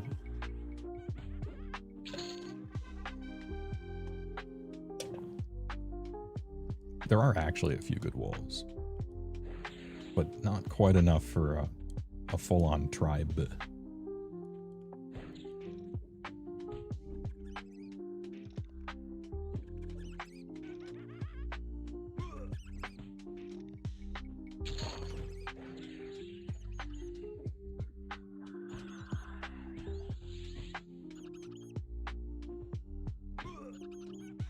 Can't wait to go whole hog on UB Slop in like a month, because Wizards won't print dwarves unless Tolkien makes them, yeah. There's really old dwarf, I guess, in, they do, there are some pilots now, I guess, but yeah. Not a very plentiful tribe. It's not exactly elves or goblins.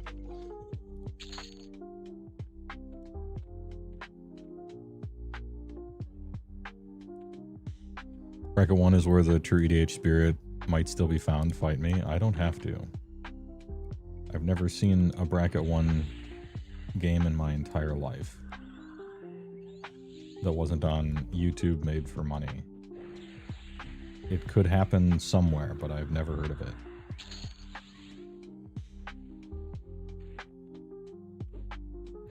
My counter hot take, I guess, to you, and you're like not entirely wrong, by the way, for what it's worth. I think that telling someone about and then fanning out and showing someone your Bracket 1 deck gives you 100% of the enjoyment of it without the miserable play experience attached. And it's not even a format. It's like a collecting and thought experiment bracket, where playing is the least fun part of it by far, and no one does it.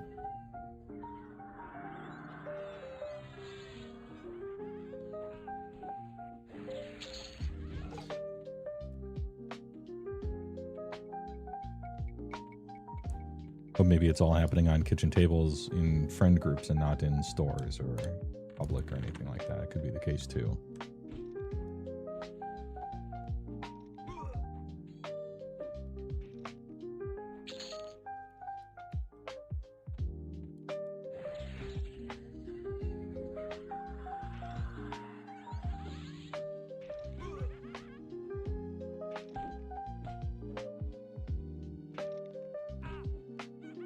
Aetherdrift didn't even print one. Yeah, there were a few in Kaladesh, I remember. But pretty vehicle-based. For the dwarves, anyway. Knights are your favorite tribe? They're incredibly diverse and basically don't synergize at all, except for like 5 cards that care about knights. They're, in defense of knights, the synergies that they do enjoy are like surprisingly strong. From what I'm remembering. They don't have a great deal of synergy, but what they do have is like, yeah, surprisingly strong. Probably because they're designing towards knowing how rare it is, maybe.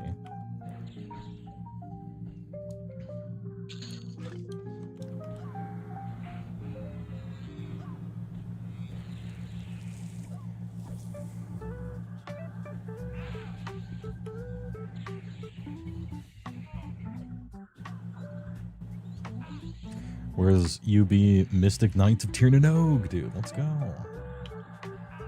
Right next to Dragons of Summer Flame.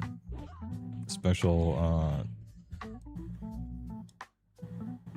Tracy Hickman signed all of them for you. How close am I to leveling this thing up one more? Look at how close that is. Jesus.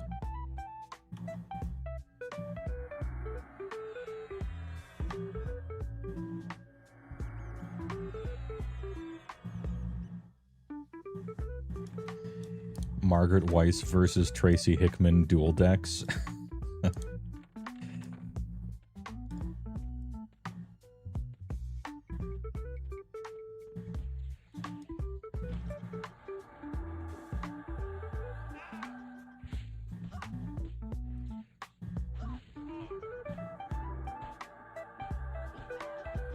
Got me with the clinging darkness. Oh, the leveler. There it is. 15.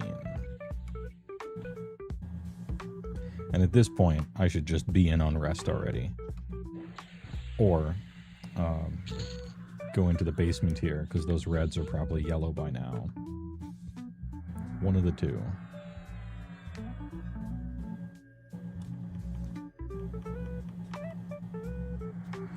Any new spellers? Any new...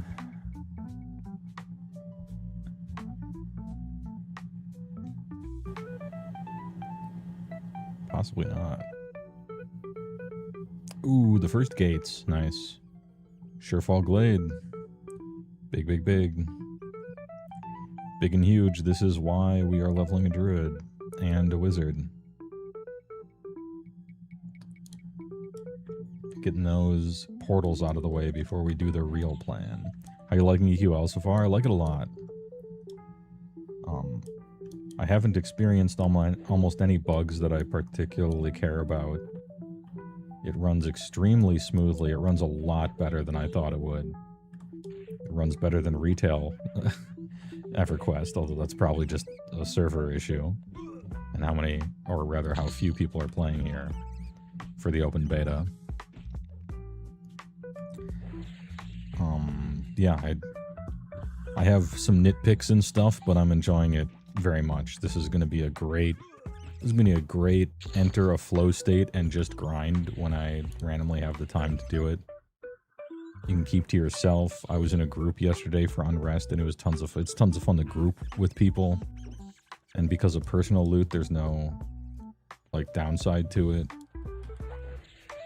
It's just a super enjoyable time. Gonna make like a Discord guild, get everybody in there, do some groups. Grouping in this game, it's not the best for experience, but it is crazy for gear. It's crazy for loot. And it's not like bad for experience necessarily either, so you're not missing out on anything. It's just, if you're a solo person, you're not like screwed versus people being in groups and stuff. And as long as you can solo the hardest stuff, then it is actually a solo game and will be good, and I'll be pleased about it. I don't think I liked stances. Feels out of place. The entire stance system feels like some other MMO just dumped one of its systems right on top of EverQuest. With a parachute. And so I don't like that. And the stances are impactful and powerful enough to be kind of like overshadowing a lot of the EverQuest systems, which I don't like either. Now, it's fun to be in Berserker stance and swing twice as fast, and it's fun to be in an Invocation stance and cast Lightning Bolt really fast. Like, it's fun to interact with it. I'm just a little miffed that it's overshadowing a lot of the game because of how strong this random system is. So, no big deal. Like, this is just like the weird mechanic every EQMU solo server amateur game dev decides to throw into their server. There's been a million of them. This is just yet another one, right? So I treat it like that, and it's interesting and fun. I'll play the shit out of it for sure.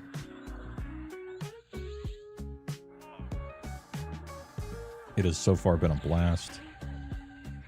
I'm kind of treating this like open beta and not like I get to play the game early, you know? So I feel if I was treating it like I get to play the game early, you got like the potential of burning out and then doing the same thing twice in a row 1 month after the next. And you're kind of wasting an opportunity. Now, it seems like what I'm doing now is just playing and not testing anything. But I'm just like, I'm building up to that, you know. The first two loadouts are baby carrier, level a druid, baby carrier, level a wizard. Just so we can start teleporting places, and then I can try some stuff out. I want to see if DDD is capped or not. I want to see how playing triple int caster works, if the stances are good for that as we move into our 40s in the plains.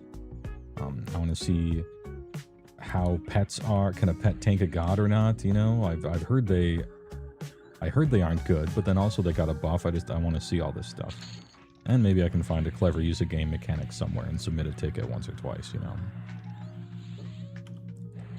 This isn't the class I'm going to be in the real release. This isn't the race I'm going to be in the real release. This isn't even the name I'm going to be in the real release. We're here to tool around with stuff.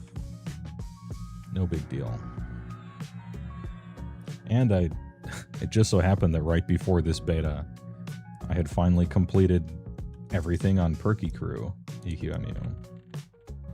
And so I didn't have anything left to grind for in that one, so it was a smooth transition right over here. Jocelyn Brightstar. Oh, you were in closed beta? One of the chosen ones. Damn. Hey, alright. Well, thanks for your hard work if you worked hard.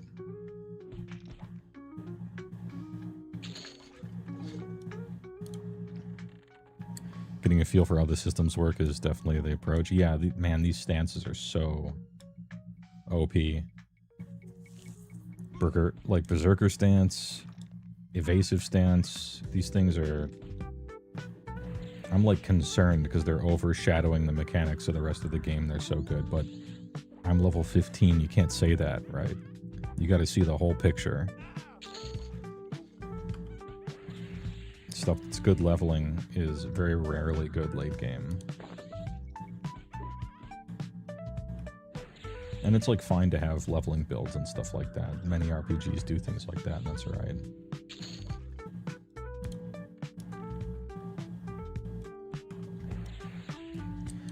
Yeah, okay, so the Icebone skeletons are yellow down there now, which means I can tap down there at my leisure.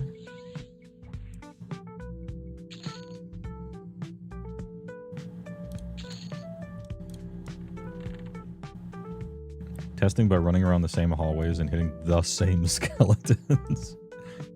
I'm not testing whether or not monsters can get hit. We know that already. They figured that one out. You know, I'm a man who wants to see if the bell at the top of the tower really rings or whether it's a statue. And then you're gonna make fun of him for building a ladder, bro. He's got to get to it first. He's got to get to the bell.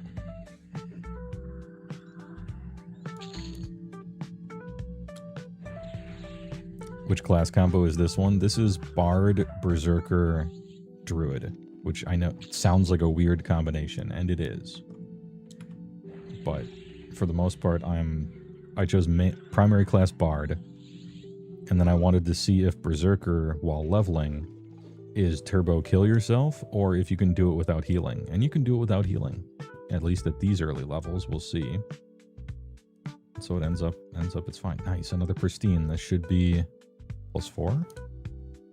Badoosh. There it is. There it is, dude. Alright, nice. Anyway, and so it's Bard Berserker, and then I got one with a wizard and one with a druid, and they're just acting like they're little chauffeurs. Leveling up my druid and wizard to 20. They're just carrying them to 20 so I can get teleports, and then we can start with like real class combos and stuff like that. Should my main class be Paladin if I was going to be a Berserker? Yeah. But I chose main class Bard, and any damage class I add to Bard would be titanically overshadowed by just Berserker stance, and so I just chose Berserker stance as the cheapest, easiest way to add infinite damage to anything. Just to simply level with. Angrily singing about trees, yeah.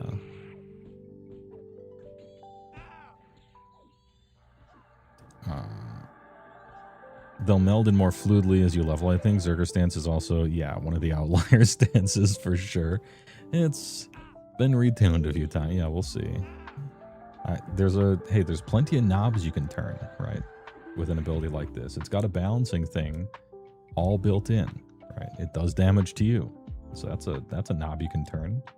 If you turn it hard enough, you have to play a cleric with them, right? And that's a big downside. Or maybe the damage knob can get turned, or maybe the single-mindedness of the Berserker's class insofar as what it gives to other classes, maybe that knob can be turned so that, yeah, Berserker stance is just weaker, but the Berserker class itself gets some other ability that makes it potentially worthwhile to do. And there's a million knobs you can turn. There's all sorts of stuff. Or you could say that Berserker stance is great and awesome, and it's not even overpowered. It's everyone else that's weak.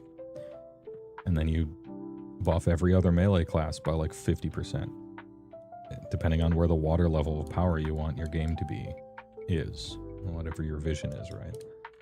A million things you can do. I'm not sweating that kind of stuff.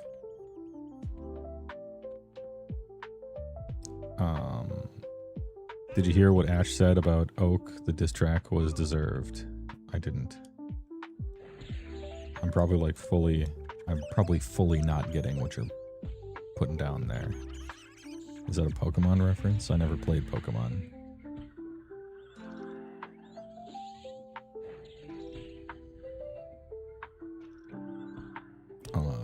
European time zones? Yeah, Stinky Pile of Poo. Which is, I mean, that's certainly a choice for a name. You caught me on the way out. I'm about to eat big lunch over here. I can't play EverQuest all day, you know? And we got Enchanted Fine Steel to +6. We got Pristine Studded Leather to 4. And we got the Ebon Scythe to 5. And just now, Wooden Shield to 5. So everything has just leveled up for like probably the final time. So we're good here. I can move on. So hey, alright. Corn cares not from whence the knob turns. Yeah, true.